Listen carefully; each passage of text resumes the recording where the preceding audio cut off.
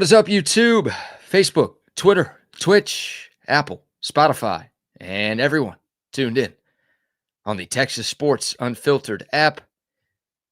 Welcome in to another edition of Bucky and BK live on Texas Sports Unfiltered and on the free TSU app. Today is Wednesday, December 17th, 2025, and the Buck and I are with you for the next 2 hours. On today's show, the Spurs fall short of the NBA Cup. Texas basketball gets an easy win over Lemoyne. We are 2 weeks away from the Cheez-It Citrus Bowl. Who will play and who won't for the Longhorns against Michigan? Some potential good news for the future of Texas football. Plus, some potential changes coming to the college football playoff. An interesting video involving a lifetime Longhorn and a reason for me to maybe never go to Walmart again. What? I know. We got a lot to get into and a potential conversation with Chris Phillips of SEC Unfiltered at 8 o'clock. We'll see if his alarm actually goes off this morning and he's able to join us. But we're jam-packed, we're locked, we're loaded. We are ready to rock and roll on a hump day edition of Bucky and BK. We appreciate y'all starting your Wednesdays with us. Happy hump day, my man. How are you this morning? I'm doing well. Kind of cloudy, rainy outside. Lots of wind last night. It is a foggy mess out here in Dripping Springs. It really is. And I don't know if today is going to clear up much. I know tomorrow is a sunny day, and then through all the next week, it's supposed to be pretty nice. But today we're still going to have a little wetness. I mean, it rained early this morning. It's kind of drizzly right now, but it is foggy out here. No sunshine. Ain't no sunshine when she's gone this morning, that's for sure. It's all fog out here. Buck Withers, as they call you. Oh, Buck Withers, yeah. This is a tough one out here today. That's all right. The grass needed it. My lettuce needed it. The old lettuce rancher could use a day like today, but I was going to get the windows washed today. So the kid who's going to wash the windows, this is a no-go. Don't be out here mudding around trying to bring that stuff inside. That's a no-no. You know, I might be calling you Buck Withers, but the people are calling you Buck Weather Guesser because we did not get a forecast of rain from you on yesterday's program. No, you did not. I wasn't thinking that far ahead. I was trying to make it through a round of golf yesterday when it just barely hit 60. And it was okay, though. It was, there wasn't a lot of wind. There wasn't a cool breeze. There was no breeze. It was cloudy. So it just kind of stayed okay. Now, if the wind was blowing like it did last night, there would have been no chance. I mean, the wind was moving stuff around my porch last night. So it is, look for some rain today. There's no doubt about it. If you just look out, if you're driving around, it's going to be wet all over the place. And you said that you see rain still throughout the day? Yeah, I think we're going to get some more over the next hour or so. And I'm seeing like 25 to 35% chances in the afternoon. So toss up. We'll see. Yeah, I mean, it's you don't know where it's east or west right now. You're not even seeing the sun. You can't see anything out here. No. It's just foggy. Just London fog out here, but that's all right. Hey, goes on. Next week for Christmas, it's going to be in the 70s and sunny. Doesn't seem right. It won't be a white Christmas, believe me. It'll be a bright Christmas. Yes, it's going to be a bright Christmas. Yeah. And that's okay. I need it to be 90, but it's not going to hit quite 90. When's the last time we've had a white Christmas around these parts? I've been here 30 years. I got to believe I've been at least in one. Oh, I don't know if you have. You're just guessing. You don't remember one off the top of your head? No, I think maybe when I lived in Circle C back in the day. Someone's got a long time ago. Yeah, someone's got the answer to that. Maybe CB knows. Like, I don't think I've ever experienced a white Christmas here in Austin. You've lived here a lot longer than I have, but yeah. I don't think I've been a part of one of those. I hope one day it's going to happen, but this year obviously ain't the year. Oh, it's not. This is not the year coming up. This is El Nino. It could be damp, but it's also going to be sunshine. Like I said, I'm all right. I mean, kids like it sunny. I guess they want a white Christmas. They like to mess around in that nasty stuff.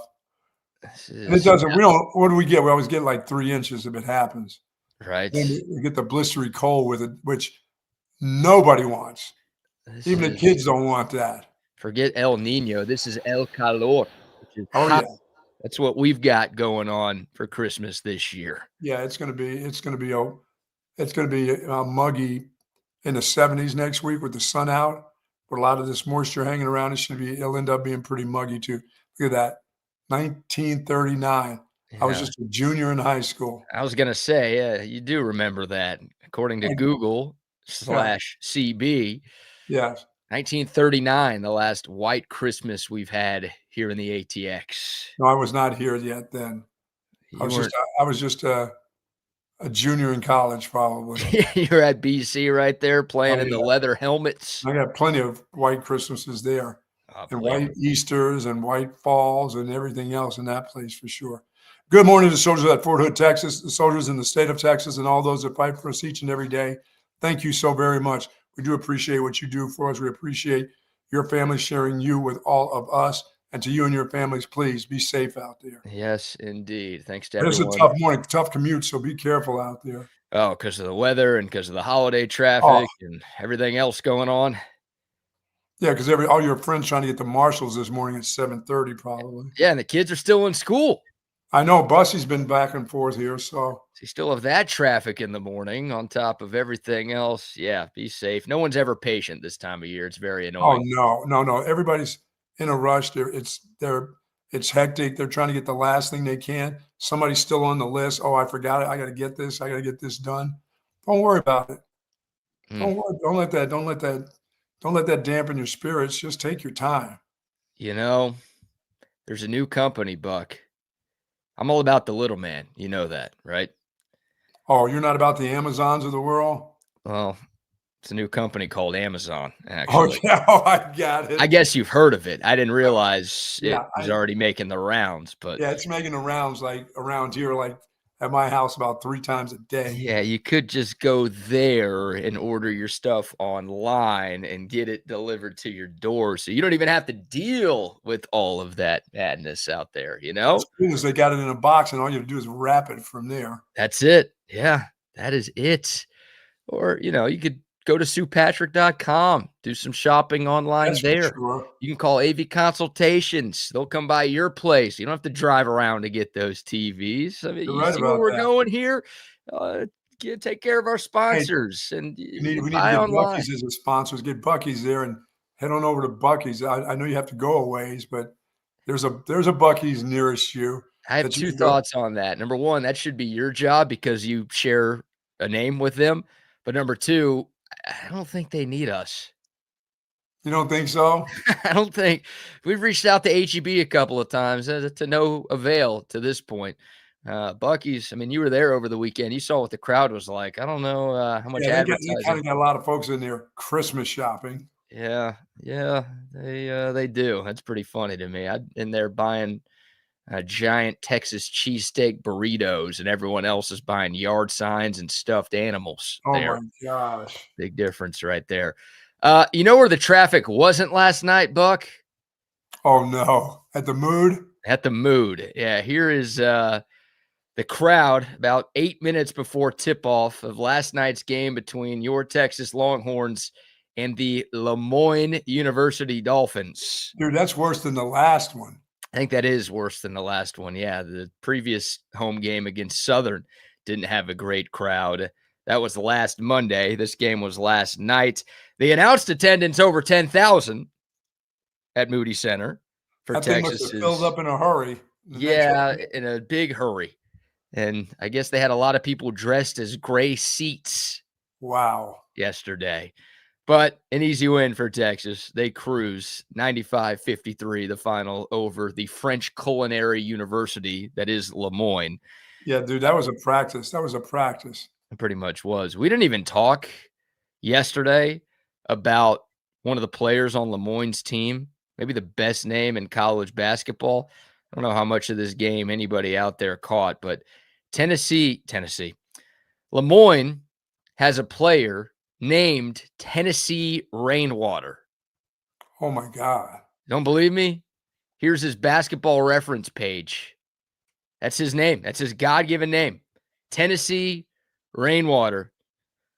And he was here in town last night. So that Is he should have been enough Native reason to go. American or something? They have Native American on their team. Is that what he is? Tennessee Rainwater? He's a white guy. Looks like one of my people. He's from Davenport, Washington. 6'6", 225. Came off the bench last night and put up a total of 0 points. Yeah, obviously he's not from the Fagawi tribe. Bless you.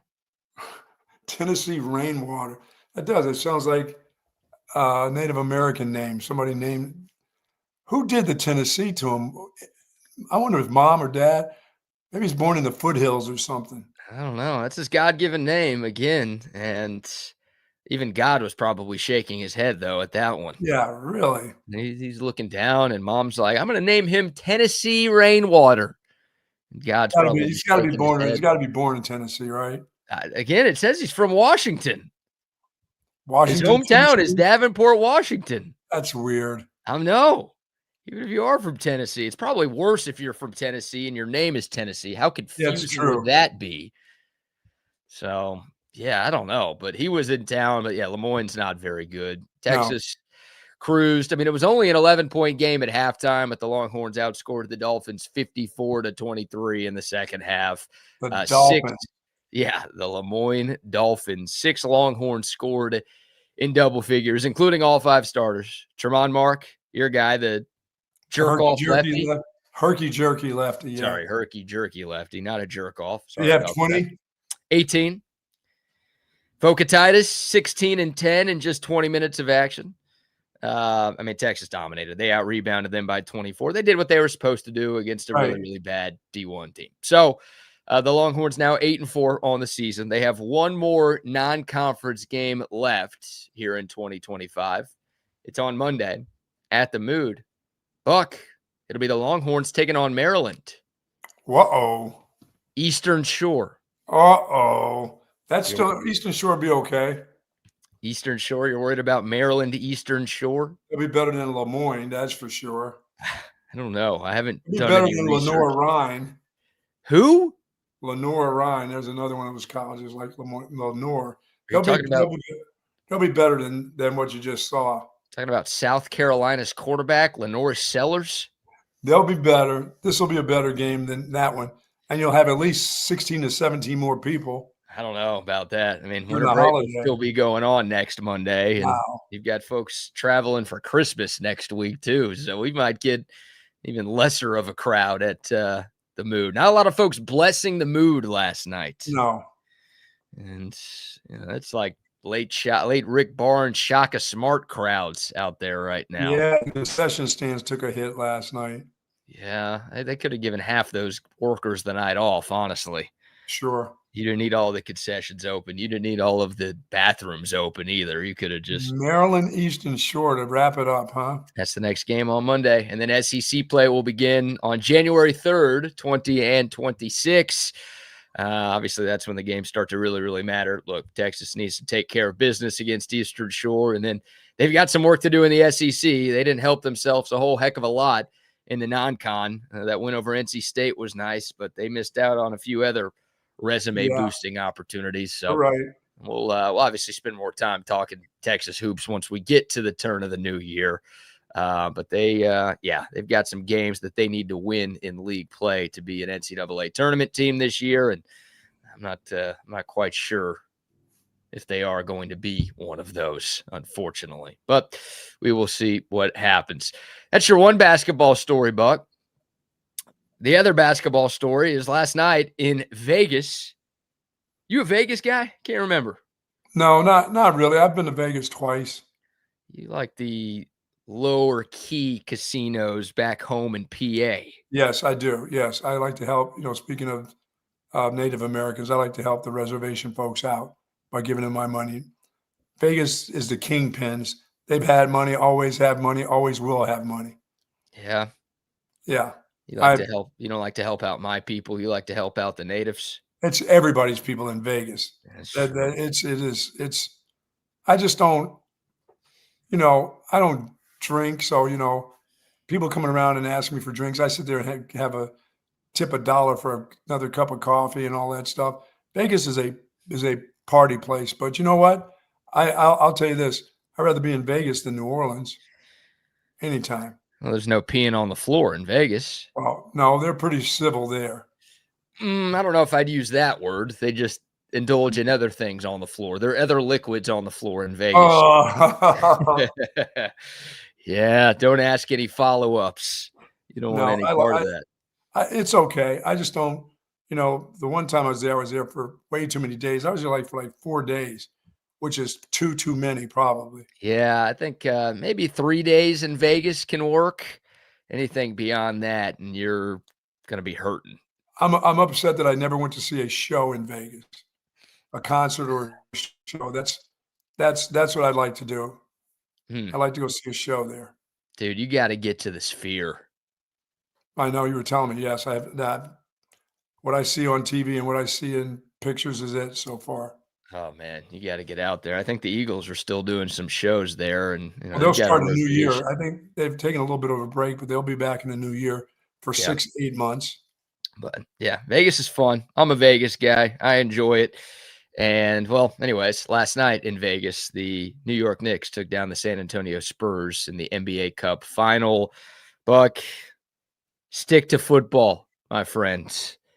You had 100,000 units on the Spurs plus 2.5, and you were looking good. San Antonio was up 11 late in the third quarter. They were up by 5 going into the fourth quarter. Yes. And they just totally collapsed down the stretch, outscored 35-19 in the fourth. And the Knicks end up getting a double-digit victory. Yeah, the Knicks look good. Oh, congrats to the Knicks, man. They get to raise a banner. That's an NBA championship for them. Don't get too excited. They're excited about the money.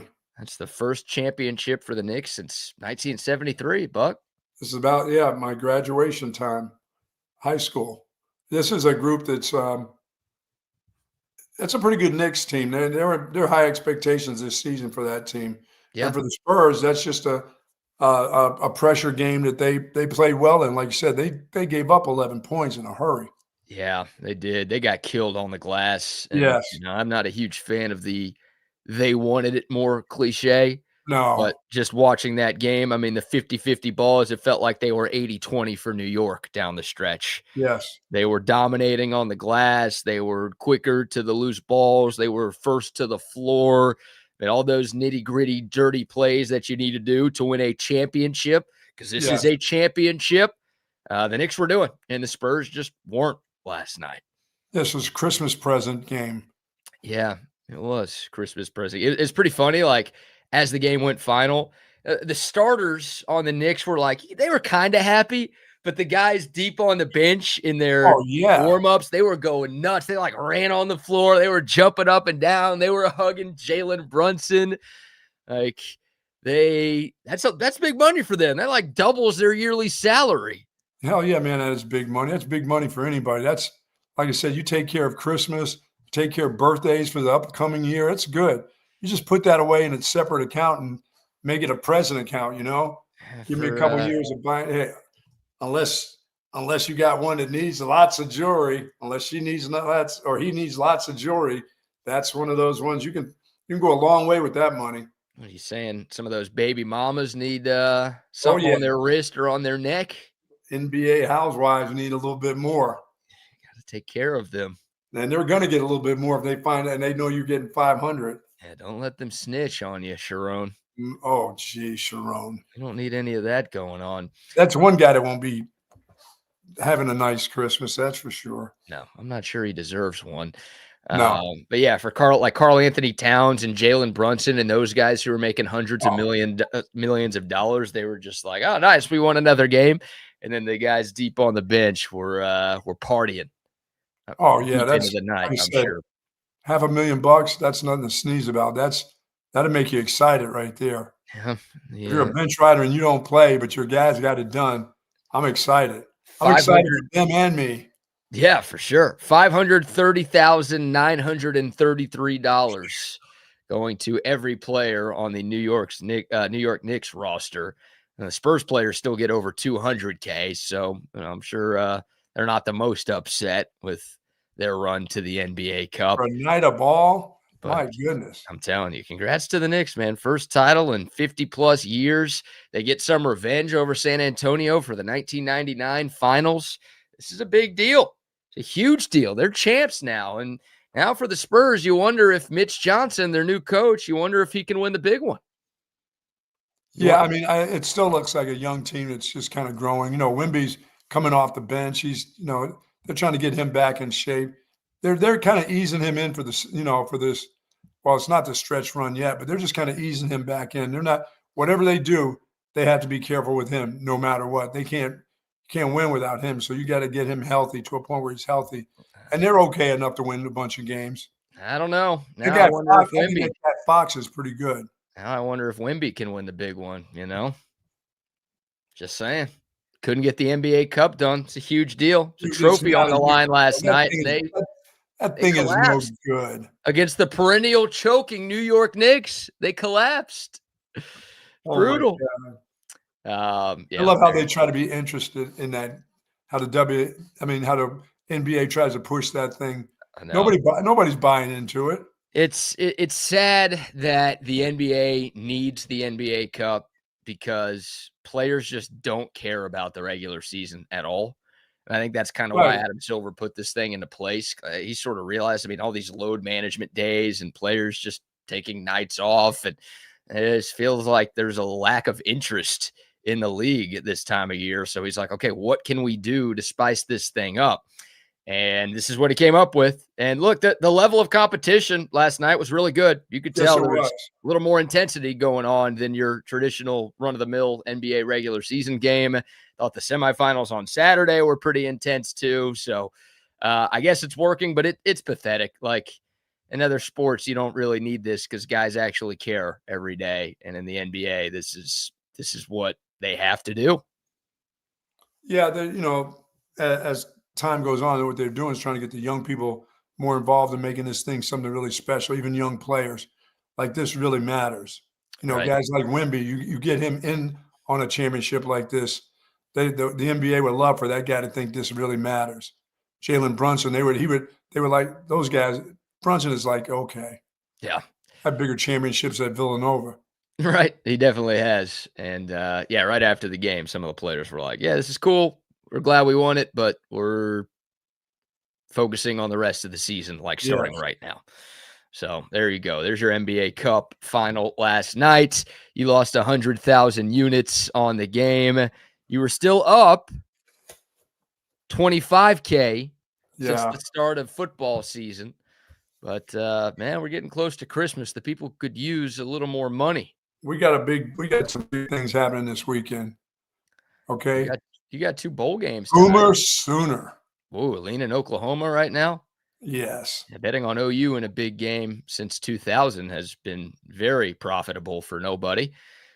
Okay, you got 2 bowl games tonight if you would like. Who's playing in these things? You missed one last night. You missed the ISIS Salute to Veterans Bowl. No, I didn't miss it at all. No. That's IS4S. Sorry, I don't think that's ISIS. That's IS4S. Sure looks like ISIS, doesn't it? Yeah, it does.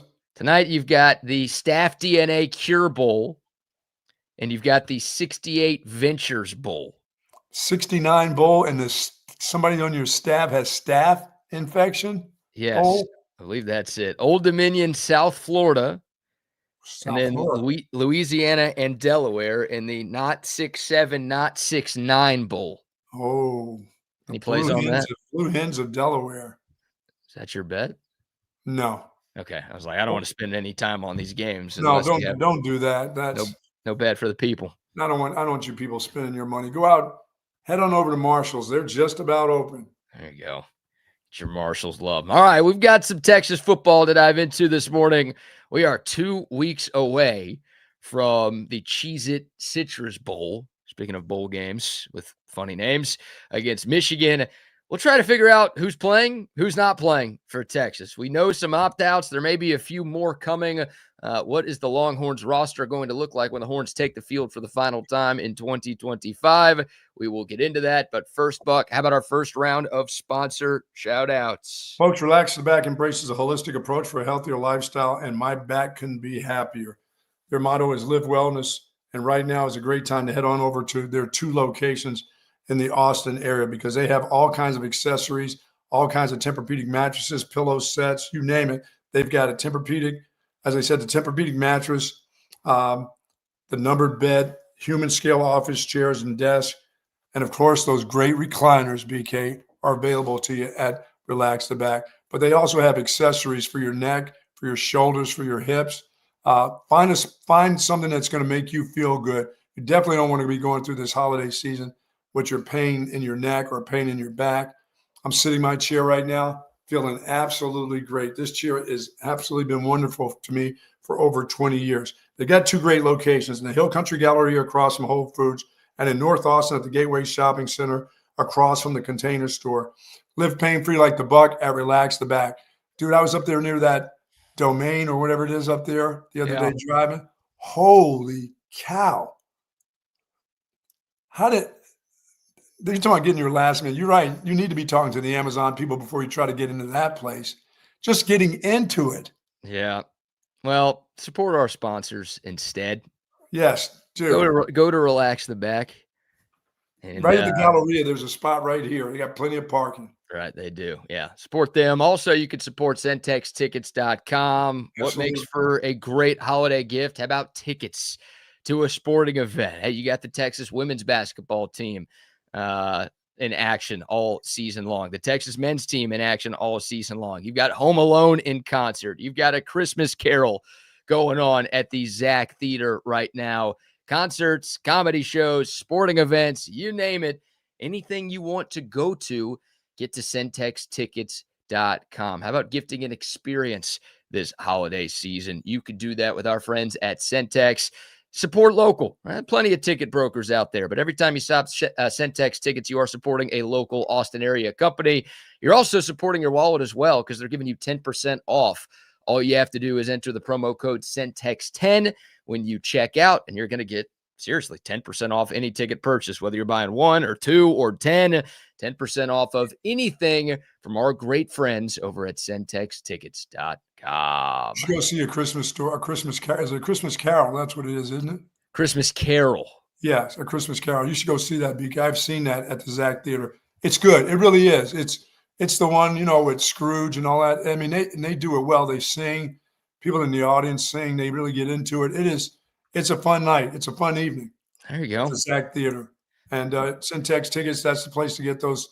Those are sometimes hard to get right there. So I'm pretty sure Shelby's got a handful of those for you folks to go over. I would say once your kids are about 8 years old, the kids can go in and check that out. That Ebenezer Scrooge stuff with the Ghost of Christmas Past kind of scares me all the time. So, at 70, you get a little scared at that? I don't get scared anymore. I'm not scared anymore, Marv. Sure sounds like you are. Now you're just getting defensive here. And folks, our good friends over at Tony C's Pizza, it's Unwind Wednesday. That means, hey, half-price bottles of wine over at Tony C's. We love Tony C's, of course. Been in the Bee Caves area for over 15 years. Chicken pesto pizza of the month. And Highway 79, right beside the Dell Diamond, Anderson Lane, and Bee Caves.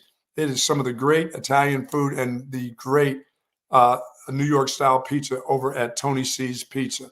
Yes. Unwind Wednesday, half price. I mean, everybody wants a half-price bottle of wine for sure. No doubt about that. Need it for the holiday season. Take the discount and you take the wine. Both of those things will come in clutch for you.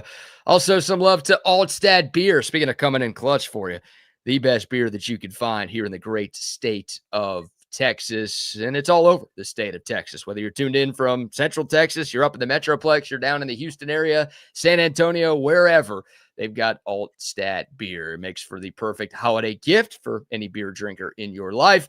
Also makes for the perfect thing to bring to your holiday parties coming up over the next week and a half. Your New Year's parties coming up in 2 weeks. Seriously, perfect for any occasion.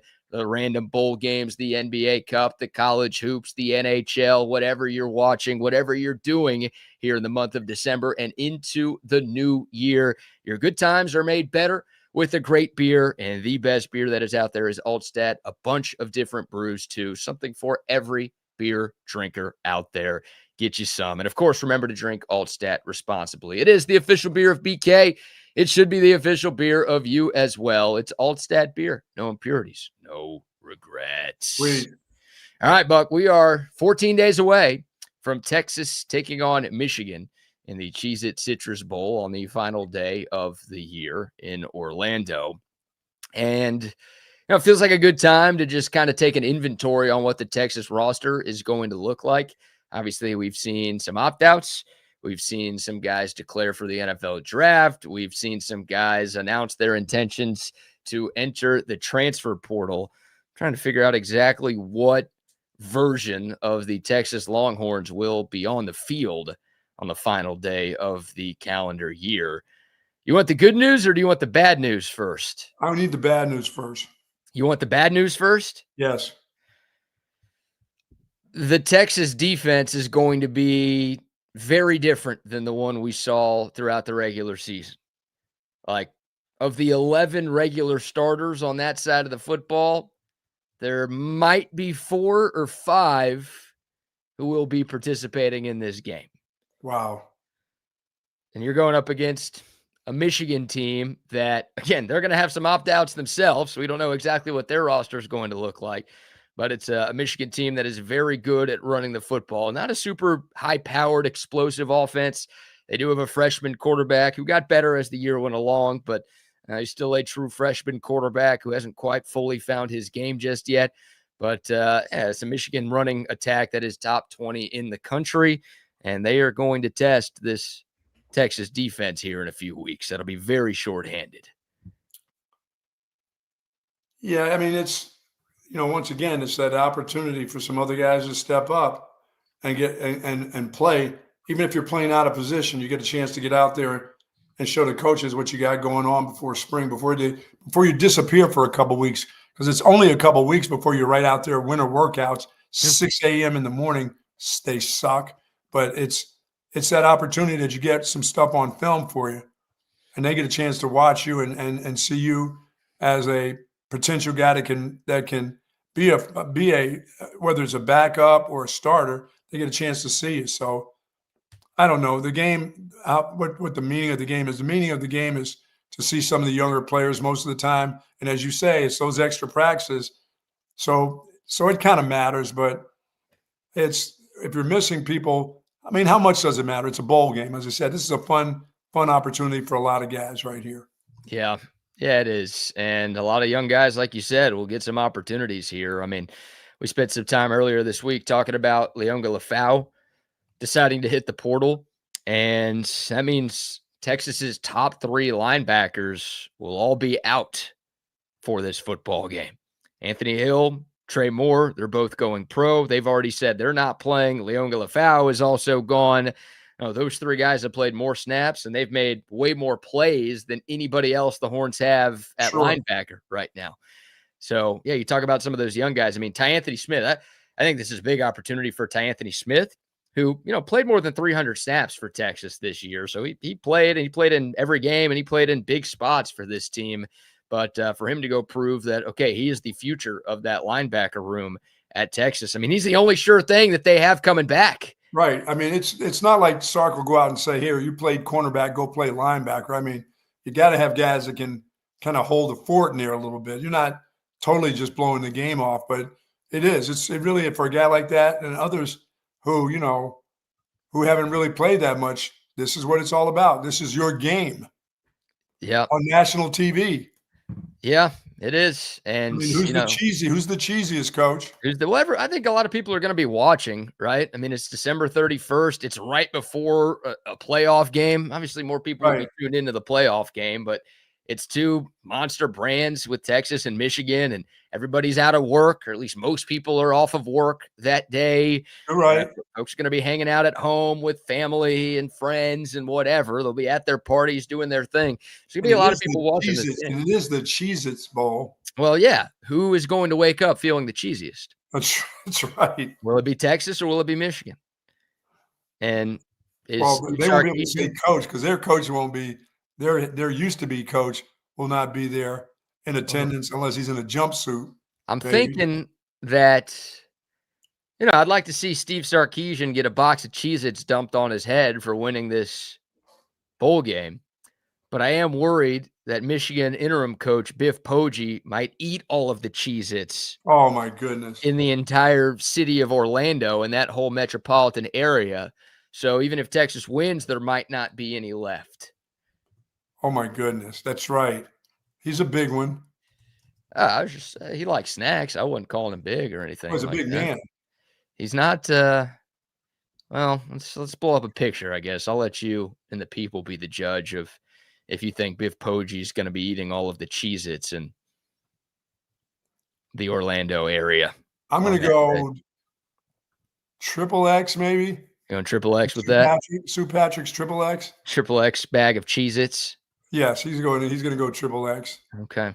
All right. Well, Will not be satisfied with just a single box. Yeah, he's got to go with the family size. Absolutely. That's what you're saying right there. Why not? Yeah. Yep. So I don't know. But it's we got to wake up feeling the cheesiest. But opportunity for these young guys, like you said, Anthony Smith is one of them. Bo Barnes is another one. I mean, look, it's in a sense, I think some of these guys are fighting for playing time next year. Sure. And they're also fighting to try to convince the coaching staff that, hey, maybe you don't need to spend a bunch of money on an upgrade in the transfer portal because I'm good enough and I'm ready. Yeah, I don't know how many of their guys that are going to be popping in there and playing a lot. You know, the ones that, like I said, played a couple hundred plays this year are the potential guys. The guys that are way down the list they're looking at them as if somebody needed a blow here or there, can they go in an SEC game and survive without coming out on a stretcher? That's some of the way you got to look at it because you're going to the portal. Yeah, to get linebackers. You know they have to. Yep, they don't have any other options at this point, and now you wonder if they're going to bring in multiple linebackers out of the portal. Because again, Anthony Smith is sort of your only proven commodity that's coming back. Brad Spence will be there too. Spence was a guy though who played the majority of his snaps off the edge this year. Now he was an off-ball linebacker at Arkansas for 2 years before he transferred. And right. Texas kind of switched positions for him, but he knows how to play, so he'll do that. On the 31st, at least you would think he'll be doing that on the 31st. But do they feel good about him maybe making the change back to linebacker? And then well, they're going to see. They're going to check it out in this game for sure. Yeah, and then Bo Barnes is the other one, the true freshman who was a top 50 recruit in America this year, but a guy who only played in 3 games. So he redshirted as a true frosh in 2025. And do you trust him going into year 2 to do what he needs to do to be a significant part of that room? Maybe we'll get a clearer picture 2 weeks from now, but yeah. So those guys are all out. And then the secondary, Buck. Secondary is really shorthanded too. Michael Taft told everybody earlier this week that he's not playing in the game. Manny Muhammad is not going to be playing in this game. And Jalen Gilbo is not going to be playing in this game. So that's, 3/5 of your starters. I know Jalen Gilbo kind of lost his job at the end of the year, so maybe you could say it's just 2/4 of your starters, but you're losing some key pieces on the back end, including an All-American and 2 All-Conference players. Okay, well, where's your good news? Well, the good news is the offense. Everybody's. Oh, well, now Moore's gone. Yeah, as of right now, 10 of the 11 regular starters for the Texas offense are playing in this game. So the defense, it's like, who's playing linebacker? Who's going to be out there in the secondary? The D-line, as of now, it's only Ethan Burke who's not playing, but Hero Kanu is worth monitoring. Like, there's a couple of other guys, Jelani McDonald, too, that have NFL decisions to make that, like, the deadline to declare for the draft isn't until mid-January. So guys could obviously play in this game and then decide, okay, I want to go pro. Hey, take a couple of those 25 tight ends you have and stick them back there at linebacker. I don't know, man. Those guys can't block. So they're not going to be able to tackle. Right. And I know blocking and tackling are obviously different, but I'm thinking in terms of physicality, you have to be willing to be physical to block, and you have to be really, really dedicated to tackling. Yeah, you got to be physical to do that. So, you've got enough tight ends to where, shoot, you could put somebody back there. And I'm sure a couple of those guys also played defense in high school. Of course they did. So they're probably not foreign to the concept, but I don't know. Maybe contact has been foreign lately to them. I'm telling you, man, Brady Sarkisian, buckle up. the coach's son. Why not? Well, he's a walk-on. Hey, it's a bowl game. I would say that's why not right there. We're trying to get to 10 wins. Trying to be the cheesiest. No, Coach, we're not trying to be the cheesiest. We're trying to get on for next year. I'm Trying to survive so we can get to the portal and start making some real decisions here. That's what we're trying to do. I'm trying to be the cheesiest. You're trying to be the cheesiest. I am, Coach. That's what I'm trying to do. All right. Don't rob me of my opportunity at this, please. Yeah, I don't know. There's a few other walk-ons on defense who might get some run, which is crazy to think about. But offensively, again, it's only DeAndre Moore. So Arch Manning is going to play. Trey Wisner, he's going over an NFL decision. He's going to play as of now. Your other two starting wide receivers with Ryan Wingo and Emmett Mosley, they'll be out there. All five of your offensive line, which is good. Like, I'll give DJ Campbell some love, Yeah, he's going to get drafted. Yeah, DJ Campbell and Cole Hudson are both out of college eligibility, so this will be their last game that they play. With all due respect to Cole Hudson, I'm about to disrespect you here, sir. He doesn't have an NFL future. DJ Campbell does. DJ Campbell's going to get drafted.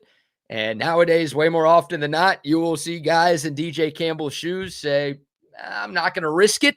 You're right. In this non-playoff bowl game. So props to DJ Campbell, at least as of right now.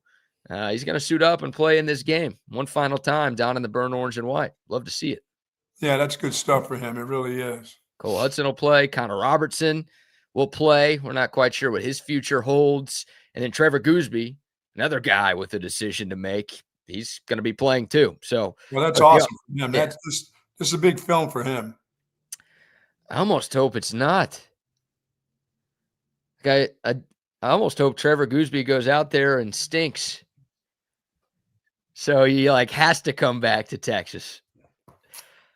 I think against this Michigan team, she should be okay. And you also obviously worry about Arch Manning getting hurt if your left tackle. Yeah, that's what I'm saying. If he stinks, somebody else is going to get hurt. It's like your one good offensive lineman isn't playing well, and you know what those other guys have been throughout the year. So it's like, oh shoot.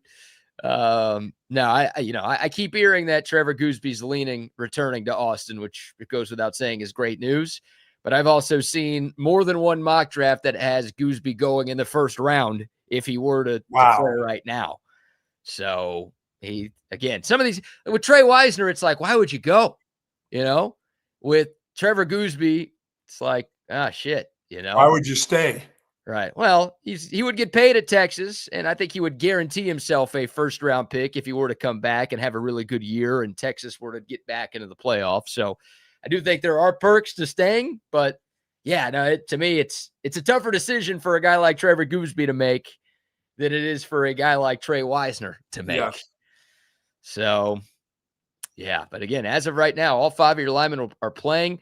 Jack Injuries is another one to sort of pay attention to because he's mulling. I don't think he would ever transfer.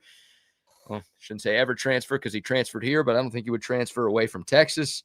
I think he's a guy who – he's just getting involved. He got involved the last game of the season. They got him involved, so he's got to stay around. Could be more of that. Right. It's like Trey Wisner to me. It's why would you go? You're just not going to get drafted nearly as high as you want, so come back for another year. Texas will pay you something to return to Austin. Sure. Develop, put up some numbers, and then you could be selected somewhere closer to where you had in mind in 2027. So, yeah, Injuries, I mean, I still think he's a really good player. And we saw him play his best game as a Texas Longhorn in that finale against Texas A&M. He went for 4 catches, 93 yards against the Aggies. Yeah, there's a lot of young tight ends in the NFL that I just don't compare him with yet. I haven't seen enough of him. I mean, obviously here, you saw him in one game have a fantastic game where they got him involved, but I don't know if most of that has been on him. I don't either. Right? Some of it I think is on him, but a lot of it I think is just on the inconsistencies. Yeah, making him your point of attack blocker and motions and cracking on people. That's sort of a waste of what he's about. I mean, generally you try to ask somebody to do something that they can do. That's not his forte. That's almost like forcing something on him, that he's not good at. Him getting down the field, I mean, there were more opportunities for him to do that. I don't think they took advantage of that. No, I don't either. Yeah, and Jack Injuries, I mean, his strong suit's his pass catching ability, right? Yes.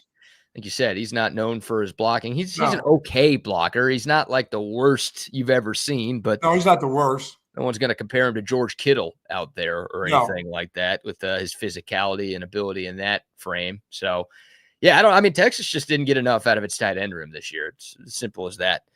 And they didn't get enough from a blocking standpoint from the other guys. I mean, Jack Injuries was solid, but again, not as big of a part of the offense as we wanted him to be. I mean, his numbers this year were like half as good as his numbers last year at Cal.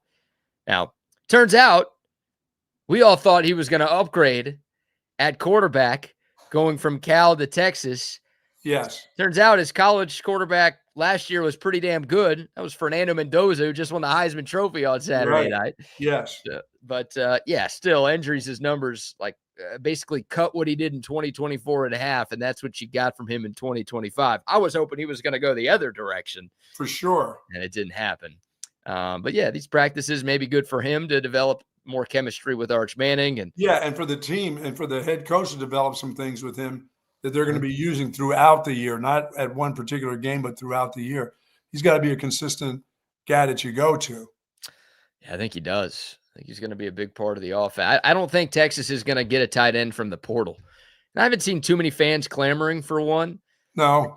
But again, considering the production of that room just was what it was, it's like, oh, is there an impact guy that we can bring in? Well, maybe Hammerhands will be a little bit better. That's the thing. Like, you've got enough guys, enough young guys coming back to where, okay, just develop these dudes.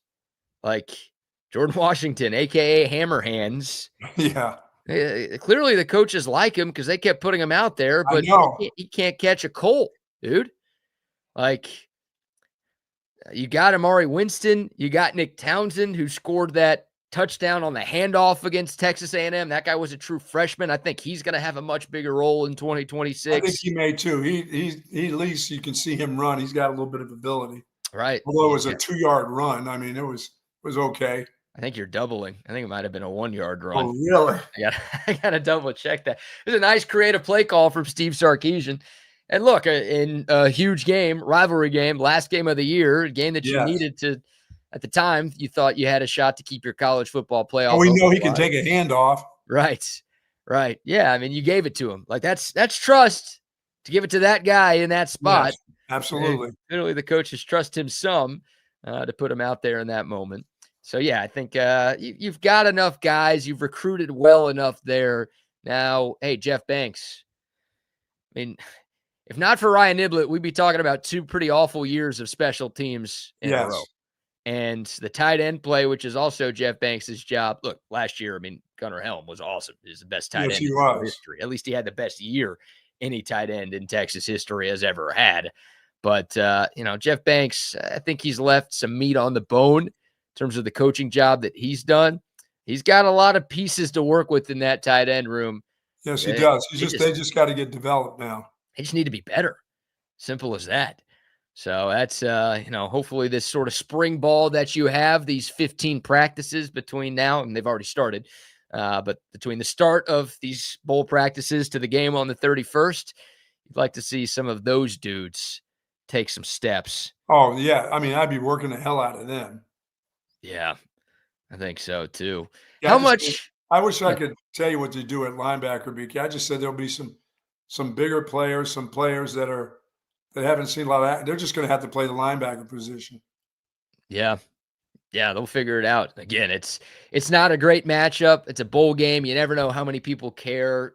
You still don't know who on Michigan's going to play and who isn't. But the easiest thing for Michigan is to just run the ball. Exactly. So there's going to be a lot of that. Yeah, that's what they do. Like, they're not breaking tendency. They're not like, oh, we've got a bunch of opt-outs, so now we have to run. It's like, no, they like to run. Right. So it'll be a test of Texas's front seven. Ethan Burke is their best run defender off the edge. He's not playing. And then, I would prefer to go ahead and get as much look at the kids from Michigan as I can. Yeah. What my team is going to do. Who can I go get from Michigan? And they always have a lineman, and don't let them fool you. They got some backups. They got whatever. They recruit really good offensive linemen. So I mean, they may be young and they may want out. Yeah. They may be playing to get out.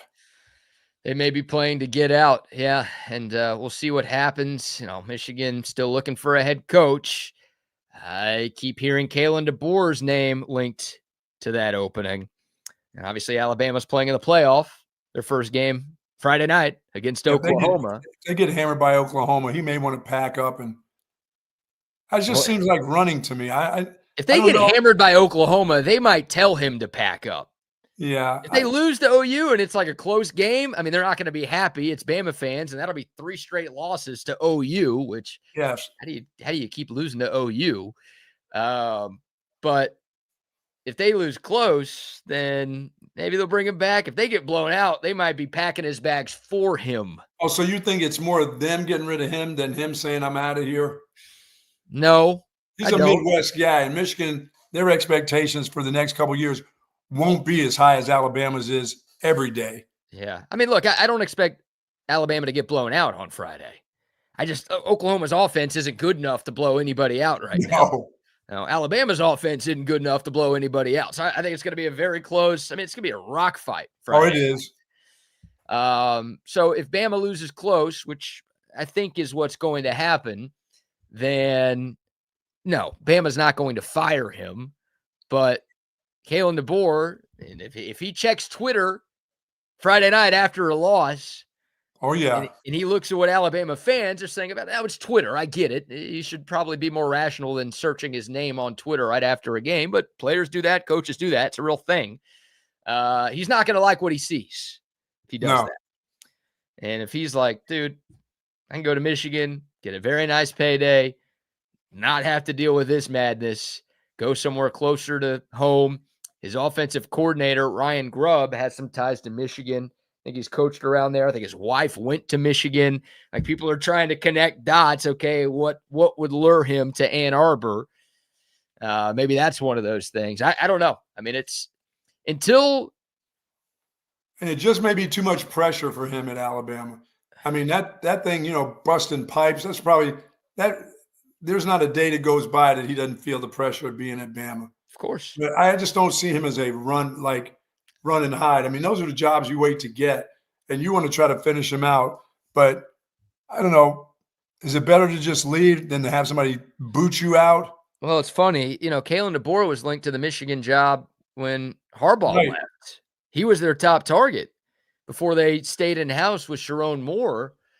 But they couldn't hire him because Washington was playing in the playoff against Texas. Well, they know how much he knows how much money he can get in Michigan. He can get a lot of money. Sure, yeah, the money's not in it. The money's there either way, right? The money's not like Bama's paying him a ton. Michigan would pay him the same, maybe a little bit more if he left. Right. If Bama wins a playoff game or two, he might get a new contract and make even more money in Tuscaloosa.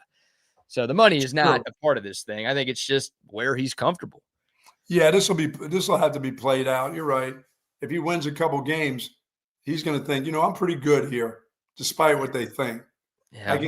I think at some point Michigan's going to have to move on, right? Like I wonder, because if Alabama wins on Friday, their next game will be on January 1st. Is Michigan, the portal opens on the 2nd, Buck. Is Michigan willing to wait? Again, they weren't willing to wait 2 years ago because Washington was playing Texas on December 31st.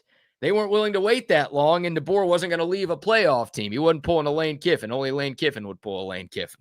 Yes. So if Bama wins on Friday, I think these conversations are done. He's staying. Right. The only way this thing opens up is if Bama loses on Friday, and that's where you wonder if DeBoer he's would either want getting half kicked out or he's on his own trying to get out of there with the pressure. Yeah. Right. And we'll play this. This is from Heather Dinich of ESPN. She was asked yesterday on Sports Center or something, one of their shows, I don't remember what it was, about Kalin DeBoer. Because over the weekend, Kalin DeBoer released a statement basically saying, like, my family's happy here. I'm not looking at other jobs right now. So if you just believe in that statement, then all right, Kalin DeBoer staying. If you believe in every coaching statement ever, you would have believed that Lincoln Riley was never leaving Oklahoma for USC. True. Right? Like, it happens. People will release a statement saying they're not going anywhere. Hell, Chris Del Conte released a statement 3 weeks before Tom Herman got fired saying Tom Herman's not getting fired. So statements don't always mean anything. Here's Heather Dinich on ESPN talking about Kalen DeBoer to Michigan. I will put an end to the speculation when the coaching search ends, Greeny. Look, do you remember Lincoln Riley standing up at the podium and saying, I will not be the head coach at LSU? And then 24 hours later, he was the head coach at USC. I realize it's a different situation, but if Alabama loses to Oklahoma and has an early exit, if I'm Ward Manuel, the athletic director at Michigan, I am going for Kalin DeBoer because he would be the best option. The most realistic option might be Washington head coach Jed Fish, but we've all been in this long enough. It ain't over till it's over, guys. She's right. It ain't over till it's over. So, yeah, Jed Fish is starting to get linked to the job. Kenny Dillingham, the head coach at Arizona State, is starting to get linked to the job, right? Obviously, you wonder where Michigan would pivot, but I think part of the reason why they haven't announced anything yet is I think they're waiting and still trying to convince DeBoer to come up there. They're going to try to convince Kyle Whittingham I know he's retired, but give him a big payday for a couple of years. Yeah. Oh, he's got a call from them. Would you? Well, I could see Whittingham being interested, but would you hire a 66-year-old if you're Michigan? That dude looks like he's 40. Yeah, it looks like he's 40. That's great, but he's not 40. No, he's in great shape. I mean, he loves the game. He likes coaching, and he just thought it was time. But does he get rejuvenated by a place like Michigan? You know, it's funny you say that because like the initial reports were that Whittingham was retiring from Utah, and then like within 24 hours, another report came out and said like, no, he's not done coaching. Yeah, that's what he's not done coaching. I don't know if it's him who said any of this, but look, like he leaks the stuff. So if he wants it out there that he's not done coaching, he's just done at Utah, then yeah, Michigan could be on the table. But I don't know. That wouldn't surprise me if that happened. I mean, I think that would be a good get for them for a couple of years. I mean, we're not looking, it's like Lane Kiffin. We're looking at 3 years, 4 years, and that guy's going to be ready to bail, or they're going to throw him out, or something's going to happen. Yeah, we've just never seen Kyle Whittingham with more. He's always done more with less, which is great. Yes. The job he's done at Utah is unbelievably good, but he's never coached at a job like this. And he's won 3 conference championships in 21 years of coaching. A lot of that at a lower level. So I don't know. Like if I'm a Michigan fan, I don't want Kyle Whittingham as my next coach. I want somebody that's going to be there for a while. Like if I'm Texas and Texas has an opening, I'm not reaching out to Kyle Whittingham to take the job. No, not a shot at what he's done. Again, his resume is very good, especially considering where he coached. But like, right now you're getting towards, D-Day here. You got to make some decisions. As you said, portal, all the other things that happen for a football program are about to happen. You got to make some decisions on what you're going to do. So you may not get your first choice. Yeah, I think next week we'll probably get something. Or Matt Campbell at Penn State. You may be the 7th choice, right, but you get the gig, That's the worst part of doing this now. And, Michigan, they made their choice. They made this bed. Like, they definitely knew about this Sharon Moore stuff during the season. They could have fired Sharon Moore in the middle of the season. They could have fired him right after the Ohio State game. They could have fired him and gotten involved with all of the other teams who were looking for a coach. So they could have picked a different candidate. Right? Yeah, this was on the AD and everybody else that knew something was up. Something was not kosher here. Something was going wrong. They didn't do anything. They waited to the end so that they truly had this guy, and there was no backlash of giving him any extra money or whatever. But now you don't have a coach. Right. Obviously waited till after signing day, so they pushed it as long as they could, and they made sure they got their 2026 class, although some of those guys I think will be leaving here shortly. But yeah, that's the risk they took. They wouldn't have gotten Lane Kiffin, but any other coach that got hired, I think would have at least considered Michigan, don't you? Yes, I do. So they missed out on a lot of the top targets in this cycle, and now they've, it's Michigan. They're going to end up with somebody good, but they're not going to have their total pick of the litter that they could have if they got in on this earlier. Yeah, and they're going to have to come in on players in the portal late. They're going to have to offer a lot of money to get guys to come there.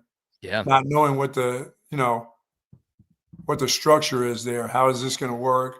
What's going on? Am I going to have to be talking about the former head coach for 8 months while I'm here? Can I go play football? Hey, can I go to class? No.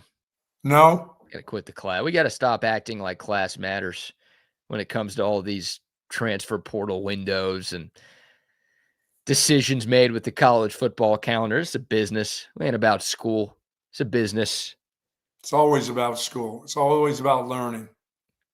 Learning how to do business. Learning how to count. Make your money, kids. All right, we'll take your thoughts on all of that. Again, Michigan's coaching job still open. Biff Poggi will obviously be the guy for the Texas game 2 weeks from today. But that's a fascinating storyline to pay attention to around college football.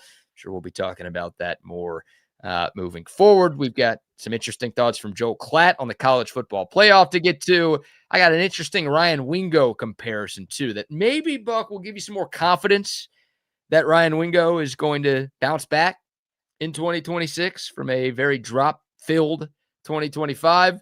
And Interesting. a couple of funny videos for the people as well. But before we do anything else, how about another round of sponsor shout-outs? Folks, if you're seeking that specialized patient-focused orthopedic care, contact our friends and the experts at Texas Orthopedics.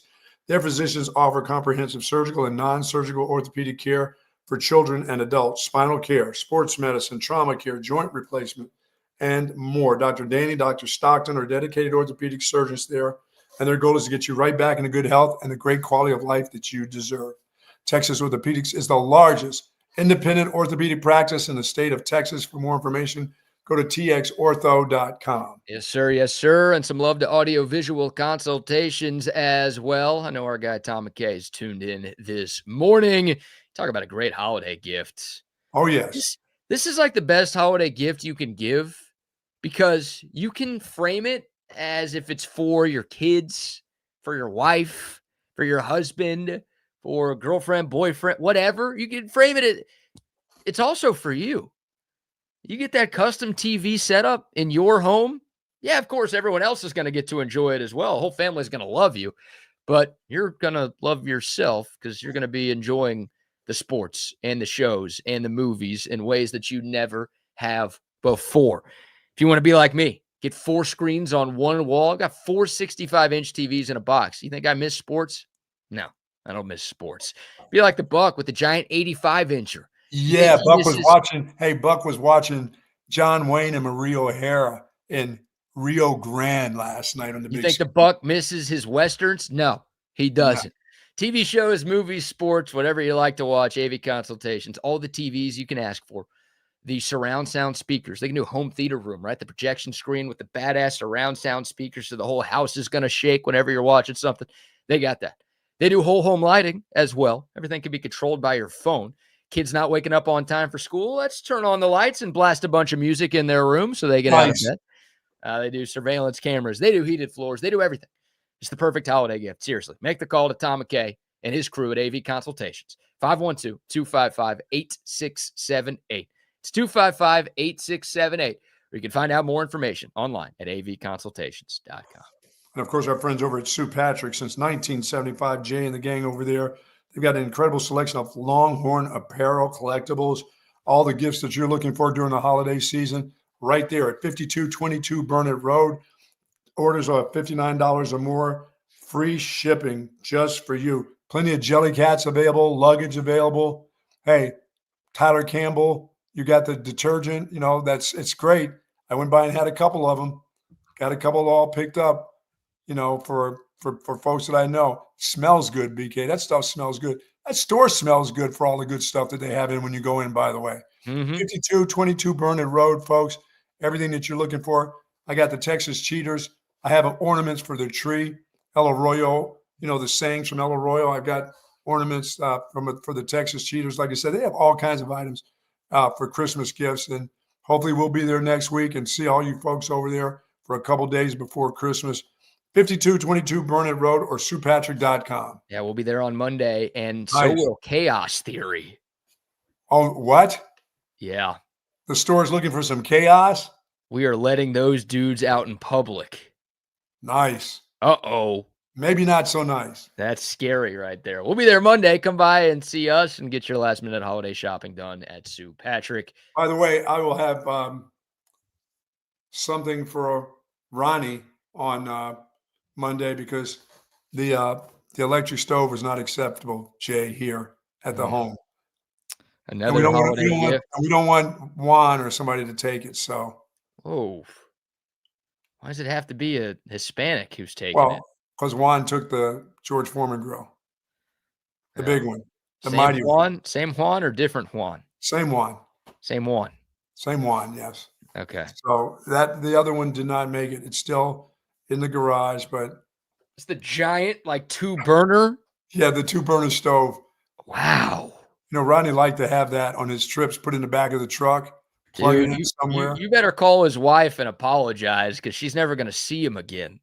Oh, he's going to turn into a truck driver and just be living out of his car for sitting in the driveway, cooking stuff up. Yeah, no, I'm good on dinner tonight. I got my own thing. Thank you. I'll be home late. Love St. Patrick. Yes, indeed. And shout out to $5 Dill saying OLIPOP cream soda is goated. I'm mad at myself because I literally went to the store. I have like 4 OLIPOPs in the fridge and I forgot to grab one before the show. But the cream soda is my favorite flavor. $5 Dill agrees. It's awesome. And all OLIPOP is awesome. If you're not a cream soda fan, that's all right because they've got 20 different flavors to choose from.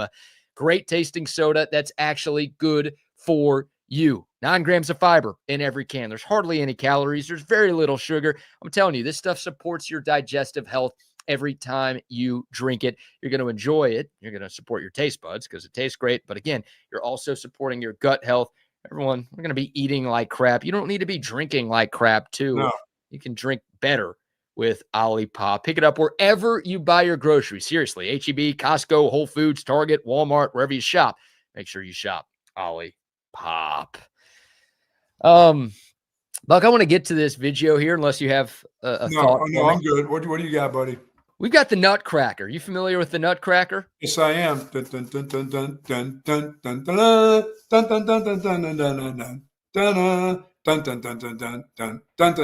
Yes, the Nutcracker waltz. Yes. Is that like the theme song? Yeah. Huh. All right. It's pretty good. These nuts. Yes. I'm familiar with these nuts. These nuts cracker. And we got to get a remix of that. Well, the Nutcracker is going on right now at the Long Center. This is one of our great traditions here in Austin, Texas, USA, America. It's the 63rd straight year that this performance is happening around the holiday season. You ever been to that? You've been to that show, I'm sure. I have not, honestly, no. I told you I saw A Christmas Carol, but I've never seen the Nutcracker at the Bass Auditorium. No, I have not. Okay, so you've seen the show, but not in Austin before. Not in Austin, yes. Okay. During my 70 years on this earth, I've seen the Nutcracker. There's a lifetime Longhorn that I'm curious if he's doing all right.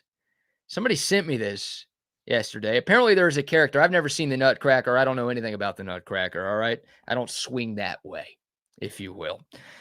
Apparently there's a character named Mother Ginger. You familiar with Mother Ginger? No. What's she all about? Mother Ginger in Act 2 is known for her oversized skirt under which a troupe of young dancers emerges. Some sort of part of the show, I guess. I don't know if that's every Nutcracker or just the Austin Nutcracker that they show. Apparently, it's an honor to be asked to be Mother Ginger. But I saw this. I had a buddy send me this. This is former Texas running back and friend of the program, Fozzy Whitaker, dressed as Mother Ginger over the weekend in the Nutcracker.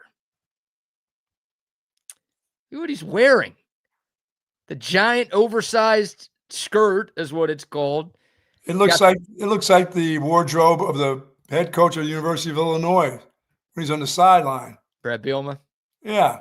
That's good. You could have gone with Mike Elko there, but Bielema, he's bigger. So that works. He's a bit bigger. This is our guy, Fozzy Whitaker, right here. I mean, Longhorn great, ESPN announcer, friend of the show, friend of everyone. He's a great guy. What a queen. But look at It's I mean, again, they say it's an honor. They bring in Austin celebrities to do this. So it's a big deal, I guess, to get the opportunity to dress up like this. But, man, is Fozzy, like, is he short on money? Fozzy, if you need anything, man, let me know. Like, I'll buy you food. I'll give you some cash if you need it. He's a scary looking chick, though. Yeah. So would you do this, Buck? Again, it's an honor. Local celebrities. You're a very well-known figure in this town. You have been for a long time. If they asked you to dress up as Mother Ginger, say next year for the Nutcracker around the holidays, are you doing it? Yes, I would be honored to do something like that. I think that's kind of cool. You would dress up like this? I would look better. You would take it as a challenge, I guess. Yeah, you gotta be a dude that looks a little like her girl. Fozzy looks like he looks like a warmonger or something. Like he's ready to go, you know. He's got facial hair, which, I mean, I guess we've got bearded ladies these days. Nowadays, you got everything. And we don't discriminate on this show until we do. Go to Norman, you'll see tons of them. Yeah, you'll see. Well, yeah, you're right. That's a good point. So, yeah, I mean, Fozzy's got the little goatee going. So that obviously doesn't help him looking like I'd shave it all. Mother Ginger. Yeah, so he didn't go. I mean, he went pretty far out with this, but he didn't go all out. I guess, yeah, if he would have shaved, then that would have been a full-on Mother Ginger look. Although maybe the character has a beard. I don't know anything about that. Dude, you would have to pay me some good money to do this. I don't know if these guys get paid. No, it's just an honor to do that they ask you just to come out there. I don't know what they have underneath it because. Dude, that ain't enough of it. This picture of you is out there for the rest of your life. Imagine the crap you're going to be getting from the Texas cheaters every time you hit the course. My grandkids, everybody. Somebody's going to be mean. Like, you got to be a little secure. Maybe I'm insecure. I didn't think I was insecure. Maybe I'm insecure because I don't want a picture of me dressed up like this floating around for the rest of my life. Somebody said Vince Young has been that. Yeah, good call. I'd forgotten about that. Wow. Oh yeah, again, they get well-known people. It's not like Fozzy is like volunteering. Like, no, I want to switch career paths and now I want to be in the ballet. I don't think it was that, but I hope he got compensated for this. Yeah, how physical do you have to be? Do I have to do this on a unicycle like Panda Lady? Like Red Panda? I mean, I don't know how he's moving across. You see him like slide. It's clearly on wheels or something, on some platform, or maybe I don't even know what he's standing on to get that tall. And then little people come out of his flat of his butt. I mean, how does that work? Well, I don't think the butt is in the front. No. And people are coming out that giant skirt. Yeah, I don't know. You think he's getting some action underneath there? Wow. Is that what's happening? I don't know if we need to go that far, but I think that sure would put a big smile. Yeah, I can't. You think those are kids or just really small adults? That would change the trajectory of my joke in a big way. Those are little kids. I don't know. They're like the Lilliputians from The Wizard of Oz. The who? The Lilliputians. Oh, the Lilliputians. Sorry, I don't think the Lilliputians were The Wizard of Oz. I think they were Land of the Giants or something like that. I don't know what you're talking about. Yeah, you don't know these old. You've not seen a Nutcracker yet? I've never seen the Nutcracker. You've seen it on TV? No, never. I've seen Wizard of Oz. I've never. Yes. I haven't seen it enough, I guess, to know what you're talking about. Yeah, okay. So CB sent us this picture. Now so that's Fozzy right there for those of you tuned in. Now we got, it's very blurry, but there's Vince Young as Mother Ginger from a few years ago. That's a big chick right there. It is. Yeah, it's a 6'6", 250 plus pound chick. Yeah, that looks like the one that is at the McDonald's during the Texas OU weekend who always says, "Hey, you got a sweet looking earring. Is that real?" Yeah, that looks more like the lady that comes up to me at like 5:30 in the morning. As McDonald's is getting ready to open up, and she says, "Hey, is there something I can get for you?" And I'm like, no, there's nothing you can get for me. So you would do this for free? Yeah, of course. That looks like fun. Oh, man. I just don't think I would. I don't think I would. Even for the show, and I do just about anything for the show.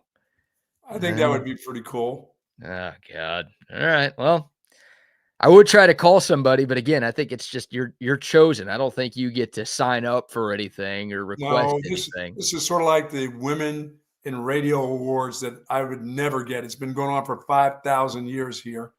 And Bobby Bones ends up winning every year because he's a nice, all-around nice guy. Well, you hate women, so that's why you're not going to win. I don't get that. I don't. I've got daughters. Title IX is very big. Say nice things about Kim Mulkey, you know. You say that you're trying to get with Kim Mulkey. No. Is that a nice thing to say about her? Is that a bad thing all of a sudden? It's not an insult, I guess, but I don't know if it's the most like female forward progressive thing you could say about her work. Sorry about that, Sharon. She'll be in town this year or early next year. You want to, last year you turned down the chance to catch Texas LSU at the Mood. I need people to show up.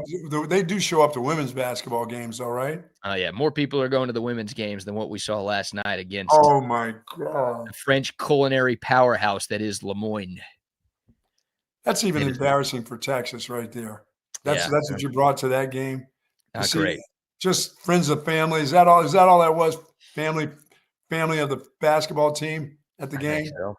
I think so. Maybe a few fans were there. Again, we said it like it's if you've never been to a Texas basketball game, if you've got kids who have never been and you want to take the whole them, neighborhood. Go ahead. CentexTickets.com. Get you some seats. Monday, they're playing Maryland, Eastern Shore. There's another one. You take that's a great time to take the neighborhood kids and say you did something for the holidays for them. We're in on that. We are absolutely in on that right there. So there you go. Fozzy, I hope you're okay, man. Yeah, I do too. I guess it's an honor, but Fozzy is okay. That's just a weird picture that I won't be able to get out of my head. I know. It's going to bother you all day today. Yeah, man, Vince. I'm just going to text him a picture of that and be like, dude, thanks for the memories. Yeah, really, forever. Oh, my God. We'll get Fozzy on the show soon. It's been too long since we've talked to him.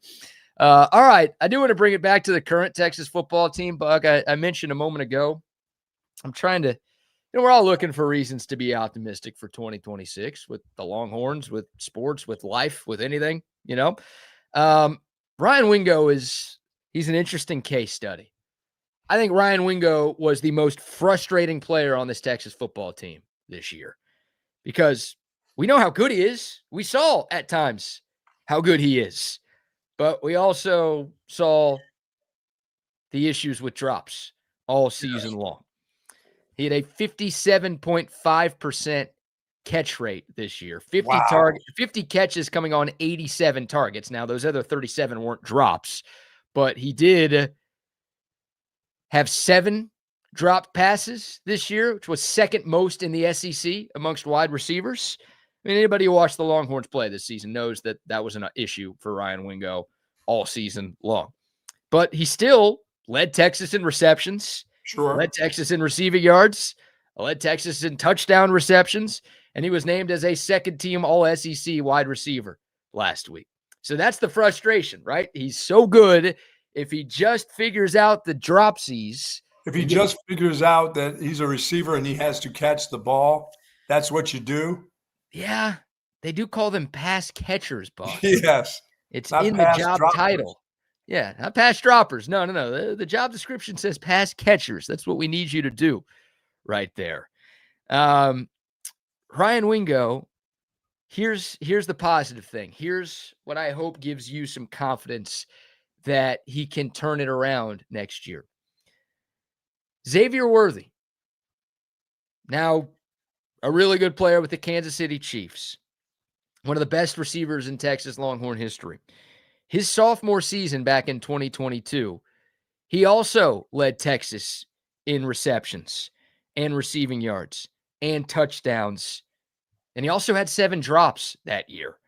Remember at the end of that season, drops were a huge issue for him. Some Texas fans were calling him an NIL merchant and we don't even want him here if he's going to keep dropping passes like that. And he just doesn't care about Texas, this, that, and the other. Well, the following season, 75 catches, 1,000 yards, less drops. He helped the Longhorns win the Big 12 and make the college football playoff, and he ended up as a first-round pick by Kansas City. Yeah, sometimes you don't know what you really have to focus in on, but as a receiver, that is your number one thing, is to catch the ball. You know, Wingo is so good at, once he has the ball in his hands, and how good he runs with the ball, you know, how explosive he is. I mean, maybe his focus just hadn't been on the simple part, you know, and maybe it's been on the running part. And he's done more things about making after the catch, making you miss. And he's taking the catch. I always said I thought he'd take the catch for granted. You know, he turns his head up the field wondering what's his next move going to be. But there have been times when I've seen him look the ball in, and, dude, he still dropped it. I mean, He has his eye on the ball, and he just dropped the ball. His hands look like feet going up for the ball, you know? You're right, 100%. And like you said, we know what he can do with the ball in his hands. I mean, he's dynamic. He's explosive. He's a home run, a threat every time he touches the ball, right? Obviously, Texas. The angst that you are as a fan when the ball goes to him. And it's, you know, I remember when Jordan Whittington was here, that dude, when the ball went to him, that thing was going to be sucked up like a vacuum cleaner if it came near him. Some of these other guys, it's automatic. It's not. You wonder about the run after catch. With this guy, you don't worry about the run after catch. It's the catch itself. So he's going to have to do things in practice to make himself and just regular catching every day. You know, constantly looking the ball in, constantly worrying about the catch first and the run later. The run should be the natural part. Yeah. You know, it should be for him. It's kind of the opposite for a lot of receivers. The catching part is the easy. What you're going to do after the ball is the hard part. It's the opposite with this dude. Right. Yeah. I never got nervous when a screen pass was thrown to Ryan Wingo. Yeah, I got excited. That up. Yeah. Yeah. I mean, shoot, Texas did it. The first play of the game in like 4 games in a row. And by the way, those aren't the easiest ones when that guy shoots the ball out there and you know there's a couple guys a couple yards away from you and you're depending on your guys to block for you before you get your head taken off, maybe. Yeah. Anything behind the line of scrimmage was good, but like past the line of scrimmage, Buck, it's like when Wingo had to go run a route and then catch the ball, it was like, you weren't sure. Yeah, when he came across the field on a lot of those slants and crossing routes that he did, some was the quarterback in his early part of this year where he wasn't totally on, and there's certain spots that you start looking around if that ball isn't on you in a hurry and you've got to reach out and people are coming from the other side. You know, you start to think about it a little bit then. Mm-hmm. Down the field, when they were throwing them bombs, that's why I was always going to catch this one. Is this going to be off his fingertips? Does he have enough confidence to just run under it and just move along? Those are the ones that worried me. After a while, some of the balls that he caught were okay. But I always worried about the ball over the shoulder for some reason. I don't know if maybe he can't see or whatever it is, but for a guy who has all kinds of coordination, his hand-eye coordination at times looked horrible. Yeah, it was the deep balls, but again, I'll use the word frustrating again, or maybe I'll use the word annoying this time. All of the crossing routes. Yes. Like, again, he's so good with the ball in his hands. You would think just a simple mesh concept or a crosser over the middle, like that's an easy throw for the quarterback. That's an easy catch for the receiver. And then they have a lot of those in their offense. Yeah, it's a huge staple of the Stark offense. So you catch those, you're basically in a full speed sprint already as you're catching it. So you just keep going and cut up field like that. There was a big drop on that in the Ohio State game. And there were drops all season long on those simple crossers, which, my God, if Wingo can just figure that out, forget the deep shot. I mean, those would be great too, of course, but if he could just catch those crossing routes, dude, this year he would have gone for 250 more yards. Easily, yeah, because some of those are touchdowns with the way he runs. Exactly. So that's like, oh my God, it's just the chemistry. Early on, it was the chemistry between Arch and Wingo that just clearly wasn't there. And a lot of that was on the quarterback, right? Arch clearly was not the same guy in the first half of the year as he was in the second half of the year. But that play, that concept never got where it should have gotten because guy just wasn't catching them. But Wingo's consistency was never consistent, no matter what it was. And no matter who was throwing to him. You know, he just is. That's just something that he's got to get over. If he's going to play at the next level, they don't want you if you can't catch. I know. That's the thing. Like he's he's a great athlete, and that athleticism, someone's going to want him. Someone's going to fall in love with that. But yeah, for Ryan Wingo to be Xavier Worthy and turn into a first-round pick, which he felt like when Texas signed him, one of the best. Oh yeah, that body. Yeah, that's what I thought was going to happen. Yeah, he felt like he had the chance to be a 3-and-done first-round pick. He's not going to go in the first round if he keeps dropping it as much as he does. No, because everybody gets frustrated. The coach gets frustrated calling plays to him. The quarterback gets frustrated throwing the ball to him. So, I mean, this isn't a coaching thing. That's his problem. Yeah. You want people to get the ball to you. You got to catch the ball when it gets to you. It just, your quarterback gets frustrated too. You look over and see that guy, and it's not a quick screen, and he's your number one target. You start to think, where's my number two? Because if I throw this ball here, is this guy going to catch it? So you don't want your quarterback thinking that way. You want your quarterback to feel safe that you're going to, I can just go back to those guys that were here with Quinn Ewers. Those guys caught everything. They caught balls that weren't really on target, that were behind them. They were just going to make the catch. Now, and they were pretty good runners after the catch too. They weren't slouches once they got the ball in their hands. Yeah. So they could do it both. And I would think at this part of his career, that shouldn't be the problem. No. Why is it the problem? Right. And look, I think Derek's commenting here, Ryan Wingo's not an elite route runner right now. No, there's other parts of his game that need to clean up. But again, if he just didn't drop the ball this year, he would have gone for nearly 1,000 yards. Yeah, you wouldn't have said anything about his routes if he would have caught 96% of the balls that hit him in the hands. Right. You'd never said anything. You would have said this guy is just fine. Yeah, Wingo, again, 50 catches coming on 87 targets. It's a 57.5% catch rate, according to Pro Football Focus. Xavier Worthy in that 2022 season, his second to last year in Austin, 59 catches on 113 targets. That's a catch rate of 52.2%. So the Longhorns this year actually had more success throwing it to Ryan Wingo than they did with Quinn Ewers throwing to Xavier Worthy. It felt like Xavier Worthy was by far the best receiver Texas had that year. But it really felt like Sark was trying to force feed him every single game, and it just wasn't efficient. We talked about how his hands weren't consistent enough either. Right. Yeah, and look, Xavier Worthy, again, we mentioned he went for over 1,000 yards his final season. He still had 5 drops, better than 7 in the year before. But so that's Ryan Wingo is not going to go through 2026 with 1 drop. It's just not. You don't go from that bad to that good at it. It's just not going to happen. He's never going to have the best hands in the sport.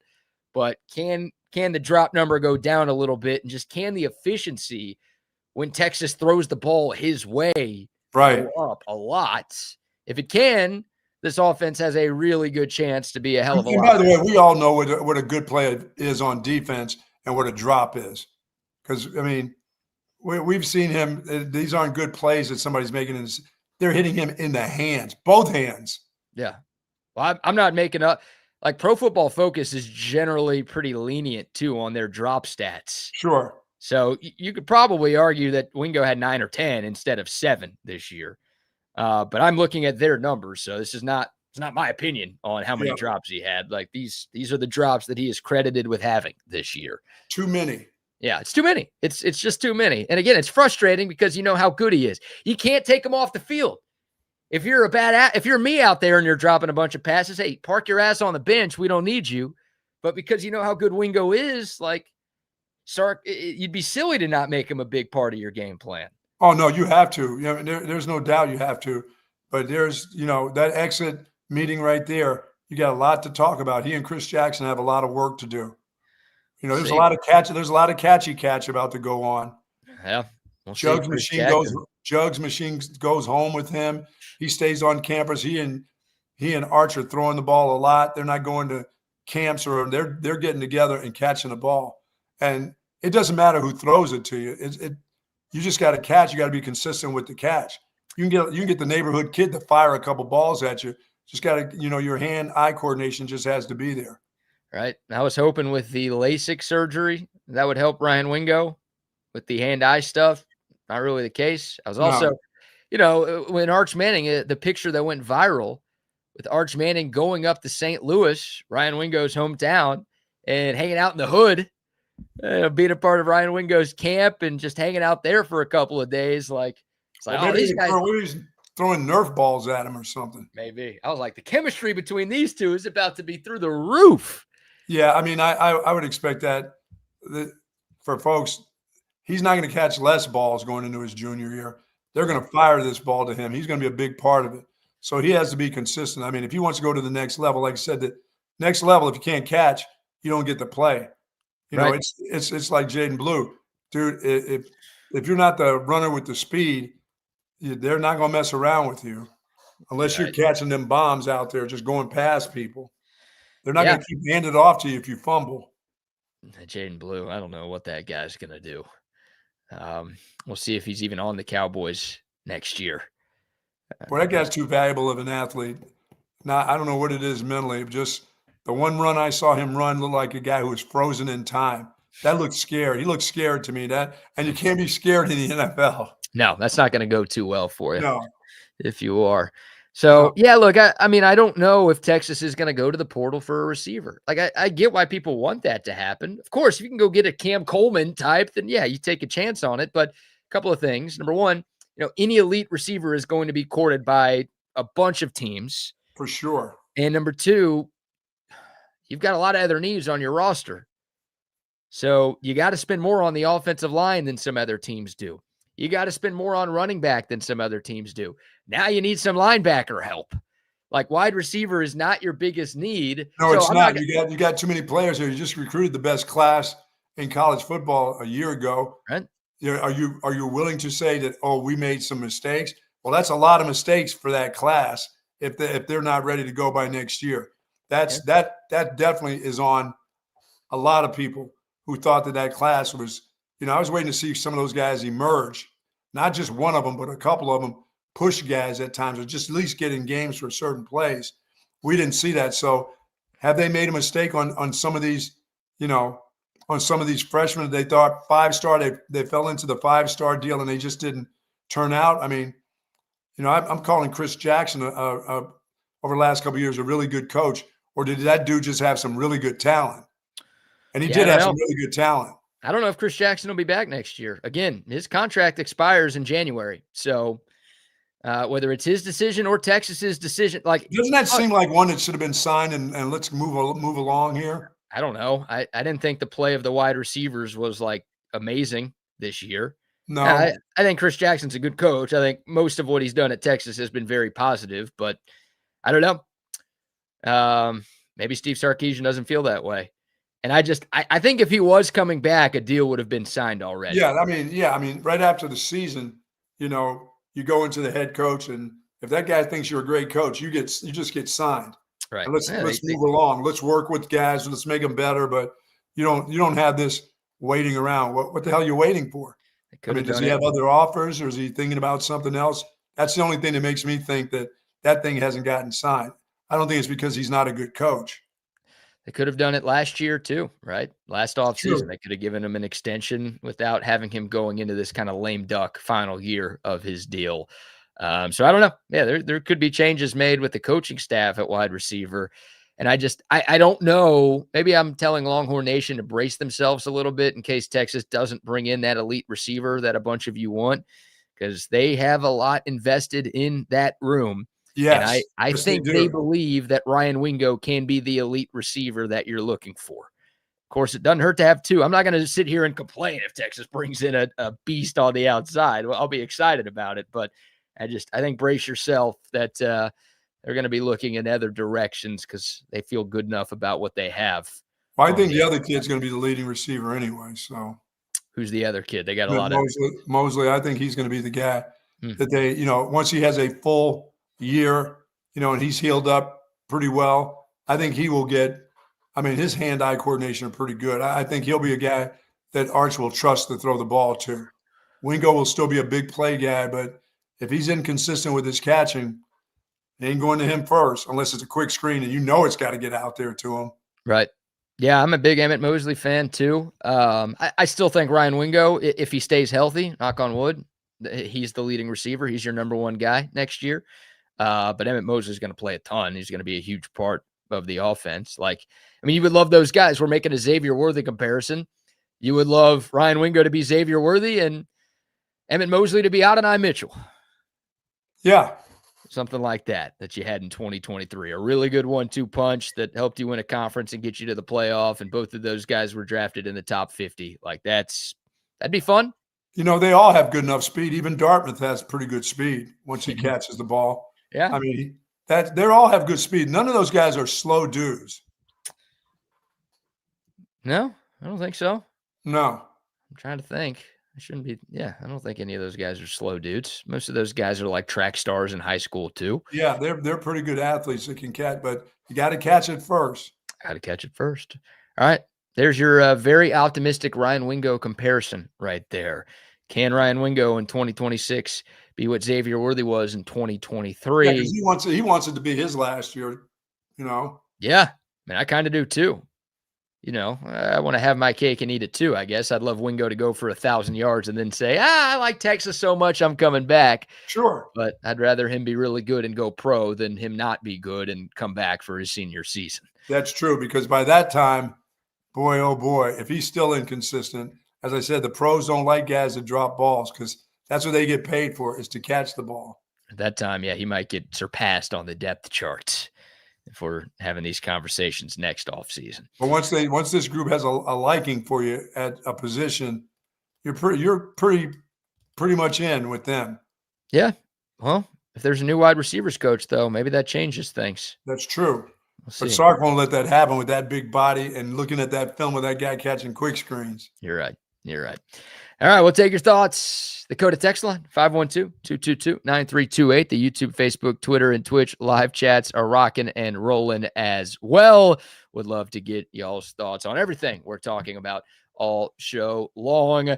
We got some interesting Joel Klatt sound talking about the college football playoff. You know, Fox Sports lead college football analyst is catching some heat for what he had to say. Also, could Quinn Ewers be taking over in Miami?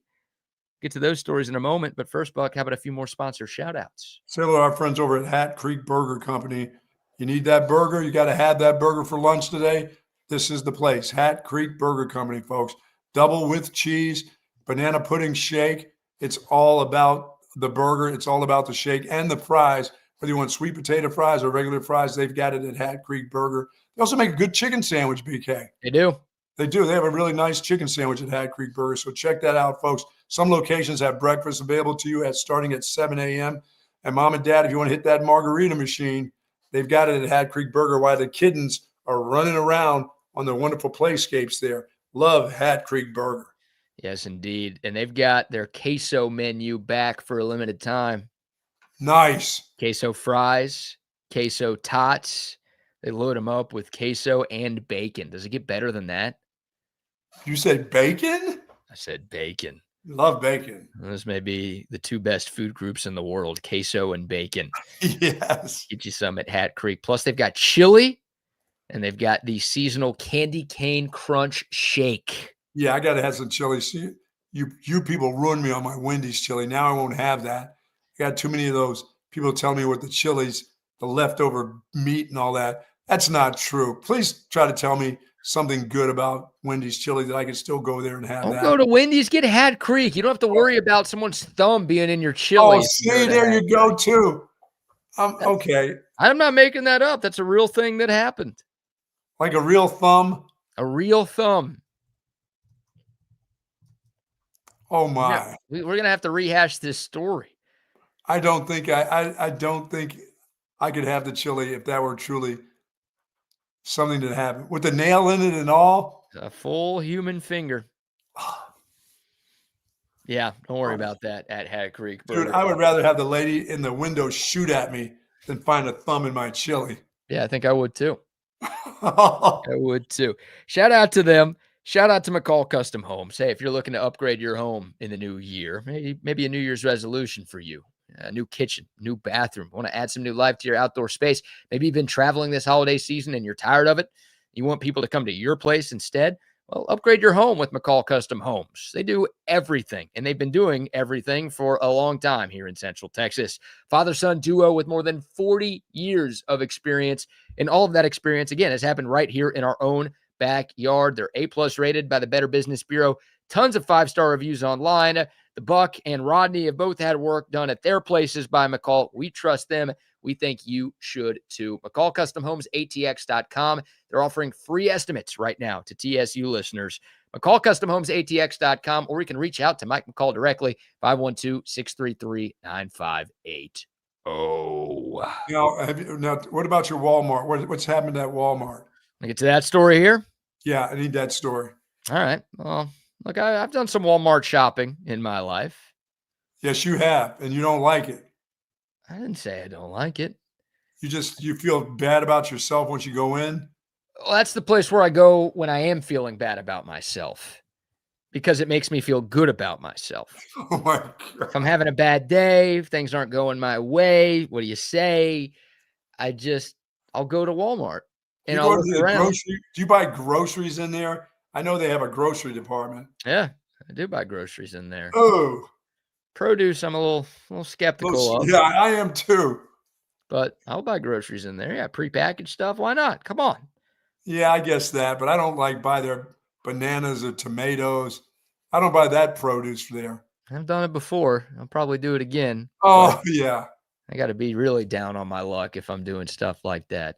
But no, look, yeah, I mean, Walmart, it's massive. It's a global icon. There are Yes, it is. so many Walmart locations all over the world, and it's a huge brand. Love it or hate it. It's obviously one of the most successful grocery store chains we've ever had. Well, some people don't like Walmart, Buck.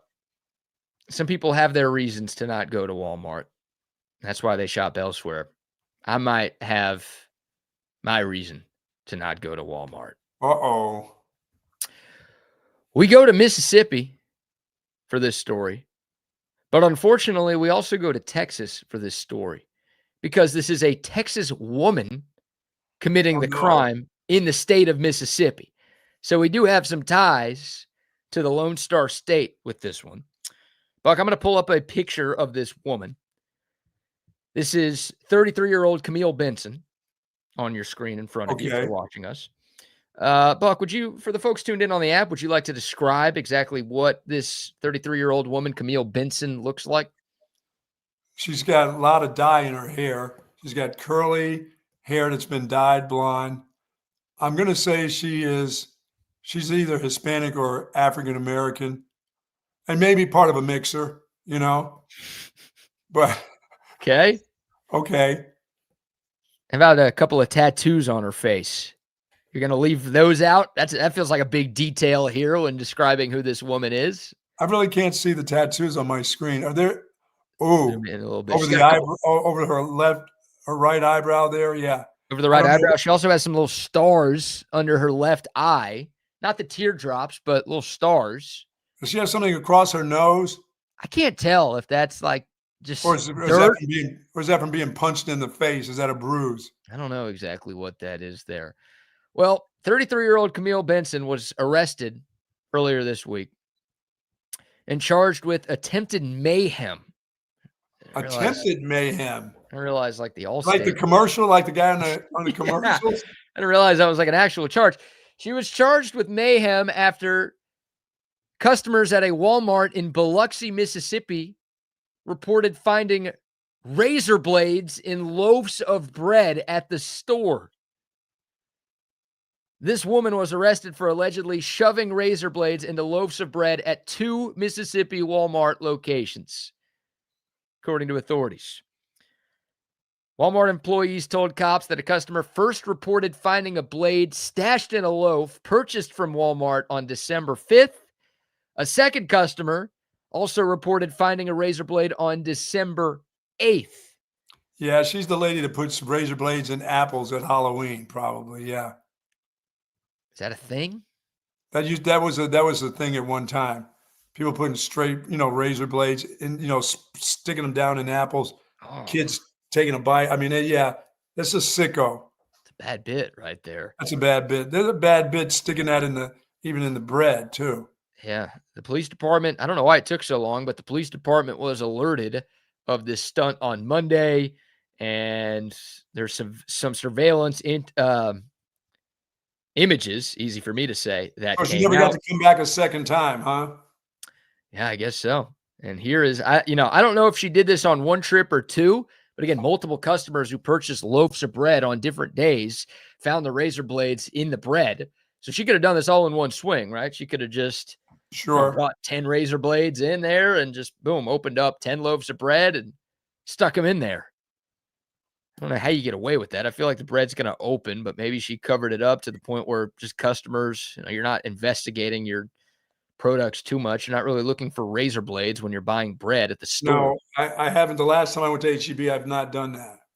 I just don't think you have to worry about this at HEB. Like this is why it's an anti-Walmart story here. Like this would not happen at HEB. This is what you get at Walmart, huh? This is only what you get at Walmart. This wouldn't happen at Whole Foods. This wouldn't happen at Costco. This wouldn't happen at Target. This kind of thing only happens at Walmart. She got something wrong with her nose. It looks like a bandage on her nose. I'm telling you, somebody jacked her up, and she's mad at the world. Yeah, something's wrong with that. I don't know what that is, but I don't really like it.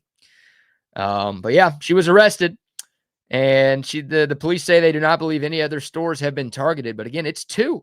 She got to 2 Walmart stores in the span of a couple of days. And I don't buy anything from there except for flowers, garden tools, or something like that.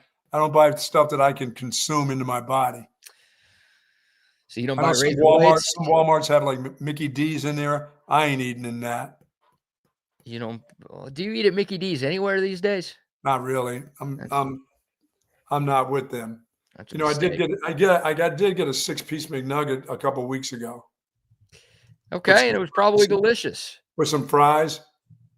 How was it? It was okay. It was okay. I didn't, but it's not like that comes in my mind. I go to your other place, and get myself some crispy tacos first before I go there. Yeah, I love eating those in my car, sitting in my car and eating crispy tacos while driving. So Shelby from Sue Patrick asked, what do the stars represent? Because the teardrops under the eye, the teardrop tattoos under the eye represent that you killed somebody. And that's how you show the world that you killed somebody. And if it's filled in or if it's open, determines whether or not you have remorse for the person that you have murdered. I looked up, what do the stars under the eyes mean? According to Small Business Google. A star tattoo on the face generally symbolizes hope, guidance, dreams, and aspirations. You see that with this woman, Buck? No, I think those stars are from when somebody punched her in the nose. She was seeing stars and decided to keep those stars right by her eyeballs there. Maybe that was it. Yeah. Oh, man. So there's your Walmart story. So I don't know, Buck. Do I still go to Walmart after that? I still never know why you go there anyway to feel good about yourself. Well, that's why. I see people like that walking around, and I'm like, all right. You also see some fine, outstanding citizens going in there to try to get a good buy, don't you? You don't see a lot of those? There are plenty of normal people who go into Walmart, but there are more abnormal people that go in there than just about anywhere else in the world, dude. I mean, it's not quite airport people watching because nothing is, but it's some good people watching at a Walmart, man. Like the ones that come in barefoot. See some barefoot. You see a lot of pajamas. Yeah, what's the deal? What's the deal with the pajamas when people go out in their pajamas? I saw a man in his pajamas thinking it was okay to be at Home Depot. Why is that a thing now? I know it. Listen, you can't fool me. I know what pajama bottoms look like. Yeah. I don't know. I'm with you on that. I don't think that's a great bit. Like, I'm cool with pajamas. I'm cool with being comfortable, but you're going out of the house, go put some clothes on, huh? Yeah, really. I see ladies with their little outfits on that are pajamas. Like, that's not your outdoor outfit. Why are you wearing that? That's at the house. I don't know. And you're making me a sandwich. That's pajama wearing fit right there. Yeah, absolutely. You're making a sandwich? Making a sandwich, bring me some chips and some chili. Oh my God. Yeah, I'm going to Hat Creek for some chili. You've talked me into that. Let's do it. Why not? Come on, I'll join you. Let's go. That's with the pajamas, like, all right. Sometimes people wear pajamas when they go out. You go to Walmart and you don't want those people wearing those. Like, cover up a little bit more. And some pajamas obviously do cover up, but some of them don't. And there's a lot of your skin that I'm seeing that I would prefer not to be seeing I'll here. say this at Walmart, I do see a lot of ladies that show a lot of skin that shouldn't be showing parts of that skin. Yeah. There. Yes. Yeah. We don't like to body shame unless we do.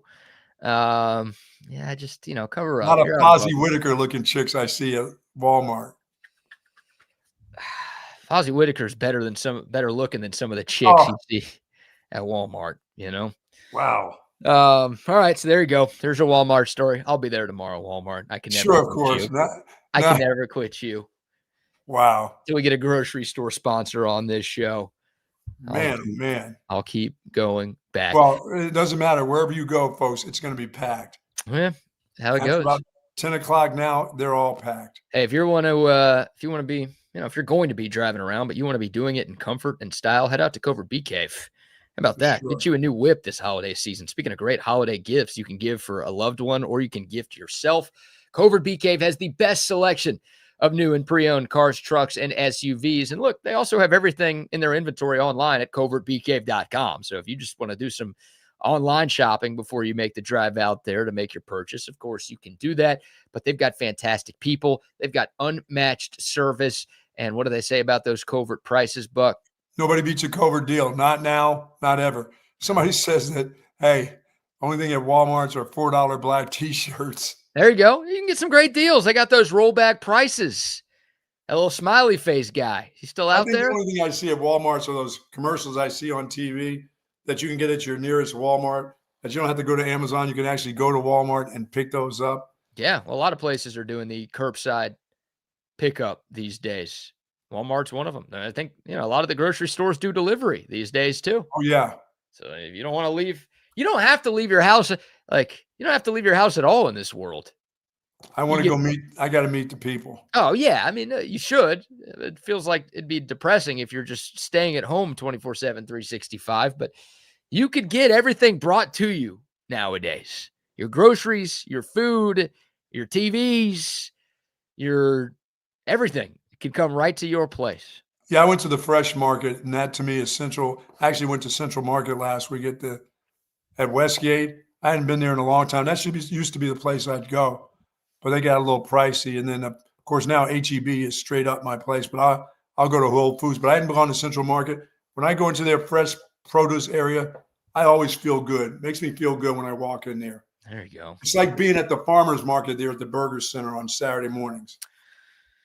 I'm glad you feel that way. Yeah, which you haven't been to yet, and you need to go. No. I will never go to a farmer's market. I'm out on that. Come on, my God. Stand my ground on that. A lot of y'all say, when I started dating my girlfriend, a lot of y'all are like, oh, it won't be long. You'll be going to farmer's markets every Saturday. No. Man's got to stand his ground. There are places where I will stand my ground, and that is one of them right there. Farmer's market with your own little sack, little dog on a rope, walking around. I don't want my sack ever at a farmer's market. My sack somewhere else. Thank you very much. All right. Buck, Joel Klatt. Actually, let's get to this first because this has a Texas tie-in. Yesterday, Miami Dolphins head coach Mike McDaniel opened the door for the Dolphins to bench Tua Tagovailoa. Miami lost to Pittsburgh on Monday Night Football. They got crushed. It wasn't close.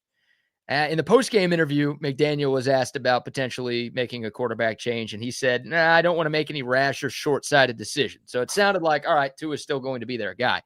But yesterday at his media availability in South Beach, he said, quote, I think the quarterback play last night was not good enough. So for me, everything is on the table, end quote. Well, yeah, it hasn't been good enough. They've just been running the ball. Is it Quinn Ewers' time in Miami? T and Zach Wilson are the two other quarterbacks on the Dolphins' active roster. I don't want to see Zach attack, that's for sure. Miami, we kind of already know what Zach Wilson is. Miami is 6-8 right now. I believe they've been eliminated from playoff contention. They've got 3 games left. Cincinnati at home, Tampa Bay at home, and New England on the road. Woo. Even if they were in playoff contention, they're not winning all of those games anyways. Could we see Quinn Ewers, the 7th-round rookie out of the University of Texas, make his or get his first NFL start this week? I would say this week, yeah, do it this week. I'd like to see it. And you know what? I would too. There is no reason for Tua Tagovailoa to be the starting quarterback on the Miami Dolphins next year.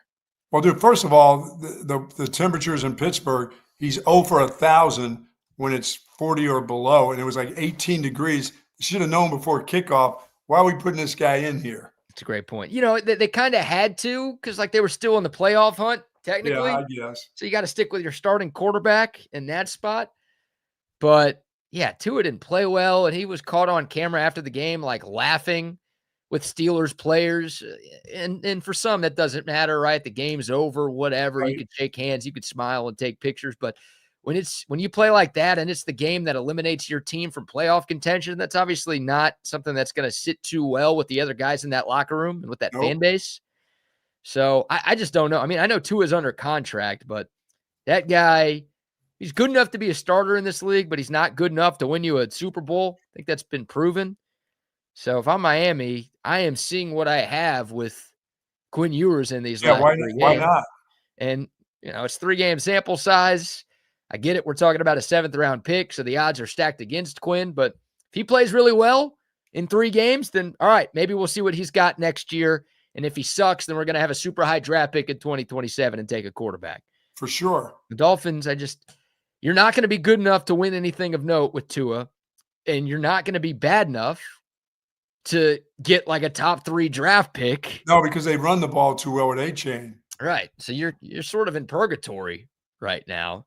You're right. Yeah, they got Ollie Gordon. They've got Devon A-Chain.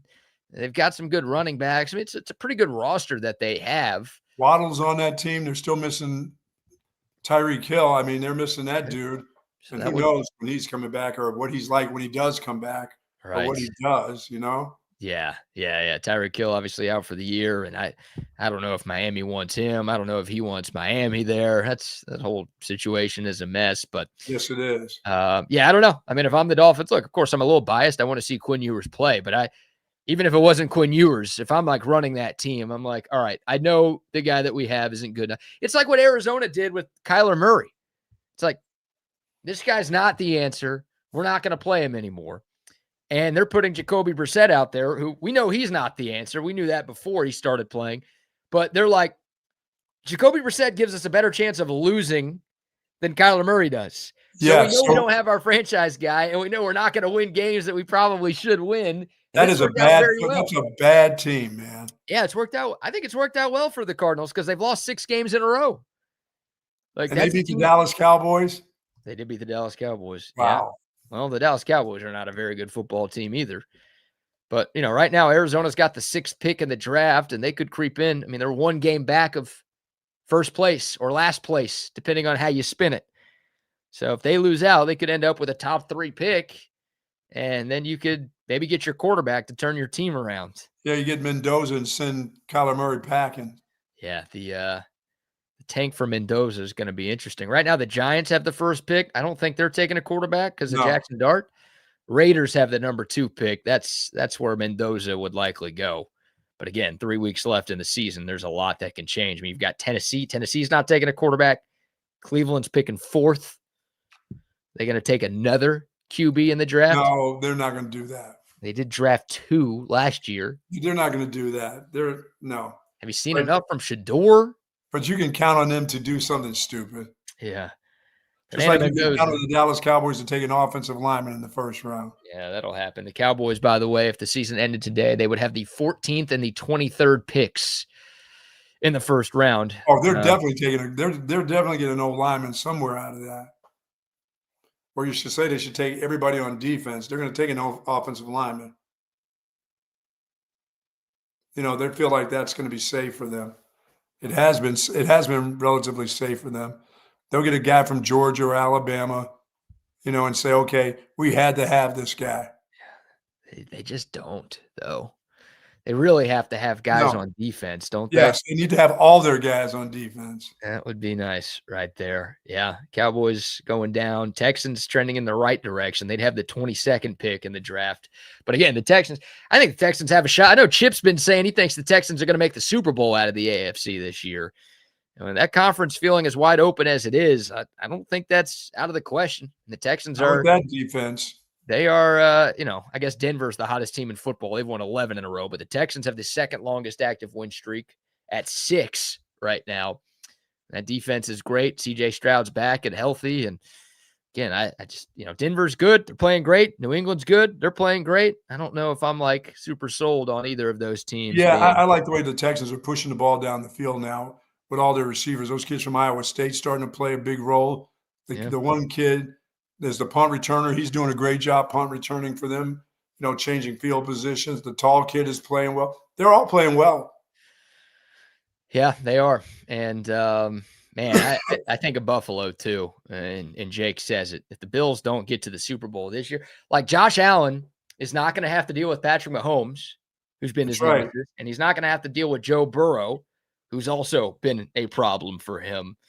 Like, I get it. The Bills have some questions. They haven't looked as good as they've looked in recent years, but if they can't get over the hump this year, are they ever going to? I don't know, boy, because they can score a lot of points in a hurry. Right. And defense, though, is it's always what does them in. It's not like Josh Allen just completely falls apart in the playoffs. They just don't stop anybody. No. And the Chiefs beat them like 38-35 or something like that. I don't have to worry about Kansas City anymore, so could be good news for them. But we'll see. The door is open for Quinn Ewers to maybe get his first start in the NFL. That would be awesome. See what the Dolphins decide to do, but I would like to see him play. And Zach Wilson is also on that roster, so maybe he will get some run too. All right. I see Double R for the first time this week. Whoa, boys. Major. Okay, we got to remove Double R. Double R, major echo when we brought you on. Were you getting that too, Buck? I did, yes. Okay, all right, just making sure. It could have been my computer, but it's not my computer there. We'll get Double R and Wags on here in a moment there. Curt Cignetti, by the way, named AP Coach of the Year for the second year in a row at Indiana. It's the other sports headline I wanted to get to today. First coach to ever win it back-to-back. Wow. They didn't do anything with Dolly Madison's coach didn't get it, or Tulane's coach to make everything so nice and comfortable. Kenny Chesney, the head coach at James Madison, did not get it. And Pat Summerall, the head coach at Tulane, now taking over at Florida, he did not get it either. No way Lane Kiffin was going to get it. Still bad, Double R. And it's not the headset. It's something else going on there. I don't think Lane Kiffin's going to get Coach of the Year either. I mean, Curt Cignetti deserves it, don't you think? Yes.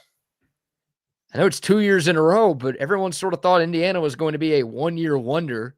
It's like, oh, congrats, you had a really easy schedule last year, and all right, yeah, things fell your way. That's good, but you're about to go back to being Indiana football, and then what do? They're even better. They go undefeated. They beat Ohio State and Oregon in the same year, and they're the number 1 seed in the playoff. Yeah, that's going to be a hard out for anybody with that group. They play well on all sides of the ball. Special teams, that's a good football. And all you have to do is Google that dude. He wins everywhere he goes. I mean, he's been great. And, the job he's done, it's one of the best turnarounds, maybe the best turnaround in the history of this sport that we love so much. So he deserves any and all accolades going his way. Obviously, he got paid handsomely with a big contract extension. And it's worked out really, really well for the Hoosiers. And you got to feel like they're going to be – I've seen, Drew Mestemaker, the former Vandergrift Viper, the UNT quarterback. Everyone kind of thinks he's going to Oklahoma State because that's where his coach just went. Indiana apparently is looking at him too to replace Mendoza when he goes. Really? How about that? Wow. So, you get your former coach, which is great, but you get the chance to play at Indiana right now. That may be too tough. I think I'd take that shot. You still got it, Double R. I don't know, maybe a computer restart or something. I see Wags. We can bring on the other half of Chaos Theory. What's up, Wags?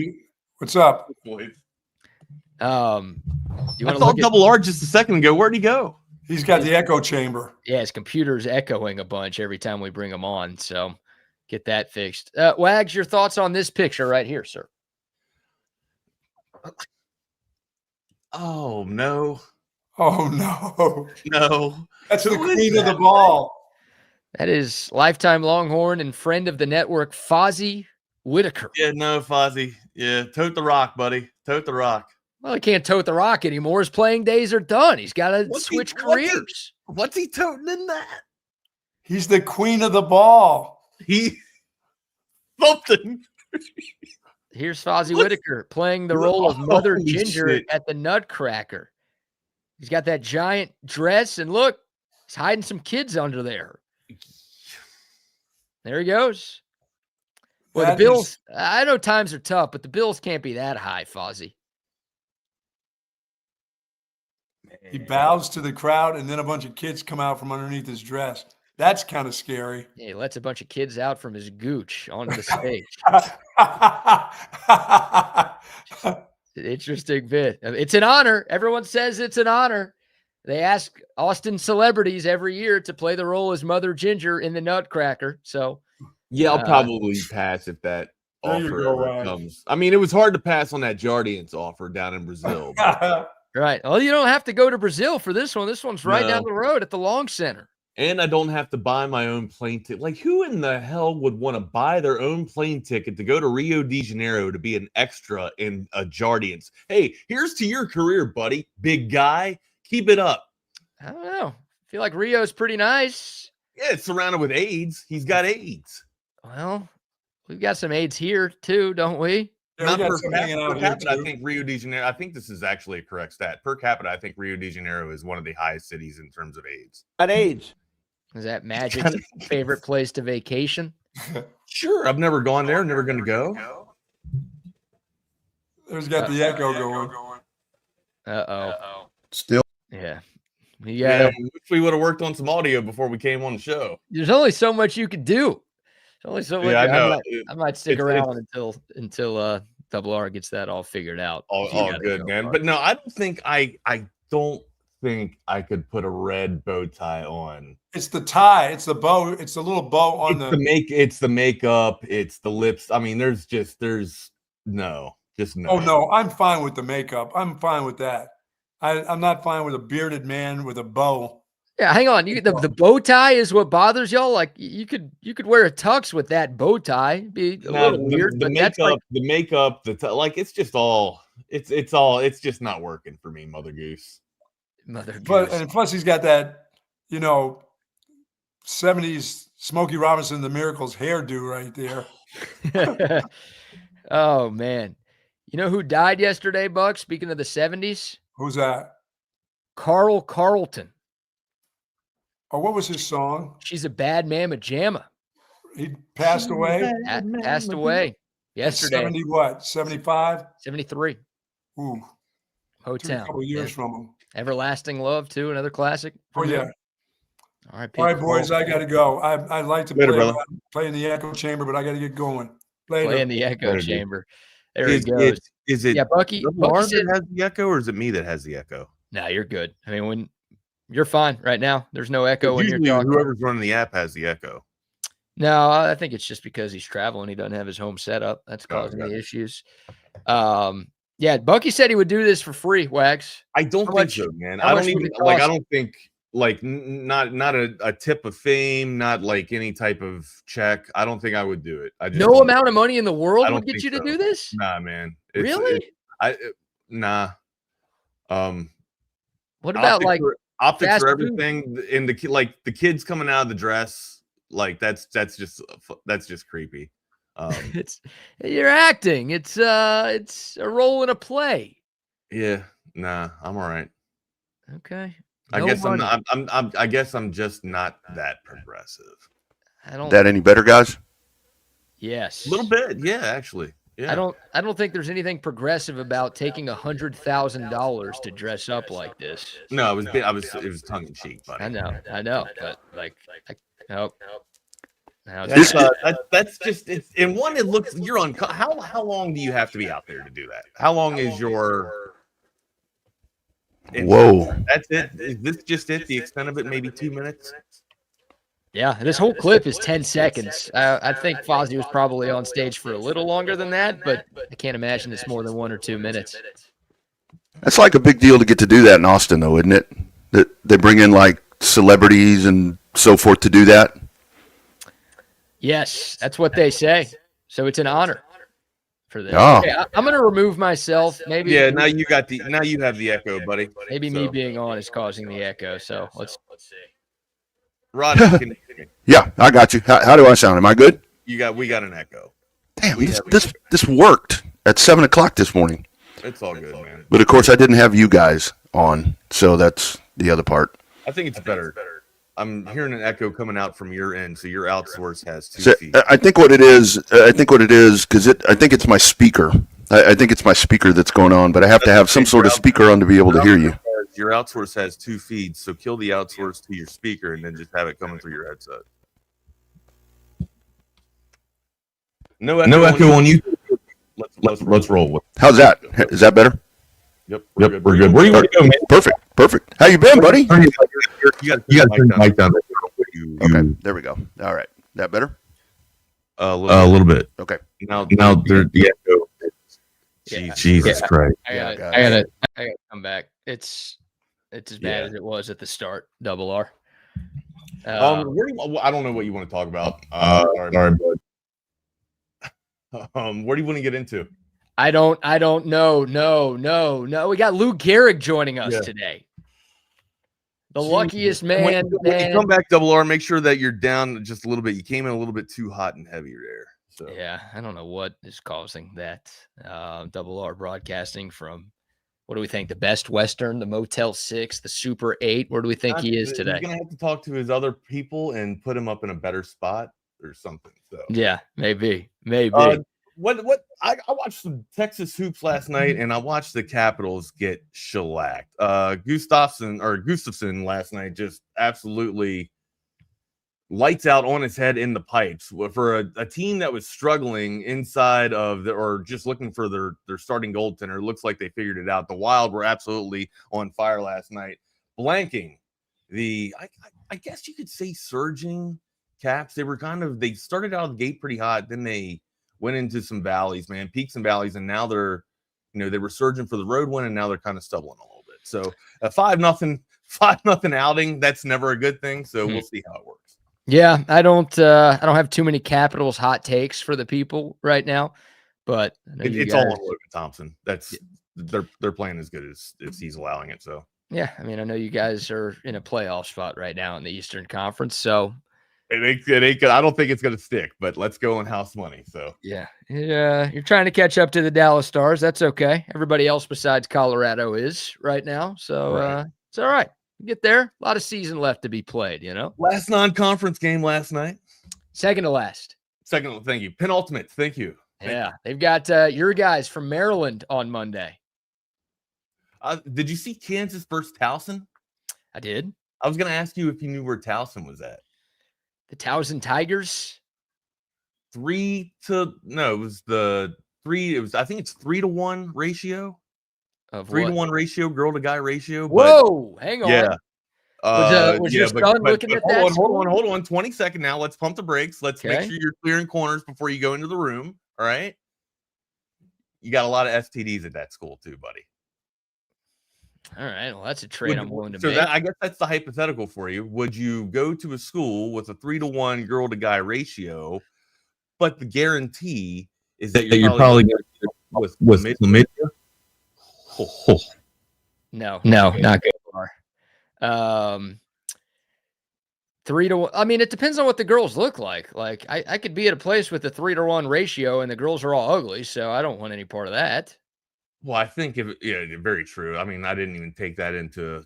I assume Towson is in Maryland because you know so much about it. Yeah, it's in Baltimore. So it's like, say I'm trying to compare it to like a place here. I guess the college would be Tarleton, right? Like it's kind of similar to Tarleton, right? It's a very small school. David Meggett, I don't know if you are familiar with any stats of David Meggett, but David Meggett back in the 90s, 80s, New York Giants player, he played at Towson. But other than that, they don't really have that many other things that are known for, except for STDs and that it's a 3-to-1 girl to guy ratio. I love that. I love that. That's what they're known for, right there. So, Or at least that's what the people back home know it for. Like that's Okay. their one selling point. That's their pitching point to get people on campus. 3-to-1 girl to guy ratio. Yeah, I mean that's a great pitch right there. Right. But I mean, now that I'm thinking about it, your scenario kind of comes in play here. Like they're probably not all that great looking if it's 3-to-1 girl to guy ratio. Well, that's the thing. Like it's, I went to the University of Texas, as did you, right? It's a massive institution with more than 50,000 students on campus every year. So even though it's not a 3-to-1 ratio like that, it's probably close to 50-50. Quality. We're talking quality. Also quantity. You're talking quantity to just overall. There are going to be more attractive women on campus. Yes, there's probably more women overall at the University of Texas than there are at Townsend. And then you get to the quality point too, where it's like, look, I've never been to Baltimore. I've spent you're good. I'm telling you right now, you're good, bud. You're all right. I spent very little time in the entire state of Maryland. I went to a Maryland football game one year when I saw CJ Spiller at Clemson play at Maryland. So it's a while ago. Campus looked nice, but I don't really remember anything else about the. Were you at Bird? Were you at Bird Stadium? I was at Bird. Oh, okay. Pretty cool. Went with my old man. We were like on a DC trip. It was like a weekend, and we're like, who's in town? Which college football team can we go watch? And Maryland was playing Clemson. And we got to Bird. We didn't have tickets. We got there like right before kickoff. Scalpers. And we're just chopping it up with a security guard working at the gate. And we asked him, I was like, hey, what do we do for tickets? And he's like, we're like, we're from Texas. What do you do with tickets? He's like, where are y'all from? What part of Texas? We're like, Dallas. And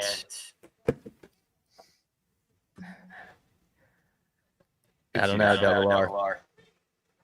What could possibly be causing that? He's got a double feed, right? So that's coming through his speaker. We're hearing his speaker. His speakers are way too loud. So he's got to turn his speaker sound down. I bet he's done that. Like I don't know. Keep trying stuff, Double R. Hopefully it works today because I'm making some rounds today, delivering some gifts to our clients. So if you're one of our clients, go be on the lookout. Hanukkah Harry's coming around. So. Hanukkah Harry coming to town. Santa BK making his way. That's what we're all about. Anyways, Bird Stadium, as I finish that story, he's like, where are you from? We're like, Dallas. He's like, you guys Cowboys fans? We're like, yeah.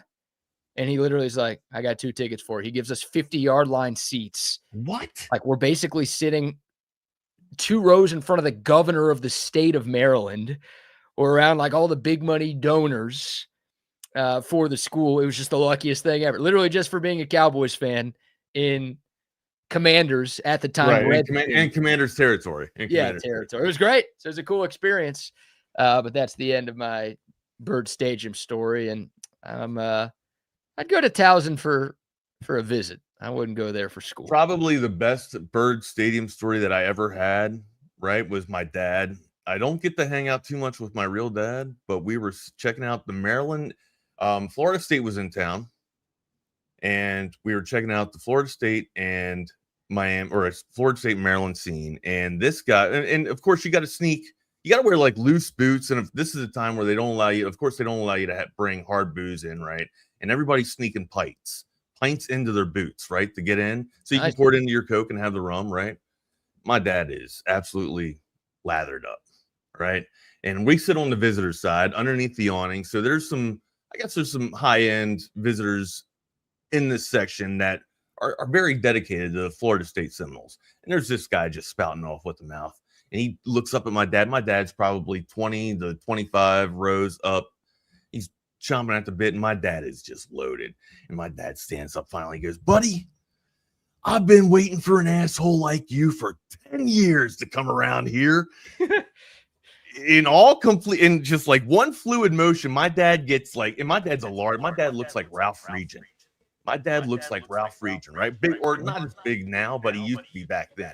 Region's Legion starts walking down the damn aisle here, and just in one foul swoop with stride and foot and the right coming to connect, knocked the guy down about 3 or 4 rows.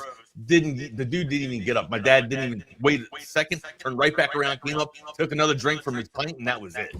No way. I've been waiting for an asshole like you for 10 years, man. Nobody said nothing. Nobody made a scene. No respective team. Security didn't come. Once the guy got back up, he just got right back in his row, and that was it. God, that is awesome. Didn't get in trouble? No, nobody. That's what I'm saying. No security was called. No ushers came. It was wild. Oh man. Okay, here's what we're gonna try. I'm gonna remove Wags. I'm gonna remove you for a second here. Okay. See if this does anything. Still echo. Okay. Yep. Still echo. Remove Okay. me. Double Still R. echo in there. No. Talk to About me, that? Double R. Yeah, how we doing, buddy? Oh my Besides- God, I'm doing great. BK, I love you. Don't come back. Yeah. I still hear a little bit of an echo, but it's not as bad. It's manageable. We can do it. Yeah. People on YouTube aren't hearing that much of an echo. I think the source came from where you had, or maybe something's too close to it. Maybe you're picking up on something. Usually, sometimes I got to put my other computer over on the other side. There's no telling what's in here because, like, when I test this before, like when I'm on the road, all I can do is record.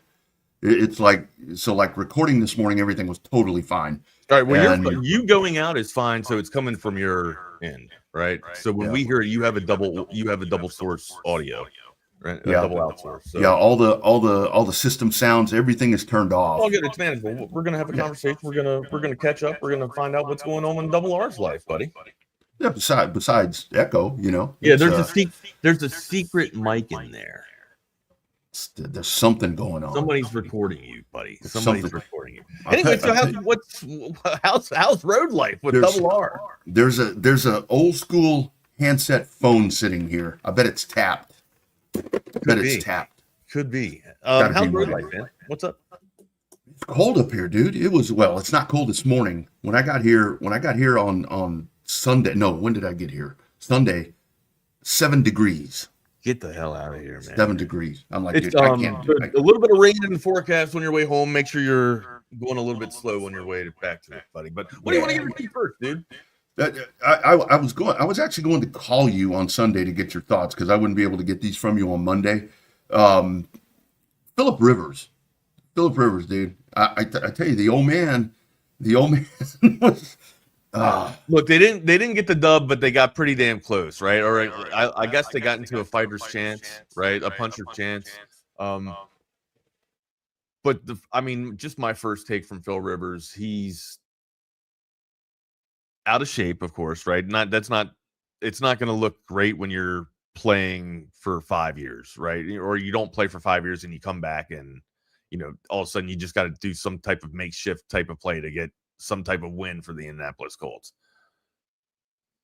The state of quarterback play in the NFL must be absolute drastic. If they can't find anyone else to kind of come in and take over the reins, you got to go to a guy that's kind of been knocked out for 5 years or just not played for 5 years. But hey, and credit to Phil, he's able to come in there, toss the touchdown. Only one interception is probably the bigger stat for me out of that game, just because of how rusty he would have been, or hell, just not even going into a system with a full week, right? You were elevated from the practice squad midway through the week, and like, how many reps did you get from the practice squad? Honestly, right now, he probably went on to the practice squad just to get some looks at a first team defense, right? Just to get back up to speed a little bit. But ultimately, I think it looks like it's manageable from what we saw on Sunday. I just don't know how. I don't know how viable it is going into the future, right? This is clearly a make-stop emergency, like, holy shit, what do we do, right? Knee-jerk and reaction type of deal. But ultimately, like, Phil Rivers, man, being able to come off of a 5-year hiatus and go out there and throw with the big boys. I think if you weren't proving to yourself that you're, Hall of Fame status, maybe, this is going to kind of open the eyes of not open the eyes, but maybe kind of raise the eyebrows. If you didn't have enough in your bank or in your tank to be able to do it and make people convinced earlier, maybe, the thought of you coming off of the bench for 5 years in a row and being able to perform like this in a competitive level, right? I mean, this is a team that's also going to go to the playoff that they were playing against. I don't know. That's my thoughts on Phil Rivers there, buddy. Great little Sunday show, but ultimately the Colts are doomed if they got to go forward with it or think they're going to survive with it. And because I was listening to the game, and as I was driving, I had a little bit of a hunch that came to me with this, to where the whole thing, like we're talking about, they pulled him off the couch and he comes in, and whatever the case may be. I bet because we heard the backstory where he's close to the Irsay family and so forth and so on, and I bet you at some point, because we knew that Richardson wasn't going to be the quarterback. I think everybody knew. I mean, I don't know why you didn't know that, but go ahead. And I bet you somebody got in his ear at some point, maybe the midway part around the season, and said, look, if this doesn't work out, if something happens to Daniel Jones, do you think you could do this? Because he not that he came out and he looked, in his prime. He did look like he was in throwing shape, right? Now, I don't know if he's just throwing the ball around the yard to all of his kids or having them all run routes or shit like that, but it did look like his arm was in throwing shape, and it looked like it was, I don't know, or hell, I guess honestly we'd find out what it would be or how his arm would going to be like after the game, right? That's kind of when it would turn to mush and turn to jello if you're taking it from that approach. Stephen Gavea, they should have brought Sam back.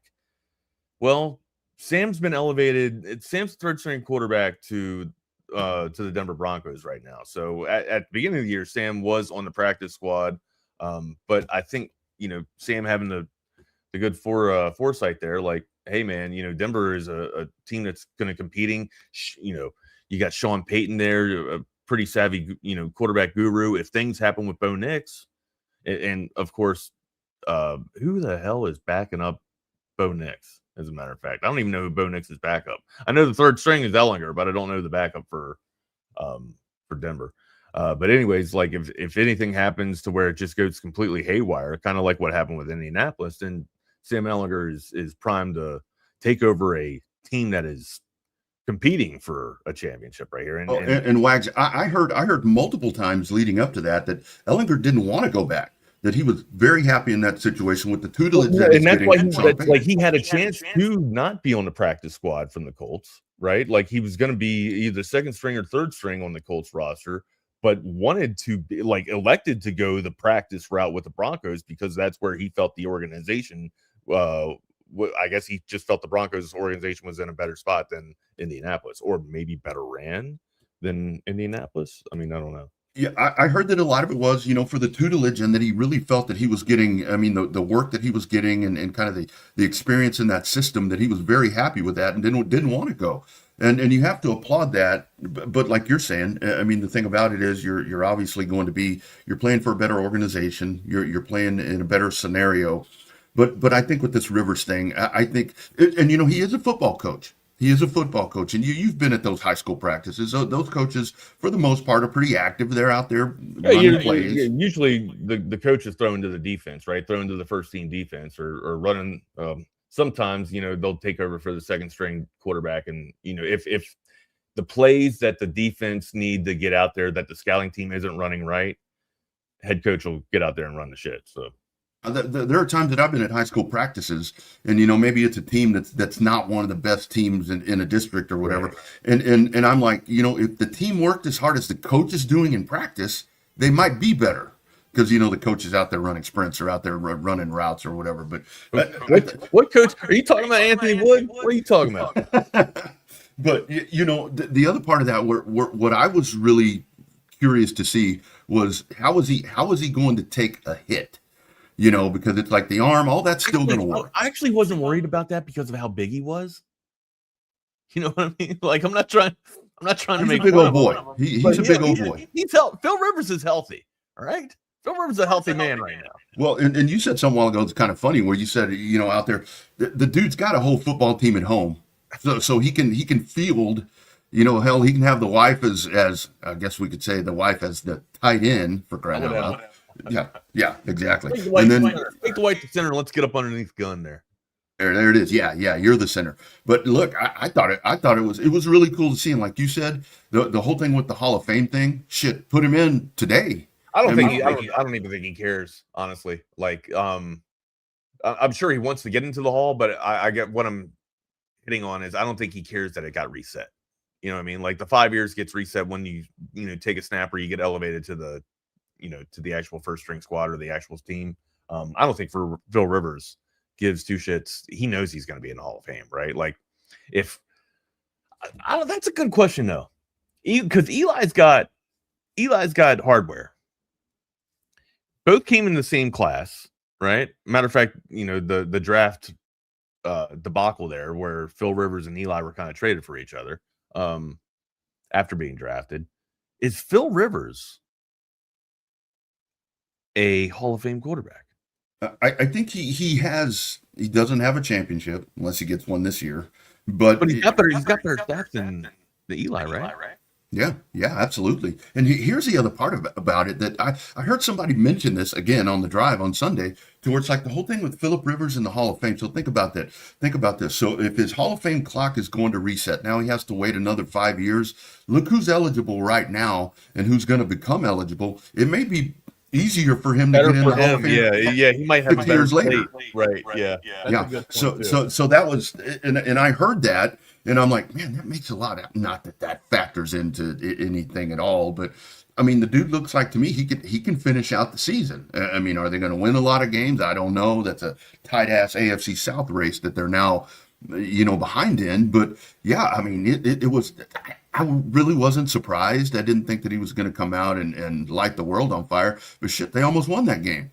And that's another one of those quality losses, I guess you could say, Wag. So Eli Manning's stats, right, through 236 games, he has a record of he's 500. He is Mr. 500, 117 and 117.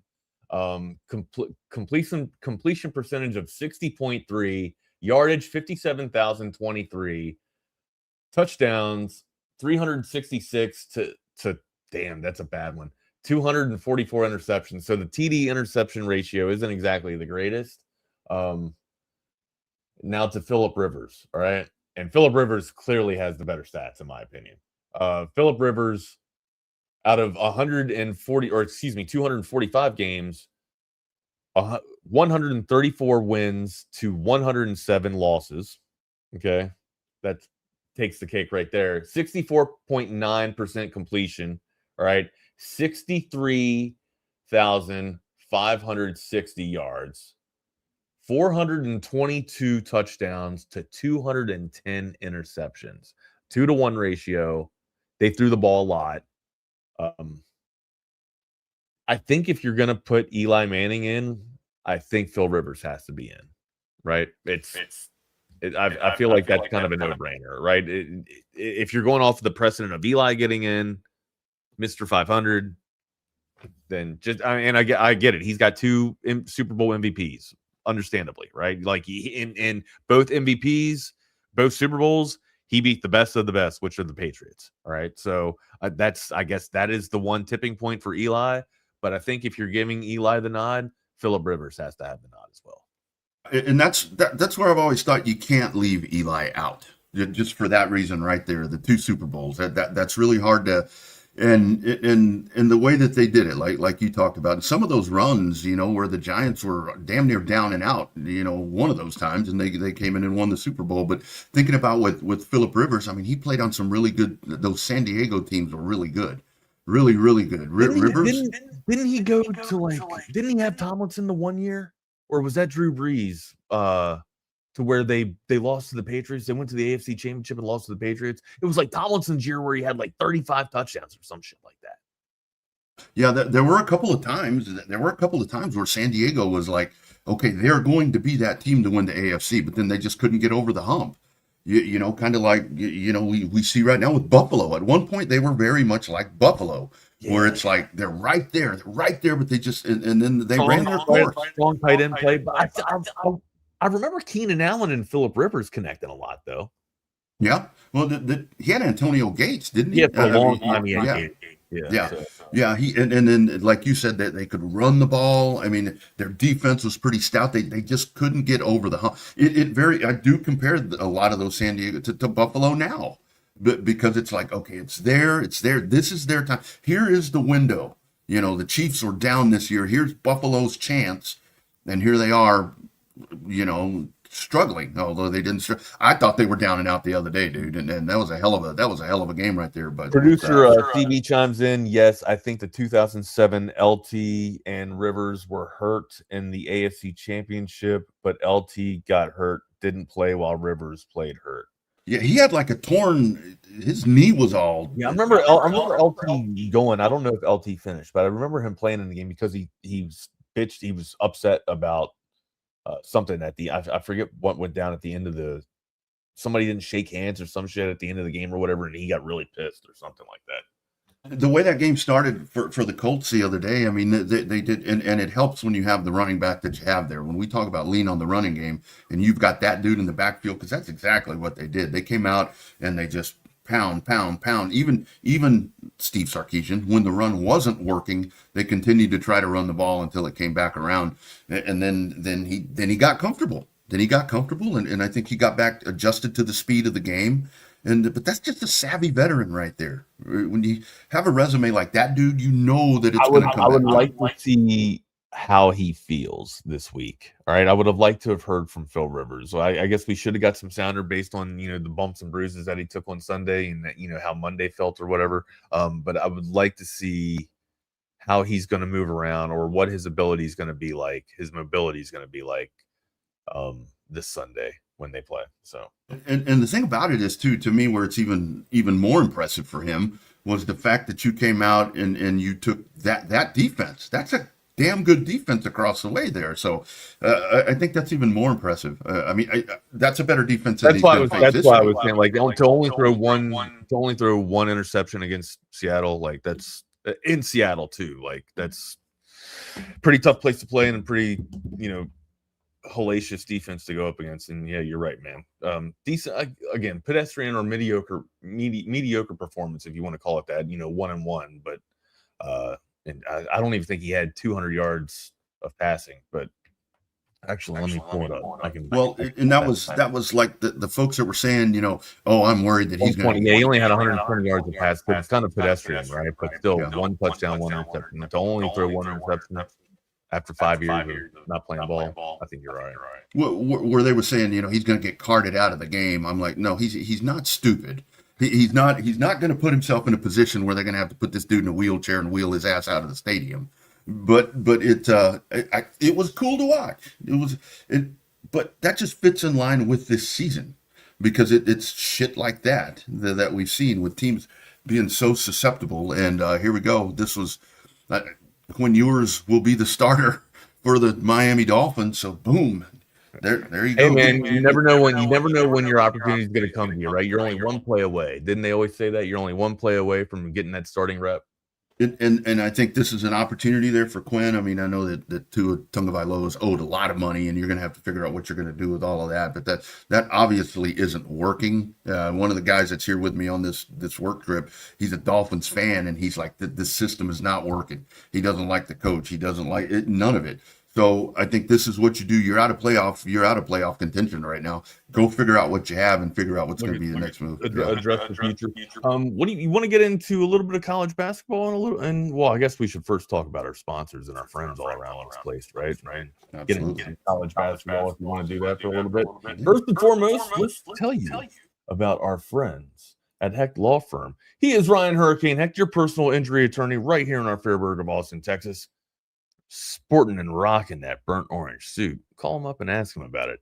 Tell him Wags told you to ask him about that burnt orange suit. But yeah, Ryan Hurricane Hecht, your personal go-to injury attorney right here in our Fairburg of Austin, Texas. He's so proud that he wears that burnt orange suit. Longhorn fighting for fellow Texans. He's not just a lawyer, though. He's a Longhorn through and through, and he brings the same fire and pride to the courtroom. Injured in a car accident or you got any type of personal injury at all, give our guy Ryan a call.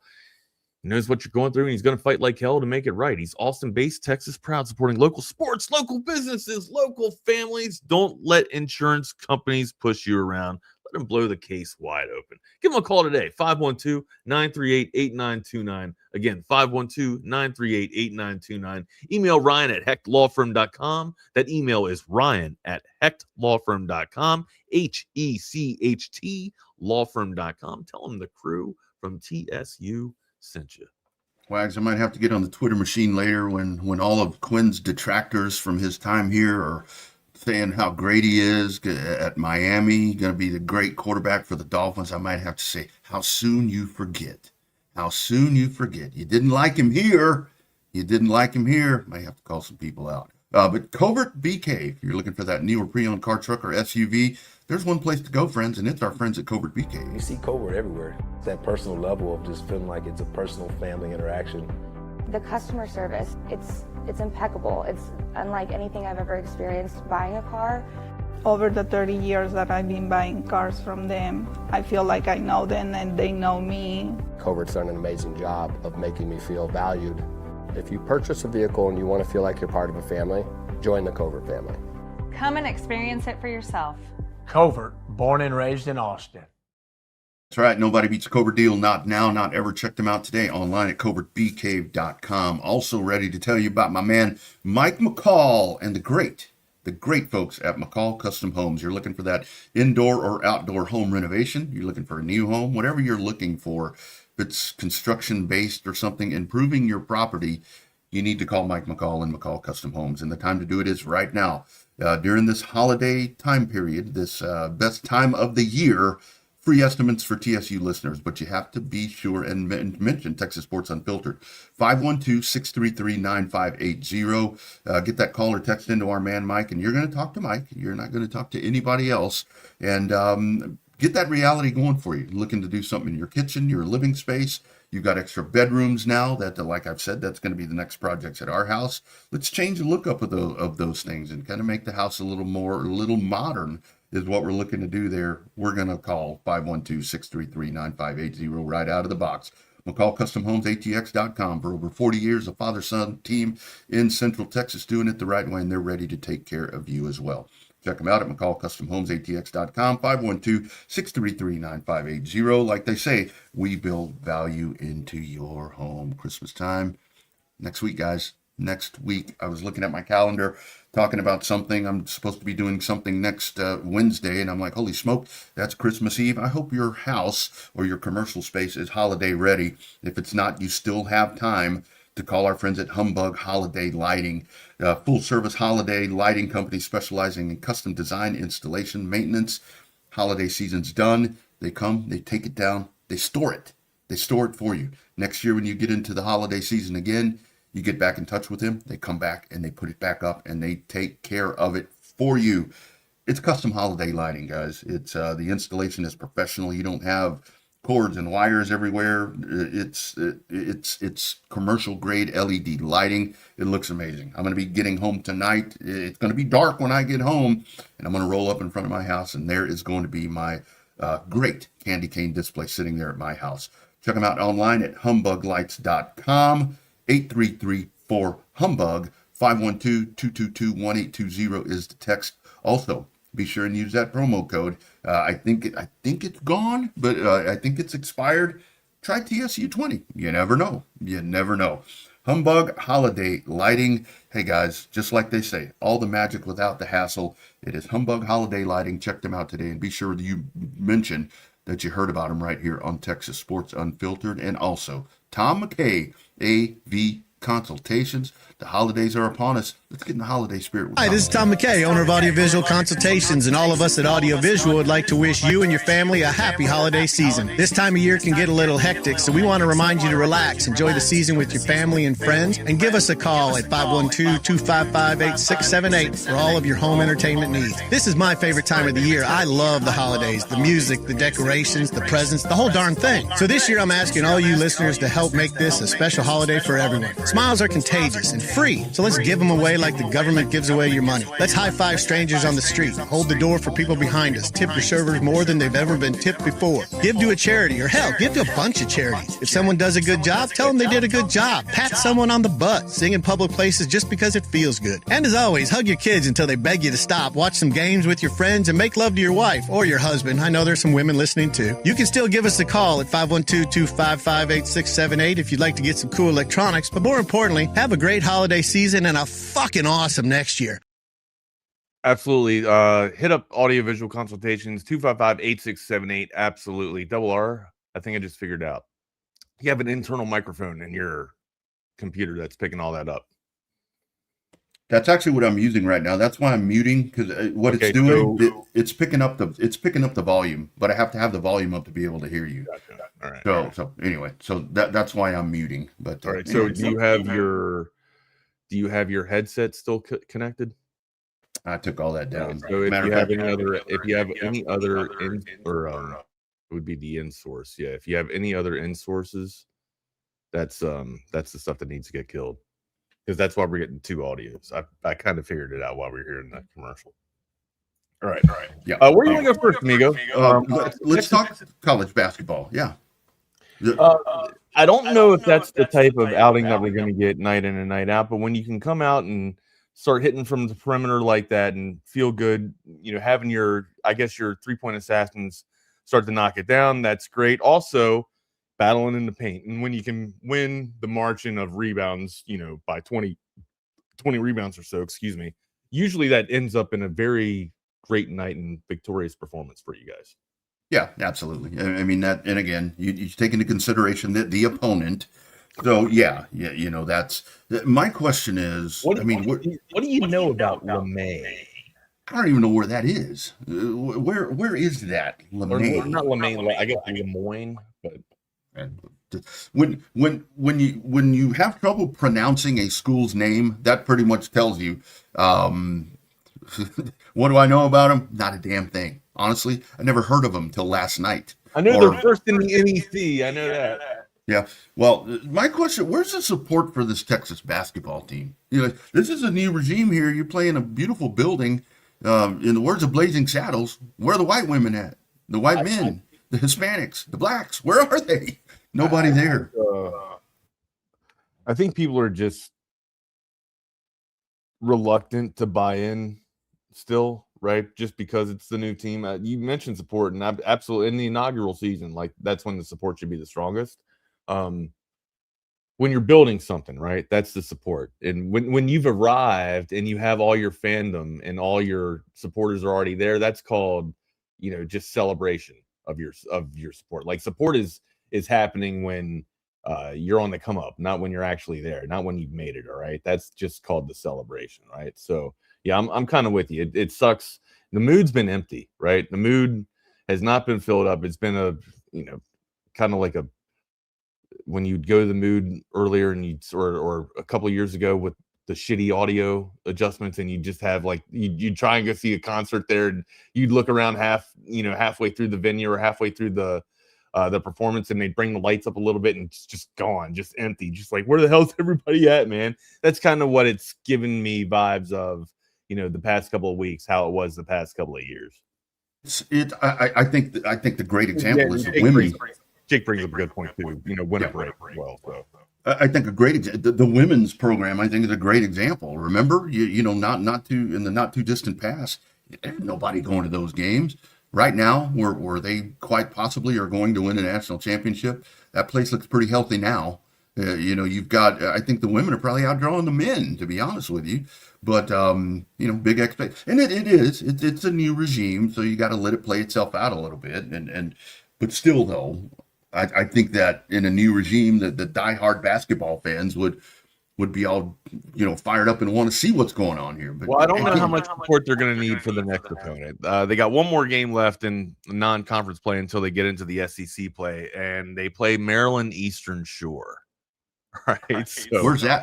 So are you familiar with that school? Yeah, it's down by Salisbury. It's down by Cambridge. So Salisbury is like the bigger college on the Eastern Shore, and they're actually a fantastic school for lacrosse, Division III school for lacrosse.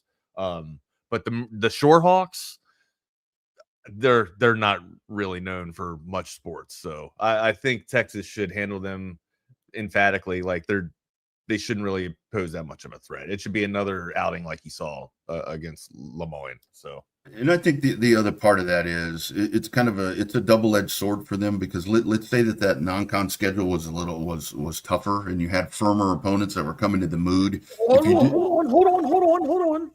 Duke to start it out. All right. They just got done playing. They just got done hanging in there with UConn. Okay. I didn't get to talk to you about that game. Remember when I said, within 15 to me is good? 15, I said within 10, we can call it a success. Got 9. It was a 9-point defeat. Yeah. At least, can I do math? Am I doing the math right? Am I remembering right? I think it was 9 points. I think you are. Yeah. But kind of what you, let's just say that you were bringing all these big non-con games in, and you lose at home. That's where it's like where I'm saying people need to support this. It would be like, you know, we'd already want to run the coach out of town with some people. So, you know, I think we're realistic about the situation. Like this isn't a team that is going to be contending for a Sweet 16, right? If for me, based off of what I'm seeing now, and again, expectations are realistic, and I'm not trying to do like I do every year, right? Just get to the tournament. That's it. Let's just get to the tournament. Let's set the baseline there and then build from there from year one. Okay.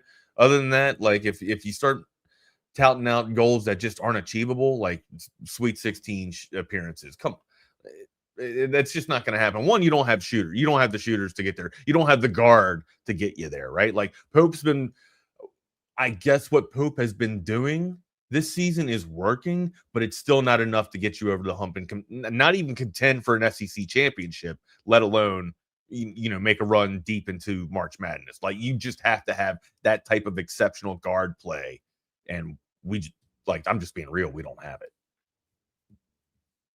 And thank you, Chan. I did it. Where are the Asians? I left them out. So where are the Asians? What'd you say? When I was talking about where are the white women at, and then I said white men, Hispanics, blacks. I left out the Asians. You are more than welcome to at the Mood. And where are you? Show up. But yeah.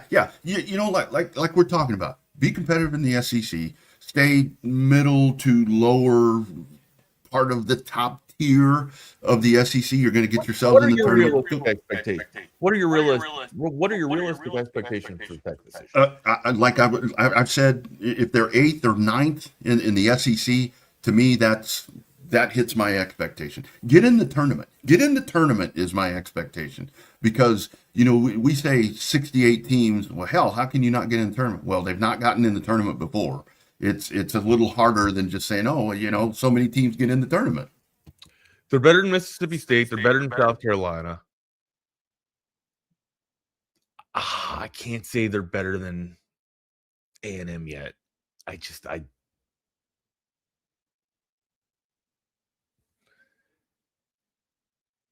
don't know if I can say they're better than A&M yet. Those right now, they're not better than Ole Miss. They're better than Vandy. They're better than Georgia. But that's about it, man. That's just based off what I've seen so far, right? And it's gonna be a rough SEC campaign. It's gonna be a tough conference play. I do think, just from the light sampling that we've seen, especially against like you're talking, they're better than LSU. They're better than LSU. Yeah, against the quality opponents, just with the small sample size that we've seen. I think this is a team that's going to be able, as we get deeper into the season, as we get deeper into league play, that they will be able to sneak up on some teams. I do think that's very possible, to where, yeah, they're not going to sweep, you know, the top tier of the SEC, but they may be able to go get a game or a few from some of these heavy hitters. They're going to have to play. They're going to have to give. Vanderbilt's the only one that I think they can get that is playing. Vanderbilt's playing pretty damn good right now. But Vandy, I think, has some spots down low. I think we can win down low with points in the paint down low and contend and bang around and beat Vandy that way. Vandy's got some shooters though. Yeah, that's just it. Like if we had one more shooter, I would feel a lot better about moving forward with this team. But right now, I'm just, for my expectations, just get to the tournament and let's build from there. Let's bring some shooters in next year and rock. Yeah, and that really is the thing, that you don't have that second option. I mean, sometimes I'm not sure about the first option or who the first option is. The first option is clearly Pope, right? He's going to be the guy that's getting his own shot. But honestly, like Mark's been able to carve and get it, and so is Mark. Mark had a great game too. Let's get into your thoughts on NFL predictions or whatever. What did you want to get into? What were you saying? NFL playoff scenarios? Playoff scenarios. I mean, we've still got so many playoff scenarios up in the air, and I do want to mention how crazy. I mean, with the way that the Chiefs game ended, where it's like, I mean, when an era ends, and then boom, there goes Mahomes. Is it ended? Is the era done? I am now going to go ahead and set the casket down. It's not just a shitty season. Rodney, we're talking about 4 and 5 years. We're talking about 4 and 5 years, and then they have an anomaly of a year where they're just out of it, and we're saying it's done, it's over. It's going to cool down for. I think it's going to cool down for about 2 years. Here's what I want to see. What is Andy Reid going to do? How much longer does he want to do this? Because I think if Andy Reid stays around, you continue to you'll be better next year. And I see folks concerned about Mahomes, coming off this injury. Look, Brady, after Brady got hurt, hell, he won 3 or 4 more Super Bowls, didn't he? So Mahomes is going to be just fine. It's like, do you continue to build this? I'm not worried about that. If I'm the Chiefs, I'm trying to keep the team together or the band together, right? Like, there's rumors that Spags is probably going to break up with Andy, and Spags might. I would love to see Spagnuolo in New York, but there's when is Spags going to get his team? Like, everybody's been asking that. Like, Spags has fallen on the sword for what, almost 10 years now, being a DC. So I think I want to say it feels like he's been there for a long time. He might not have been there that long. It just feels like he and Andy Reid and Barry were there. The 3-headed Hydra were dominating the league for years in and out. So it feels like he's been there long enough to where when you look at those two, he's Andy Reid, Scottie Pippen. You look at those two guys and you just assume them as a team. But I think that's the biggest thing. Is this the point where Andy Reid says, I want to get away. I want to let somebody else do this and let the organization go. That's legitimately, because I'm in Springfield right now. I'm in Springfield, Missouri. That became the question after that game on Sunday with people that I was talking to at a bar. It's like, what does Andy do? I'm like, Mahomes. I brought up the Mahomes bouncing back thing, and they're like, we don't care about that. It's what does Andy Reid do? How do you take the organization to the next, to bring it back? Or do you break it down and start rebuilding? Travis Kelce, what's he gonna do? I think Travis Kelce's probably leaving, right? I think he's probably gonna retire. His best football was 3 or 4 years ago. I'll be honest with you, his best football was before he got with Taylor Swift. Once he got with Taylor Swift, it's just coincidental, right? But the decline of his game started happening once they started dating, right? It just didn't look like he was about football anymore. It's undefeated. That could it's also undefeated. Go with, what's that? It's undefeated. It is. It is. Makes the knee weak. Makes everything weak. But yeah, it's like the writing's on the wall for Travis Kelce there, and you're starting to see like the machine start to break down a little bit on offense, right? Like, I don't say it's completely busted. I don't think it's completely going backwards or stagnant.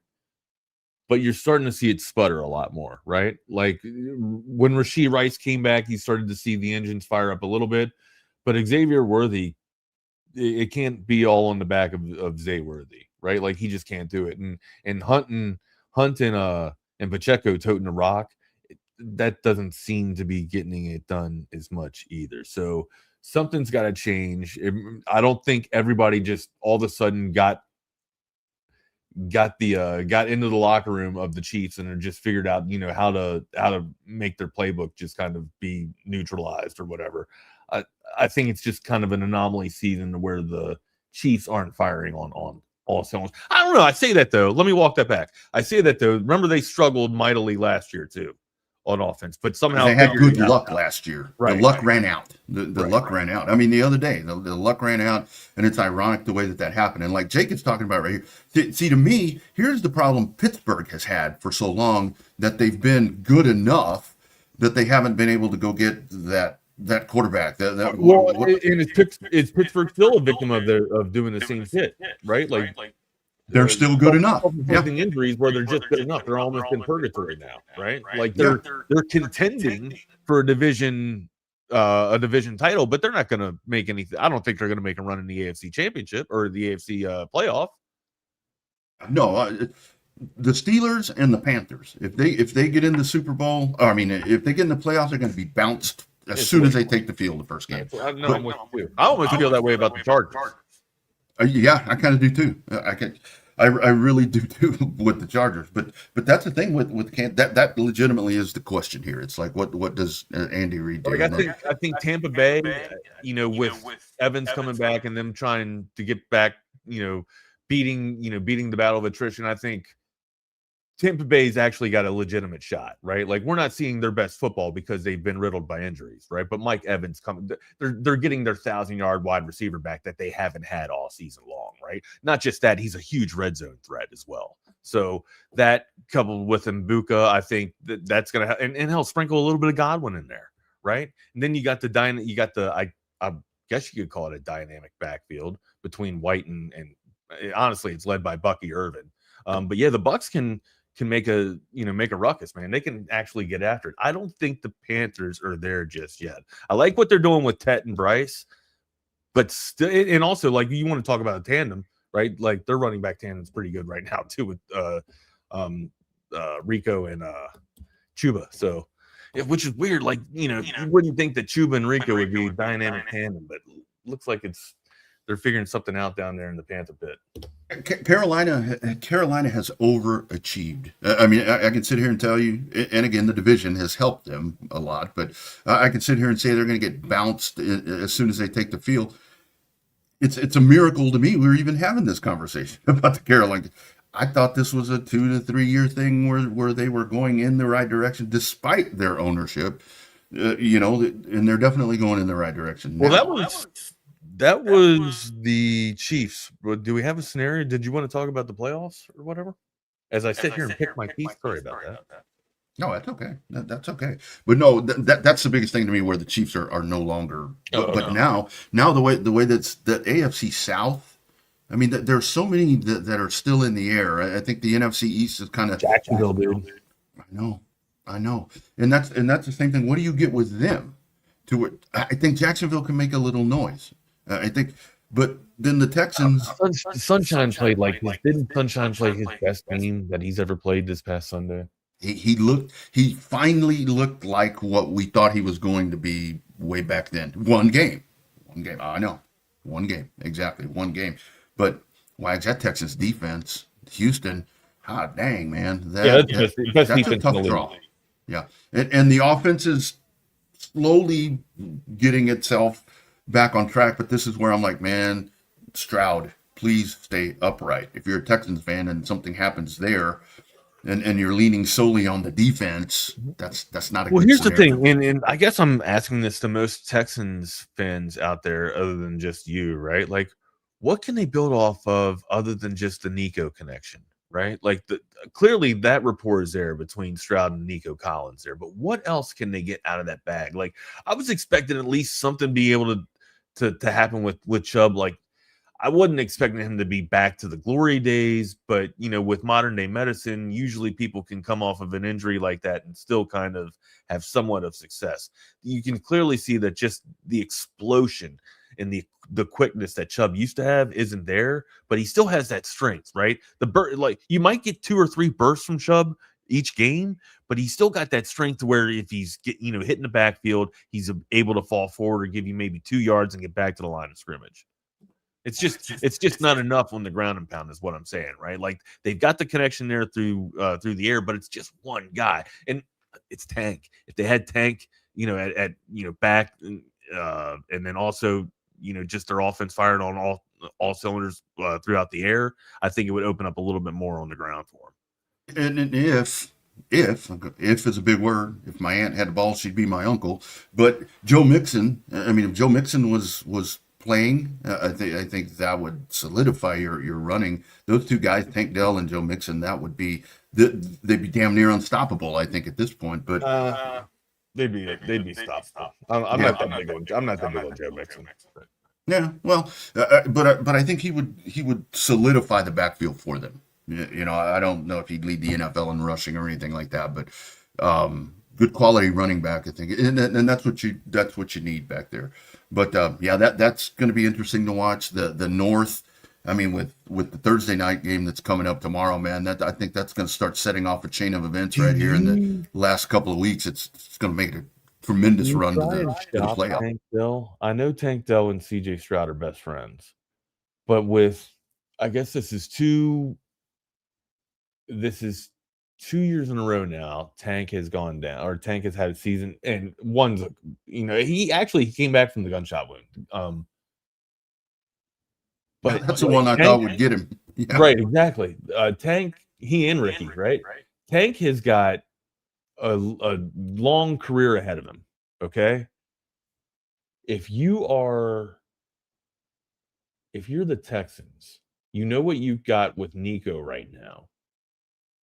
The line's breaking down just a little bit. Do you shop Tank, get a lineman in return, and maybe some draft capital and start to build that way? I mean, we're talking about a team that was, 2 games removed from the AFC Championship not too long ago, or a game removed from the AFC Championship, on a quarterback rookie season, right? And a head coach that was fairly new to the game too. So I think if you're the Texans, the future's bright. You just got to make the right move, which, hell, man, sometimes it could be a knee-jerk. Sometimes you have to make that knee-jerk reaction to get a lot of franchise players into that organization or into the locker room. Would you shop Tank Dell? I think you do. It's a painful business decision because it's like it sucks. It absolutely sucks because he's the talent that you're going to get. With Nico or Tank has got to go, and it's the same kind of scenario that you're seeing with the Bengals, right? Like they can't keep Higgins and they can't keep Chase. Somebody's got to go. It's with Tank Dell. He's amazing when he's on the field, and that's where, I mean, you have to take that risk where you're gonna shop him and you're gonna send him somewhere. You're gonna get what you get. He goes off and he's great. You can't control that. It's a risk you have to take. But I do, and it's a viable shopping tool. There would be demand for him. And you do have some areas to where you can build this franchise for 5 to 7 years. Yeah, maybe with what you're getting in return with the right return on that, right? But I think you got to make the move now before Tank. I think the narrative is going to get out there that Tank might be prone to injury, so I think that's why you do it now before that gets out there on him, or I guess that negative mark gets on his record there. Bear still can't decide between Dowdle and Pittman for the flex. Well, let's break this down, right? Pittman's got Rivers, okay? So there's that, right? Like there's Rivers coming to Indianapolis and not being on the same page and trying to still build a rapport with Pittman. What do we know from Rivers in his heyday, right? He loved his tight ends, loved utilizing the tight end. He's got one hellacious dude to work with right there with Warren. I think maybe that's probably in a quarterback that's still trying to feel out his offense, still trying to get established and connected with his offense. He's probably going to rely on a safety blanket, which is going to be, Warren. I don't know if this is going to happen. This is just my thought process on it, right? He's probably going to roll with Tyler Warren there. And also, like Rivers didn't have the strongest arm back 5 years ago before he was slinging it all the time, right? He still had that shot put kind of delivery. The same delivery is still there, and the arm strength isn't exactly down. So how much further is he going down the field? Pittman usually works between the hashes, and Pierce is the guy that hits him for the deep strikes. Even with all that said, I think your best bet is leaning into the bag of Rico this week, right? Like he's going to get his totes, that, and you just don't know how many targets that Pittman's going to get with Phil Rivers being new to the organization or new to the locker room. I would go with Rico Dowdle. That's just my logic, breaking it all down for you, Bear. Great question. Thank you. In that whole conversation with the Panthers, I mean, that's where, if the Cowboys running game hadn't improved, the way it has, you'd look at that move of Rico Dowdle going to Carolina, and it's like, damn, that's your guy. That's your guy that you could have had. He's been tremendous for them. I mean, but yeah, Rivers. There are so many limitations right there. You have to factor that in. And I got to tell you, I wasn't going to talk shit about Phillip Rivers regardless. We had a bowling outing on Monday night, Wags. I can barely move this arm. Was Phil Rivers there talking trash at the bowling alley? He was over there drinking long neck beers with me, and I can barely move my arm. Blake Bortles there next to you, ripping heaters. Blake Bortles, nice. The great Blake Bortles. What's up, gents? How are we? Double R, no Blake Bortles slander, by the way, sir. UCF crap. Great Blake Bortles. Great. I'll take Blake any day, man. Me and Blake sitting next to each other with a pack of smokes, just ripping. Yeah, am I the only one hearing an echo? No, you're just about to say Rodney's got to go. Once Rodney leaves, the echo will be gone. Okay. All right. And speaking of that, guys, I'm going to head out. Be safe getting back here. 10-hour drive. It's going to be bad roads. Have be fun. Safe getting back to Austin. There he goes. What's up, guys? Hey, just another morning there. covering college sports in the month of December. So exactly. Yeah. It's been a busy week so far. Hey, you know what, gents? It's a good job to have. It's a good job to have. Your thoughts on basketball last night? What do you take from? I know, I get it, right? From out rebounding an opponent by 20-some points, just. All right, Wags. I'll try to work on bench minutes. You know what I mean? Work on bench minutes. So I'll try to actually give something substantive, right? Because I mean, listen, the schedule is the schedule, right? So you got to Maryland Eastern Shore next week, so or next match. So. Yeah, you got to try and find something from it. Okay, this is what I took from it. One, I don't care if it's Lemoyne, Maryland Eastern Shore, Austin School of the Deaf and Blind. Okay, whatever. If you can hold an opponent to 28% shooting. That is positive, right? Especially considering Texas has really struggled against D1 opponents. You and I talked about that last week, Wags, right? At one point against the UConn was shooting like 74% in the first half. So it is UConn, though. We get that, but still, right? No, of course. Right. But that's a positive that they made Lemoyne look the way they should have made Lemoyne look, right? So that's a plus. I don't know how you feel about the guard play, Wags. That's where I'm at. That's what I was just talking about. Like. I like what Pope has been doing so far in the young campaign, but if that's what we're relying on, this isn't going to work, right? It's just not going to happen. And the Swiss Army knife with Mark, that's great too. It's unorthodox as hell. Swain being able to carve in there and find baskets when he can, or just carve out his own baskets. But ultimately, we just don't have a shooter. There's just no shooter. I'm sorry. There's a comment from. Oh no, you're good. There's a comment from Chris Bennett. Don't throw it up, Jordan. But I will read it up. So didn't Lemoyne reject John Bianco? I saw that. I should have asked John Bianco that. I found out that for those who know who John Bianco is, he's a native of that area. So I'll have to go back and ask him next time I see him. Wax, to your point, like, here's the thing with the guard play, right? There is no free agency. There's no trade deadline in basketball right now, in college sports right now. It'll probably be there in a few years, but it's not there now. So who they have is who they have. Right. I would continue to say something blue in the face. Play to Jordan Pope's strengths, right? He is an undersized 2 guard. Don't try and make him a 1 guard. You got 5 assists from Dalen Swain. You got 4 from a couple of guys. This team has solid passing, kind of side pieces, right? In terms of Matis is a good passing big man. Use those guys, Tremont at the wing. Use those guys to kind of facilitate the offense, and don't just go square peg round hole like last year in putting Jordan Pope in that point guard role, right? So that's why I think you have to do it. And I get it. He's the only one that can get his own shot. Yeah, consistently. I understand that, and you need that as a point guard. But let's start setting stack screens for Mark or Swain or whatever, and then have basically Heidi or Pope sitting there waiting to have the release. If you're cutting to the basket and then kick out. It seems like easy, fundamental fucking basketball. Like, I don't know why we're not. That's why I'm frustrated. I don't know why we're not doing it. You're right, because you didn't see it against UConn, right? Cam Heidi got 1 shot up, and his whole purpose is to stretch the floor, right? And be that guy kind of camps out in the corner. This is what I want to get your thoughts on before you leave. I'm sold on Matis being a maybe not 16-8 in the SEC, but I'm sold in SEC play, but I'm sold on him being 12-6, and occasionally, depending on the opponent, he can give you 18-19, which is better than what they got last year. What's your thought? Yeah, there's a lot. I think so, because he's got the width, right? But there's a lot of height in the SEC. I mean, there's a lot of 7-footers in the SEC right there. I think it's doable. Though, just because of his size, and his footwork. Like, I think that's where he's got a lot of the other I'll say American centers, right? Because his footwork is a lot better, just because of him playing soccer and shit like that. So no doubt, like that, and you watching this team as closely as you do, Matis is decisive into his first move, right? It's not ball hits, stick, dribble. Like, it's premeditated. Yeah, it's premeditated. He is decisive into that move. So that's what I think Right now, we were debating this, myself, Thomas Jones.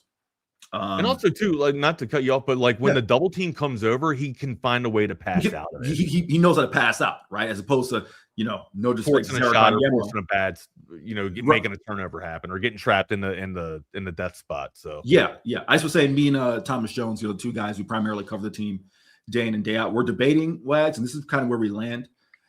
I think both of us have this between 8-10 and 9-9 or 10-8 in league play. Okay. And I think that's okay. That's okay. That's acceptable. I think 8-10 gets you in. I know the SEC technically isn't as strong as it was last year, which was like the greatest league of all time, to where 6-12 got Texas in. Right. But I think 8-10. Hopefully not the date. 8 wins. That's probably the ceiling. I would say 10 wins for sure. Of course, right? 10, let's just get 10 wins to be safe. But I think 8. I think you're good. Like 8 wins. 8 wins with this conference, with the stalwarts in this conference. Yeah, I think 8 wins is the ticket puncher. That's probably the gatekeeper. Yeah, for my sake, I just hope it's 9 or 10 because I don't want to go to Dayton again. No disrespect to Dayton. It's Wags. Have you been to Dayton? No, Dayton, Ohio.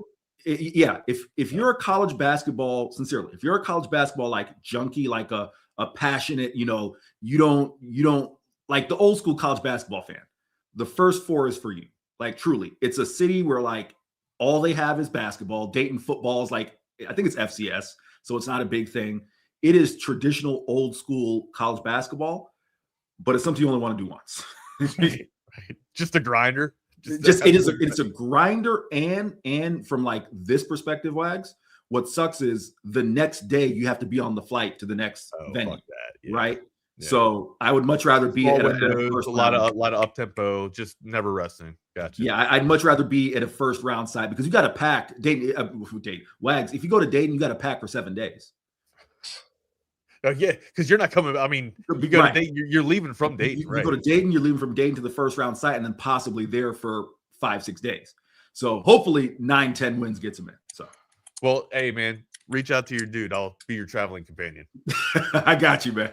All right, brother. Hey, you guys have a great show, man. I'll be listening. Appreciate it, sir. We'll see you. Hey, welcome into the Lone Star Playbook, Eric. I'm assuming you want to leave the Texas basketball talk.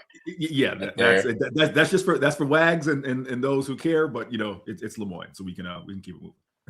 No doubt. Where is Lemoyne? I know you talked about Bianco's from there, and I did see his post on Twitter. But where even is Lemoyne? Oh, I didn't know that Bianco posted about it. Lemoyne is right outside of Syracuse, New York. Okay. Yeah. No. Bianco.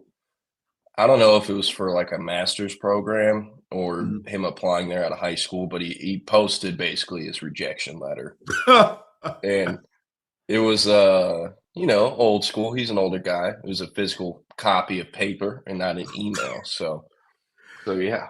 George, I only laughed because Bianco showed up to the game last night and stayed the entire game. He didn't like just show up for like a quarter or like for a half. He showed up, stayed for the entire game. I guess he's from that area up in like Pennsylvania, where Sean Miller's from. So he like through 6 degrees of separation knows the Miller family. So he stayed through presser and was like chopping it up with Sean Miller afterwards. So that's why I got a laugh out of that comment. But yeah, this shit's personal, coach. We got to cover. Yeah, it's personal. Whatever the line is, we're covering. But yeah. So all right. Well, hey, let's get right into it. Some big news out of the NFL this morning. Quinn Ewers starting his first ever game of his professional career versus Cincinnati Bengals. Tua turned the ball over, has been benched for turning the ball over. First thing I thought when I saw the Schefter tweet is like, I wonder what Sark thinks about this, because they're both his guys. So I don't know. Sure, he's happy for Quinn. I'm happy for Quinn. Very interested to see what it looks like. Obviously, at all the talent in the world, one of the top-ranked prospects in the history of the recruiting industry out of South Lake Carroll.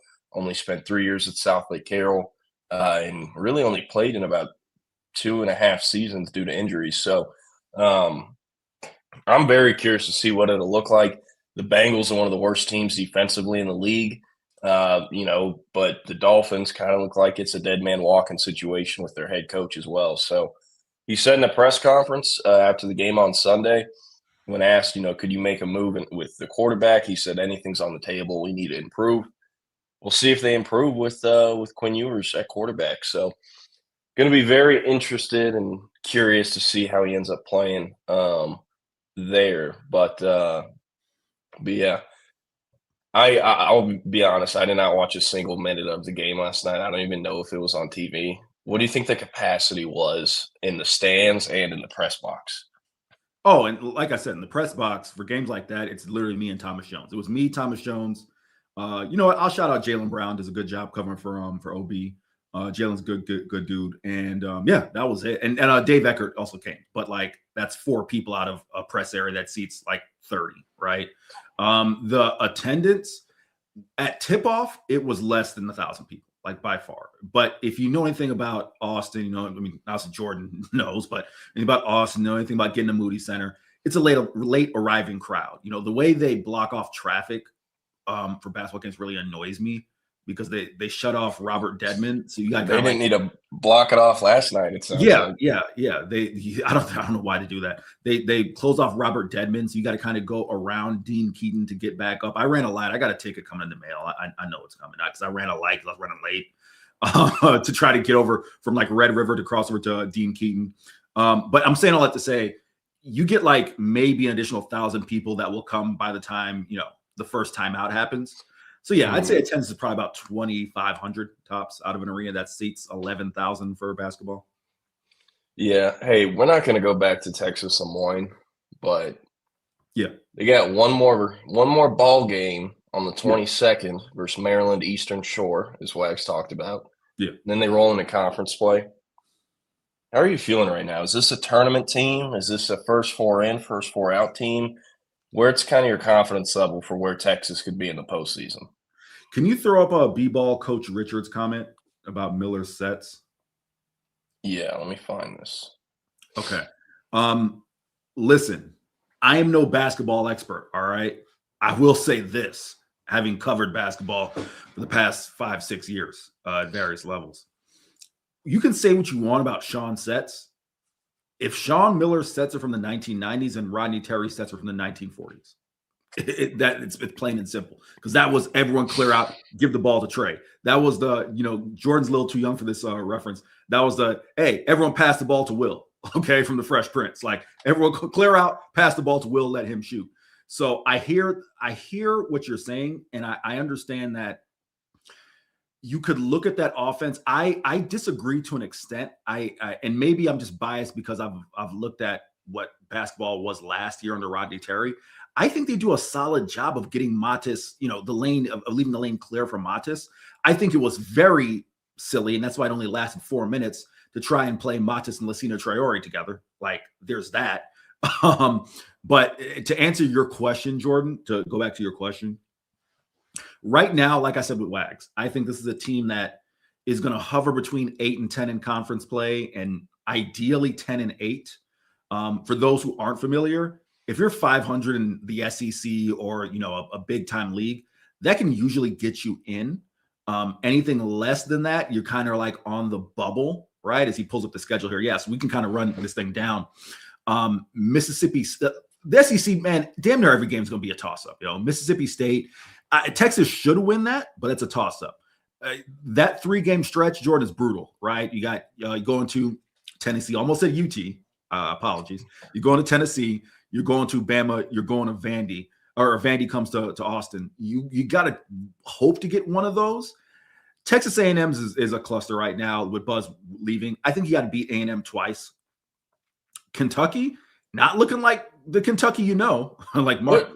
What's going on up there? I mean, I know their fans are going to be pissed if they're not undefeated, but like, is there actually a chance he can get fired after this year? Like, no. Are they doing that bad?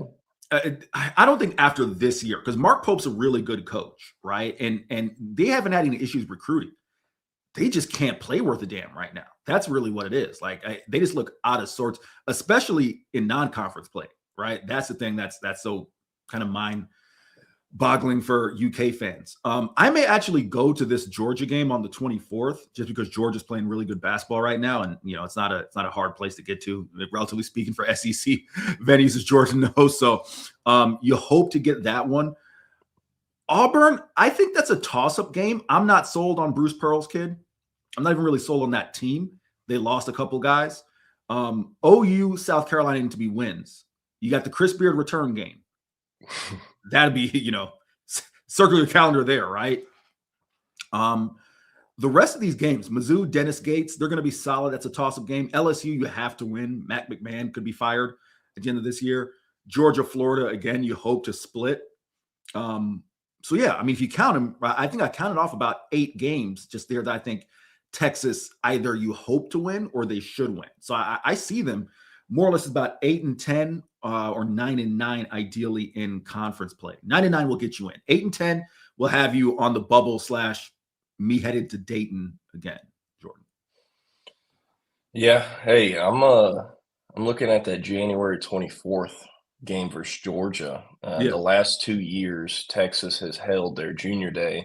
Well, they always hold it on a Saturday because school's back in session by the end of January. But they've tried to hold it on a Saturday that lines up with the Texas home basketball game. And then, they do junior day stuff and get to take the players or the recruits over to the game and get to watch the ball game. And it also doesn't take up any seats or anything from like normal spectators because they stick them like up in the sky in the rafters where there's like standing room only. And I totally forget who it was, but I think it would have been the January 2024 junior day. Texas hit a buzzer beater to win the game, and vibes are pretty high from all the recruits coming out of it because it was a great game. I couldn't even tell you who hit the shot or who they played. But 24, that should have been Tyrese Hunter Baylor, if memory serves me correct. Yeah, I think you are correct. It was Tyrese Hunter. I don't know if it's Baylor, but it was Tyrese Hunter. I know that. So I don't know. Maybe the Georgia Dogs or Georgia Dogs versus Texas for the junior day. What I want to ask you what you think of this. The oldest and youngest players in Division I men's basketball. For those who can't tell, there is a freshman who is my age. He's 23 years old.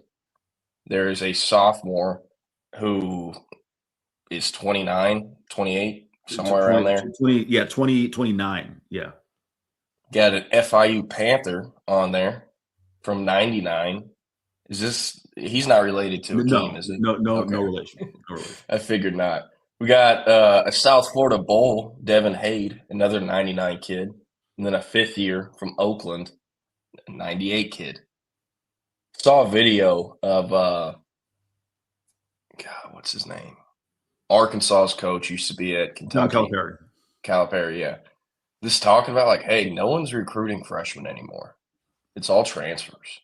So how does this affect basketball long term? Because if everyone's taking transfers, that means there's like 60% of a freshman class than there used to be. So how does it work 3-4 years down the road? Like, is this going to offset it where one random recruiting class, there's going to be like 140% more kids in a recruiting class than there should be? And not like in one school's class, but like in a graduating recruiting cycle, I should say. I'm very curious to see how that goes. I don't know if you have any thoughts on this. I know it's kind of plagued everyone in college basketball, just a bunch of unks and old heads playing what is called college basketball. Jordan, that comment by Nathan just answered basically your question. They're taking G League and Euro pros now. So that's why Sean has really leaned into the European recruiting, signing Declan Duru, right? Now, Declan's is 18. Like, Declan's actually a young man who played for Real Madrid. Their, youth team, their under 18 team, and now is 18 as a freshman. But Texas just faced, oh my gosh, who was it? Virginia. And they had a kid who literally went through the pre-draft process with Indiana, with the Pacers.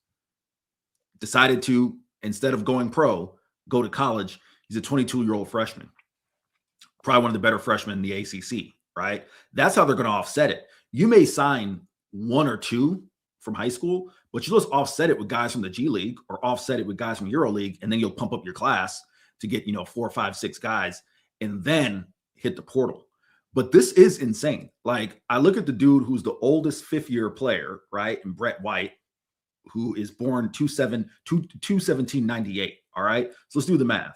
He's a 5th-year player, which means in theory, he started around that COVID year, right? 2020, 2021. He's 7 years younger than me. I'm born in 1991, and I graduated college a damn near a decade ago. Like, actually a decade ago, right? That math doesn't make any sense. Yeah. I mean, this freshman, Tomislav Boljan, I hope I said his name right. He was born 3 months before I was. If I didn't go to college, but if I did, I would have graduated in May of 2025, and this kid is a freshman in college at 23. And also, Stupid. not for anything. Now, I want to say this, so this falls on me. Jordan gets no blowback from this. That dude was a sophomore. He looked like he about 40. That dude looks like he's forged papers. That dude looks like he has multiple kids. Have you seen? I don't even know the dude's name, and I know this has happened a few times around the country. Like, when some guy forges his papers and he's like a 28-year-old averaging 20-something in high school until people find out. Right. Some Chad Powers stuff. By the way, started watching Chad Powers last night. Pretty funny. I like it. It's not too serious. Girlfriend will watch it. Glenn Powell's in it. She likes that part. But it is pretty funny, and there's a lot of like references. Like, I can't believe I'm about to say this. So the plot of the show is this former college quarterback who's really good but had a lot of off the field shit that never let him have a chance at the pros or anything. 8 years after his college career ends, he gets an idea that he's going to disguise himself and like wear like these special masks and makeup, and he goes by a different name. And he's playing at a made-up school called South Georgia. I'm only 4 episodes in, but they played Ole Miss and Tennessee, so I assume they're like in the SEC hypothetically. But because he's wearing this makeup and mask stuff, like he can't like shower in the locker room or in front of his teammates because it's going to come off. And he has to, play things very safe because his mask can't come off. He's a very recognizable person of who he actually is. And the head coach walks up to him in the locker room and he's like, "Man, why aren't you taking a shower?" And he's like, "Oh, I can't." And he, makes up some excuse for why he can't take showers. And he's like, "I want to be in there." And he's like, "I know you want to be in there, coach." He's like, "No, I can't." He's like, "I know you do, but Sandusky, you're not allowed to." And it's like, Jesus Christ. Oh, wow. I just caught that. Yeah, but it is funny. And it's also interesting. Peyton Manning and Eli Manning are like executive producers on it.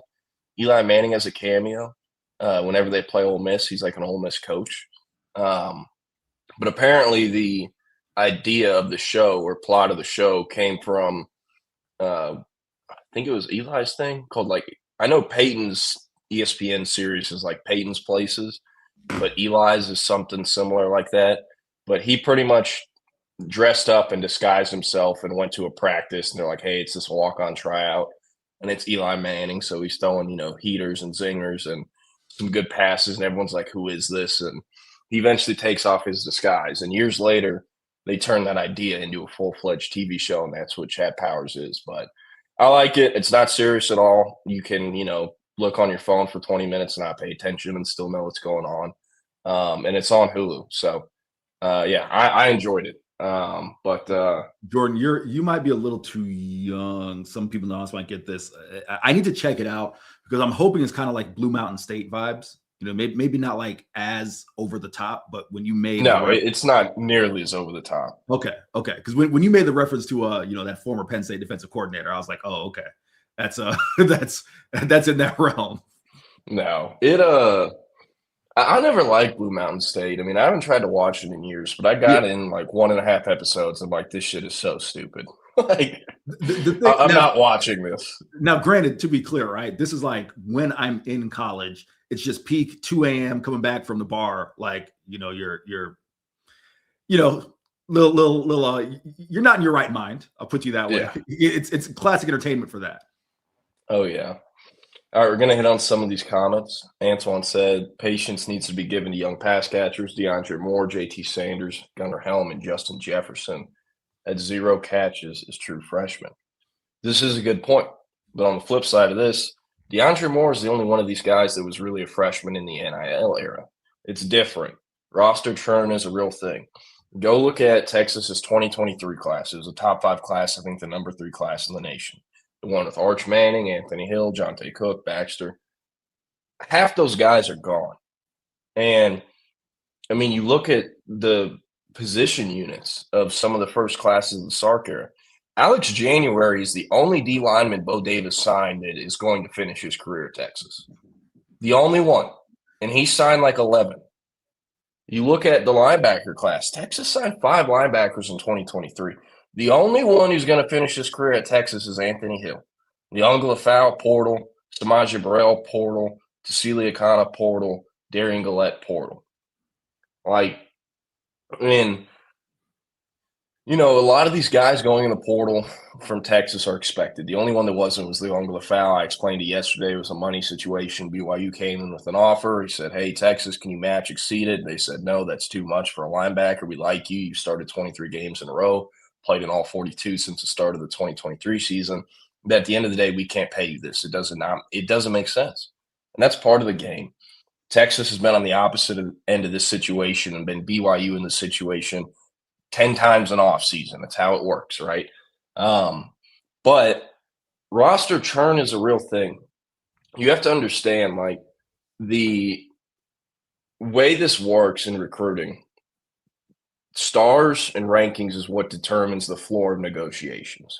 That is what determines the starting point for negotiations for rev share contracts, NIL. And, you know, if you're a 5-star, even though you haven't played, and it might be a situation like Khalil Lockett where he didn't play at all as a true freshman, you still have to pay him close to $1 million because someone else will. And you still have to pay him close to $1 million as a freshman and pay even more than that to keep him next year because someone else will pay that. It's part of the game. And over time, you have to make decisions like the Leonga Lafau decision whenever other schools come in. And it's ultimately up to the kid or up to Texas to match. They can't match it for everyone, and they're not going to match it for everyone. But as it goes on, and you only have so many scholarship spots, especially when it was under 85, now it's moving to 105, you have to cut the fat every year and cut the dead weight. In 2022, they shed a few guys after year 1, even more after year 2, even more after year 3.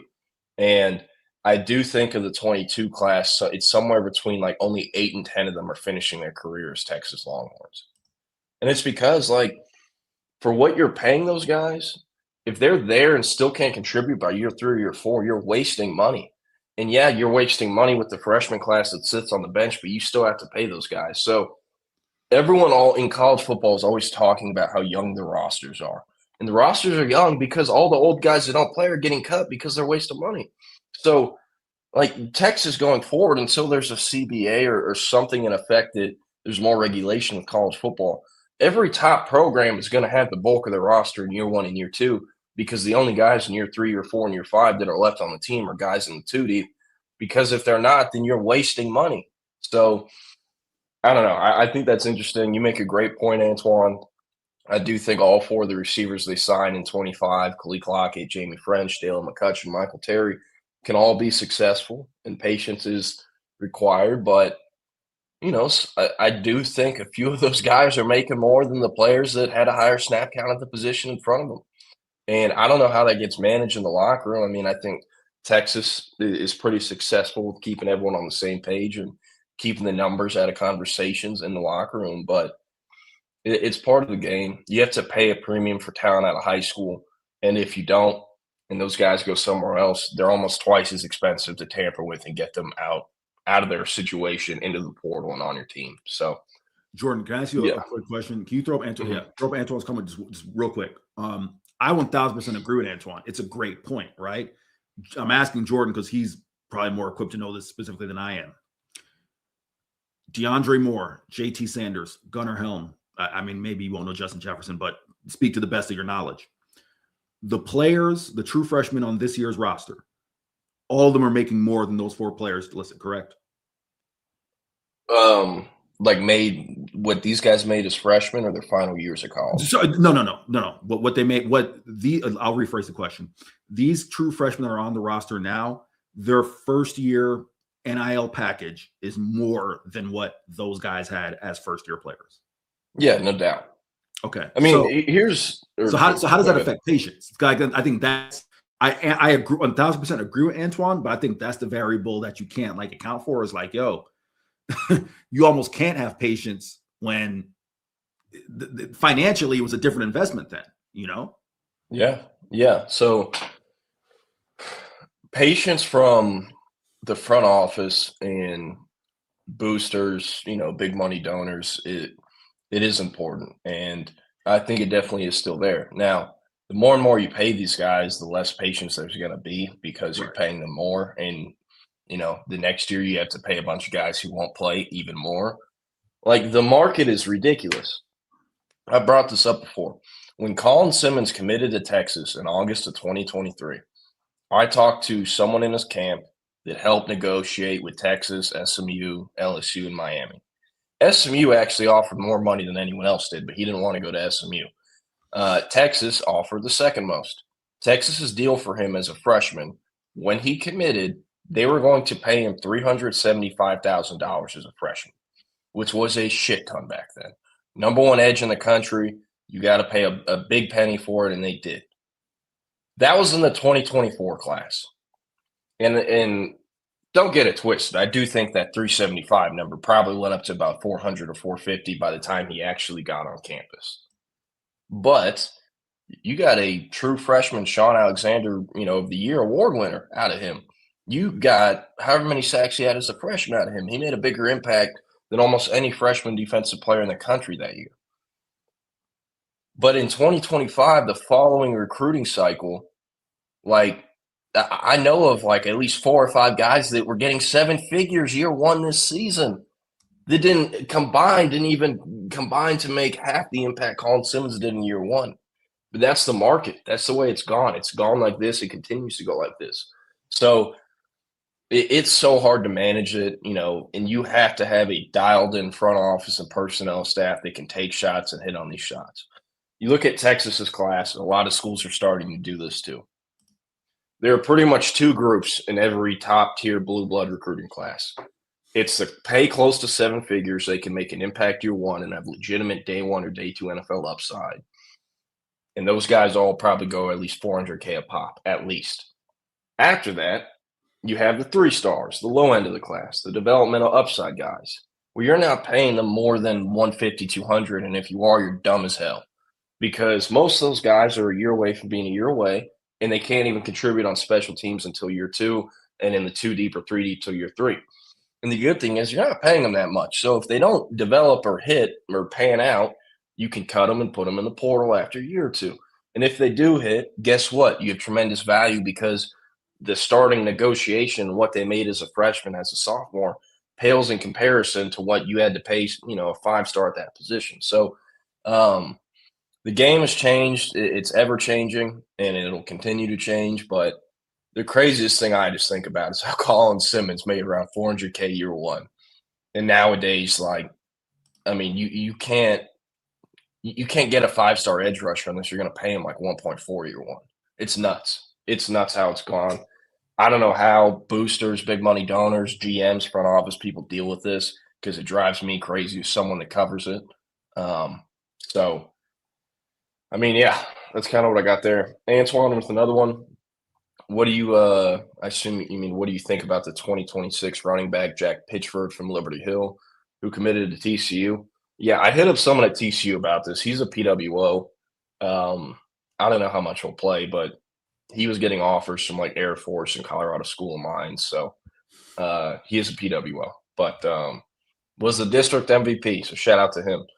Also, thoughts on TCU signing 21 in-state recruits in a 22-man class. Yeah, the only kid they didn't is a JUCO kid from Corsicana, but he's originally from Georgia. Kind of an interesting story. Small-town Georgia kid, played both ways. Went to Georgia Tech as a linebacker, left after 1 year in the portal, went JUCO. And he is now the number – where is this? He is now the number 2 JUCO tight end in the country, number 36 overall prospect, Nakaria Ashley. But the rest of this class, I like it a lot. They're 2 top-ranked kids are my nephews, Carter Buck, Jason Bradford out of Temple and Lake Travis. I do think both are going to contribute year one, probably not start, but will contribute. This Amante Martin kid rocks. This is Cam Martin's little brother, by the way, and the cousin of Jamal Charles. This Zachary Taylor kid, I know how he looks on the hoof, but tested better than almost anyone at Under Armour Houston. I mean, he ran a blazing 40. He also hit like 10.48 in the 100-meter. This Vincent Johnson Jr. kid is a kid Kyle Flood liked a lot early on, but they never offered him. And then Jesse Ford, kind of I don't know really how to describe him without it coming off as a diss, but not the most talented guy, but he's tested well and is one of those guys that plays with his hair on fire. So, like, he can definitely make something out of that. This Camille Pruitt kid, they flipped him from somewhere, I'm not sure. But he ran like the second or third fastest 40 at Under Armour Dallas and went like 4.43, 6'1", 165. I think he can be a draft guy one day. Really good ball skills, consistently wins at the catch point. Just a dog out of East Arlington. Asen Theus has been a key cog in Duncanville's receiving corps for years. Obviously, everyone talks about DeCorian Moore, Zach Turner, and now Trent Yancey. But, I mean, Theus has been a 3-year starter, has been incredibly consistent, and a really good get for TCU because, I mean, if this kid was at any other school besides Duncanville, he would have had like 3 years in a row of 1,000 yards receiving, tests well, a little undersized, but plays above listed size and can be a good slot. This Jack Dalton kid, I've seen him play. Another one that on the hoof, it'll seem crazy, but this kid has gone sub-11. He's tested really well. Not really a dual threat, but an athletic pocket passer. And an efficient chains mover. I mean, I saw him play Willis this year. I've seen the Woodland several times throughout his career. He can be something. James Scott, this kid's kind of a receiver, tight end tweener, 6'5", 215. And then Javori Graham. Cool story here. He's partially deaf, so his voice, sounds kind of interesting, but has been a huge part of a turnaround at San Antonio Harlan, led them back-to-back years to the deepest they've ever gone in the playoffs. I believe second and third round, and really got San Antonio Harlan jumping. And then Brock King, another Port Arthur Memorial kid. Texas offered this kid, but, was always kind of lower on the board. Really sticky man corner. He's just 5'9", 178. So his recruitment started to become more and more limited as, people realized he wasn't growing because he was a kid that popped on the scene really early. And then Noriel Dominguez, Pac-Man, 6'2", 225. Super, super, super productive player. The only thing is he's tested horribly, but really productive, true Mike backer. And, I mean, if they can get some athleticism out of him, they'll have a lot of value there. And then 2 Austin area kids, Cooper Reed out of Dripping Springs, Maddox Flint out of Westlake. Cooper Reed, they flipped him from Arizona State. Really good X-receiver who is another guy that can consistently win at the catch point. And then Flint, I'll be honest, I don't know much to say about him. I haven't seen him that much at Westlake. And Braden Bach, I know this kid's agent, a tremendous deal by the agent, by the way. This kid's getting paid more than most of their class, to my knowledge. I don't know, could be a solid tight end. He chose TCU over Kansas and Kansas State. So, I like their class a lot. I like the fact that 21 of the 22 kids are high school kids from the state of Texas. While I do think TCU and Sonny Dykes and their staff have made a few bad personnel decisions, this is a really good class they have coming in, and should have a lot of success with those cats. But all right, we had to talk about it at some point. Eric's favorite Floridian, Warren Sapp, called Texas high school football fake football. Not only did he do that, he did it talking or in the comment section of a post that was shitting on DeSoto running back Rod Baker, who has rushed for like 1,200 yards in 5 playoff games and like 20 touchdowns. Colorado just offered this kid 2 days ago. The day after they offer him, Warren Sapp is in the comment section of a post downplaying Sherrod Baker's playoff run, saying Texas is fake football. Any thoughts here? I know Warren Sapp is just your favorite. All right. Where do I start? Also, CB, I'm also going to hit on your comment. I saw you said, what did Stark have to say at Citrus Bowl availability yesterday? That was not a public availability. I knew he went because obviously I saw Bianco at the game yesterday, but I'm trying to find a video of that, CB, if possible. So I'll circle back, if not today, on tomorrow's show. But as to Warren Sapp, this is what Warren Sapp is. Listen, Texas high school football fans have all the reason in the world to be like, shut the F up. I'm just telling you right now, for those who are not familiar with Warren Sapp, you're talking to someone who grew up with Warren Sapp's ascension to be like the great Hall of Famer that he is. Anyone roughly like, I guess a little older than me, has a story of Warren Sapp being a complete jerk, right? Like Warren Sapp legit would get tickets driving down Dale Mabry Highway, which is one of the main highways in Tampa, heading to the stadium, get tickets, legit throw them, crumble them up, throw them at the cop and be like, yo, here's $500. Like, that's who we're talking about. Anything comes out of this dude's mouth, you can't take it seriously. I have said on this show, okay, obviously I love Florida high school football. In terms of atmosphere, not even close. You take a look at those, 1,500 people in the stands at Pitbull Stadium for a high school championship game compared to what you'd have at AT&T, right? There's that. Just to say, like, this is why, Jordan, I'm trying to actually make a coherent point instead of just rambling. I understand Deion Sanders hiring guys like Marshall Faulk and Warren Sapp and one on the staff, right? And I'm not comparing Marshall Faulk to Warren Sapp, but this is really what you want as representative of your program. Forget what you may think of Texas high school football. Forget the fact that and listen, Sapp's big, like Florida, because he's, for those who don't know, he's from right outside of Orlando. Went to Apopka High. It's a school I'm sure Jordan's heard of. Apopka puts players in big time D1 programs. Dog, you're trying to recruit for a college program. You just offered kids from Texas. What? So yeah, thoughts on that? Just complete idiocy. Why I wouldn't want him representing a college program. Sapp is great to represent himself, but it's stuff like this why I would have never employed a guy like this. And just to be completely transparent, again, who the hell am I to tell Warren Sapp what you can and can't do about coaching defensive line, right?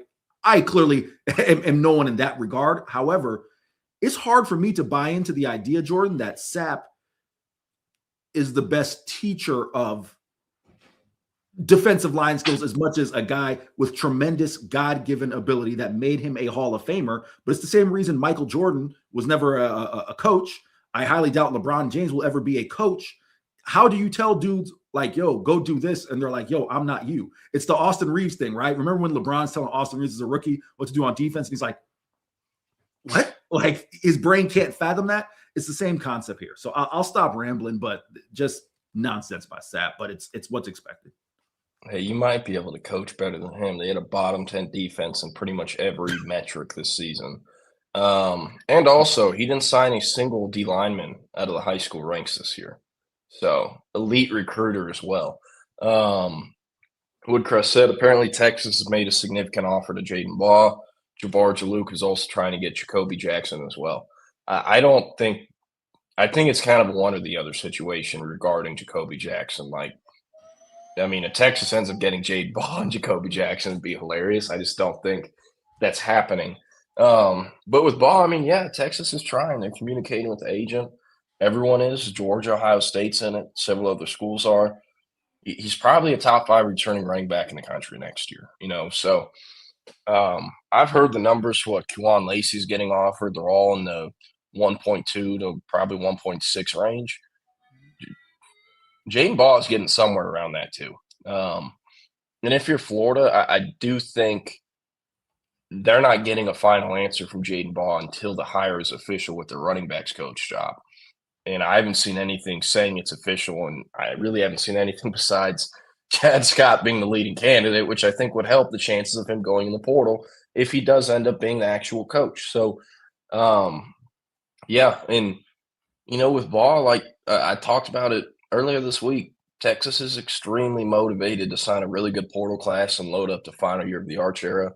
Jaden Baugh is an example of that if they were to get him. Extremely motivated.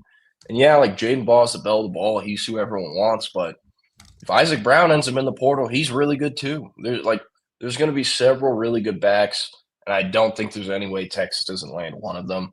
They know the need in that room and are willing / very ready to pay what that takes to get that player. So I do think if Jaden Baugh if he ends up back at Florida, it is less to do with money and more to do he wants to stay there, because Texas and all these schools trying to get him will pretty much pay whatever it takes. So Jordan, real quick, just so I can follow up on what CB said. CB said, what did Sark have to say at Citrus Bowl availability yesterday? CB, just so you know, like with bowl games like this, a lot of times the head coaches will fly into that city and do availability with the local media there that is specific to them. So that looks like, as best as I can see, that was the local TVs in Orlando and the Orlando Sentinel. So it wasn't made public. I saw like some clips came out, but I don't have a full transcript. So just FYI, if there's something that like notable that comes out, I'll circle back with UT, see if I can get some of it. But I doubt it's gonna be anything noteworthy. I guess he did comment on Arch coming back. So that may be the only thing that's worth talking about tomorrow, Jordan. Got it. Yeah, Legend Bay get out of his paperwork. Eric, do you know what I'm talking about here, Legend Bay? Did you see any of this? I know the name, but I don't like wholly know the details of the story. Okay, here's the story. Some great recruiting lore. This story will live on for a few years. Legend Bay is a top 247 athlete at North Forney. He actually has gone to like 5 different high schools in 4 years. Not really his fault. His mom is crazy. That has been documented at this point. So he commits to Tennessee back in the summer. They're taking him as a receiver. He's been a high school quarterback everywhere he's been, but it's always been clear he's a receiver, at the next level. And Ohio State offered him in May, didn't really push for him, but he had a tremendous senior year. They turned up the heat. They end up getting him to OV in November, and they flip him. He's going to Ohio State. The thing is, his mom wants him at Tennessee and was pissed that he flipped to Ohio State. And the relationship got so heated and so tense, he wanted to go to Ohio State. She wanted him at Tennessee. That before signing day, he wasn't even going home after school anymore. He was living with the coach or on his buddy's couch because his mom in that situation was so crazy. And so much so that one day, like a week before signing day, his mom showed up to the school with an agent trying to talk to her son and get him to sign something. And he did not want to talk to her. And they ended up getting the mom and the agent apparently escorted off campus. So signing day, he has a ceremony in the North Forney gym. Ohio State is everywhere. He's wearing all this Ohio State gear. It's all on the table. He's ready to go there. He's going to sign there. And the mom still wants him at Tennessee. And the coaches were afraid she would show up and make a scene. So they kind of, figured out a plan where if she did show up, they would figure out a way to cool it down or remove her. Now, she did not end up showing up. But the thing is, Ohio State never posted his letter of intent because he's 17 years old. If you're 17, you have to have a guardian or a parent sign it. His mom's is the only parent in the picture, to my understanding. She refused to sign it because she wanted him at Tennessee. So why did she want him at Tennessee so badly, right? That's probably a question everyone's asking. Well, they offered slightly more than Ohio State did, around $100,000 more for year one. And they also, I was told, offered her a house, a car, and a few $100,000 to the mom if he was going to go to Tennessee. A house in Knoxville, a car in Knoxville, and a few $100,000. And that's why she wanted him at Tennessee. Ohio State wasn't going to pay her anything because in most cases, you should not have to pay the parent anything to get the kid. So he disappears after the signing day ceremony, goes home. He's with his mom, and they can't get a hold of him. The coaches at North Forney can't, coaches at Tennessee or Ohio State can't, and no one knows what the hell is going on. And then Tennessee posts his letter of intent. He signed with Tennessee.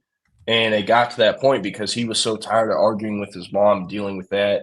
And his brother and other family also wanted him at Tennessee for obvious reasons.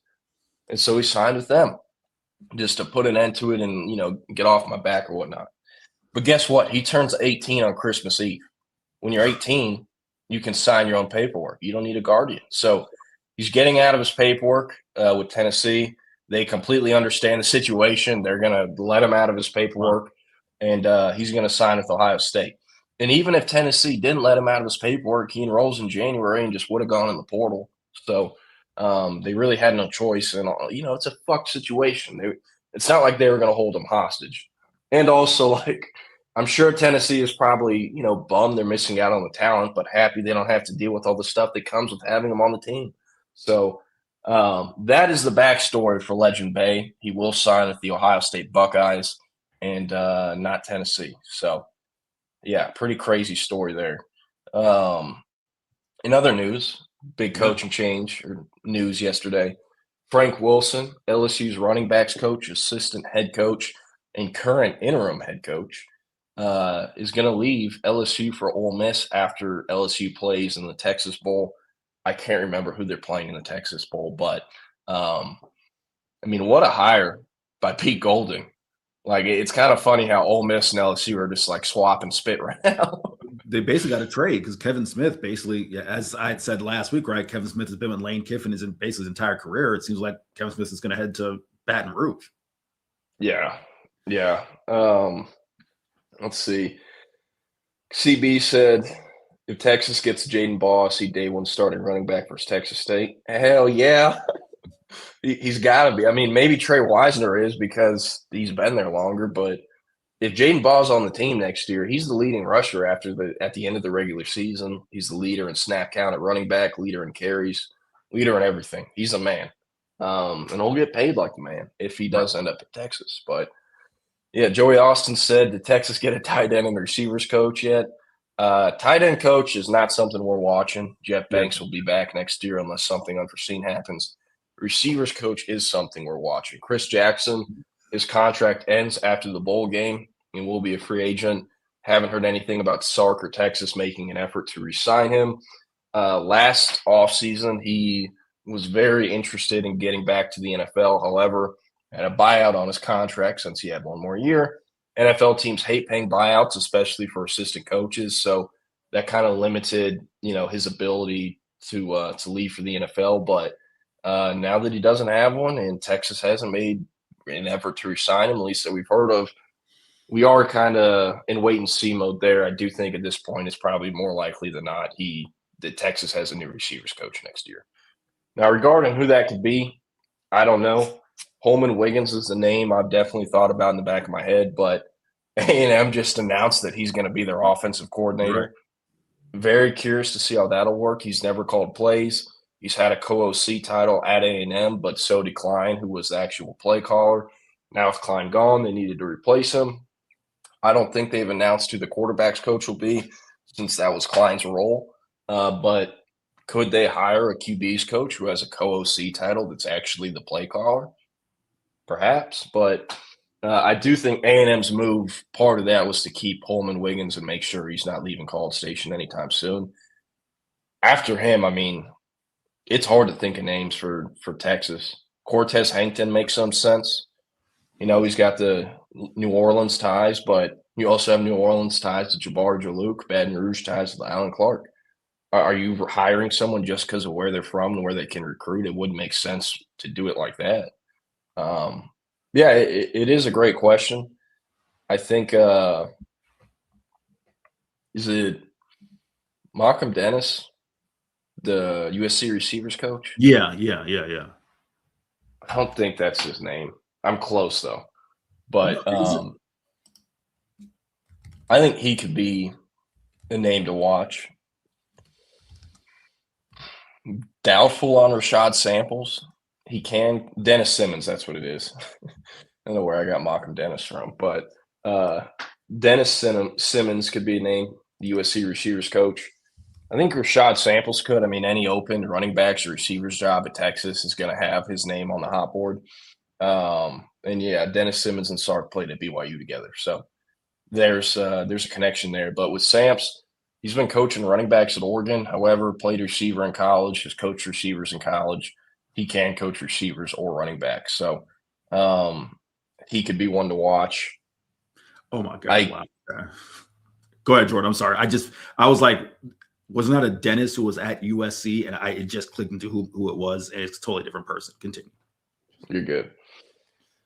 Hey, we got going a few minutes over, but do you have any thoughts on the Bolitnikov? Because I do think if we're really giving it to the best receiver in college football, Jeremiah Smith should have won this 3 years in a row, or for the last 2 years, and then win it next year. But it's not how it works. But any thoughts on the Heisman Doza, or Malachi Lemon winning the Biletnikoff, any other of the awards? Well, yeah. I mean, I have a thought there because I voted for Skylar Bell. I thought Skylar Bell was the best receiver in college football. Jordan obviously will see that one differently. I mean, sure, Jeremiah Smith certainly is the best stud, right? There's no doubt about that. But I thought Skylar Bell was the best FBS receiver this year. I have a couple of votes. I'm kind of embarrassed how many votes I had to give to Jacob Rodriguez, to be completely transparent with you, because he was the best option. I voted for him for Lombardi and I voted for the top interior defensive lineman on defense and the top defensive player. I'm forgetting the name of the award right now. As far as Heisman, Buckets. Thank you. As far as Heisman is concerned, dude, I've said this for a while. I'm tired of the Heisman being just a quarterback award. Like it annoys me to no end. Yeah, historically the Heisman has been a quarterback award, but can you at least can we pretend that we're voting for the best player in college football, right? Not just the best offensive player, not that Davey O'Brien was the best quarterback. With that being said, yeah, of the options, Fernando Mendoza was the best option in my mind. Someone said that a Heisman voter did call out Pavia. Yeah. I didn't see what the uproar was about people who were like, oh, Diego. I'm like, okay, cool. He had a great year. It wasn't a crime that he didn't win the Heisman. He was running around acting like it was a crime that he didn't win the Heisman. But what do you expect from Diego Pavia, right? There's that. So, yeah, I mean, I think the thing that's more astounding to me is someone who was covering, sports in South Florida just 3-4 years ago, the fact that Fernando Mendoza won a Heisman Trophy that in itself is, and I'm not crapping on Fernando Mendoza, just stunned that he's gone from, this gangly kid at, Christopher Columbus to was that camping at FIU, or I should say the camp that runs at FIU. To be clear, I crap on FIU a lot in terms of them being a college football power. I say that in air quotes, but because it's actually in Miami, you get a lot of studs who go through that FIU camp, and a lot of big time schools who hit that camp. But just the fact that he went from there to Heisman is stunning to me. But yeah, I thought he was. It wasn't an egregious choice, but yeah. One thing I think about a lot with guys like Mendoza is he was committed to Yale, but if he ends up at Yale and Cal doesn't swoop in at the last minute, do we even know who he is? Because it's highly doubtful he develops the same way. And even if he does, he's portaling out of Yale. How many big-time Ivy League transfers have there ever been? He probably would have to go somewhere G5. And then how successful would he have been at G5? The butterfly effects of just G5 recruiting, Ivy League recruiting, and these late flips are so fascinating. Is Florida State and Mike Norvell, are they in the same spot if Travis Hunter never flips? People forget that. It's real. Florida State year to year has one of the craziest decommitment lists you'll ever see. They average 10 dudes a year, and you look up at those lists in 4 or 5 years, and half of them are draft picks. And it's just crazy what could have been thinking with them. I could not imagine being a Florida State fan right now. They're so broke they can't fire him, and there's no confidence in that situation at all. And they've been so close to hiring coaches, and then they get offers elsewhere, and they've taken it every single time. It's happened to them on 4 different position coaches this offseason. So, I don't know. Kind of an interesting fact here. Per our source, Joey Austin, the first time in Heisman history, a running back did not win the Heisman in a year ending with 5. Kind of interesting. But, Eric, anything else you want to close it out with? No, man, well, good. I'm off to start writing about players I think the Longhorns should target in the portal. A little offensive line help. Keep an eye out for that. Going to do a little offensive line help, a little running back help, maybe a little linebacker help. So it'll be out this week. Horns247.com. O-line starting today. Curious, how are you doing this? Are you only using names of players that have announced intentions, or are you – No, hey, Texas should tamper with this guy? Nah, obviously, Jordan, you had all the reason to be out over the weekend, but we kind of started down that road, basically like, hey, here are players who we think either Texas could convince to get in the portal and come to Texas, or ones that are in the portal. So that's how we're doing it. I mean, I'm not going to go crazy like, oh yeah, I should get Jeremiah Smith, right? Like that's obvious. Everyone should get Jeremiah Smith, right? That's nonsensical. We're trying at least players that you think in theory Texas could sway, but they don't have to be in the portal currently. Yeah, if Jeremiah Smith, Ryan Williams, and Cam Coleman aren't the first 3 receivers, then right, time to unsubscribe. So I don't know. But hey, up next, this week's edition of the Horns 24/7 flagship podcast with your Eric Henry and Chip Brown. We're going to end the stream, but it'll be back at 2 p.m. with Chip Brown and Zay Collier, YouTube, Facebook, Twitter, Twitch, wherever you get your live stream. Thanks, everyone, for tuning in today. Leave a like, comment, subscribe, and we will see you tomorrow. Peace.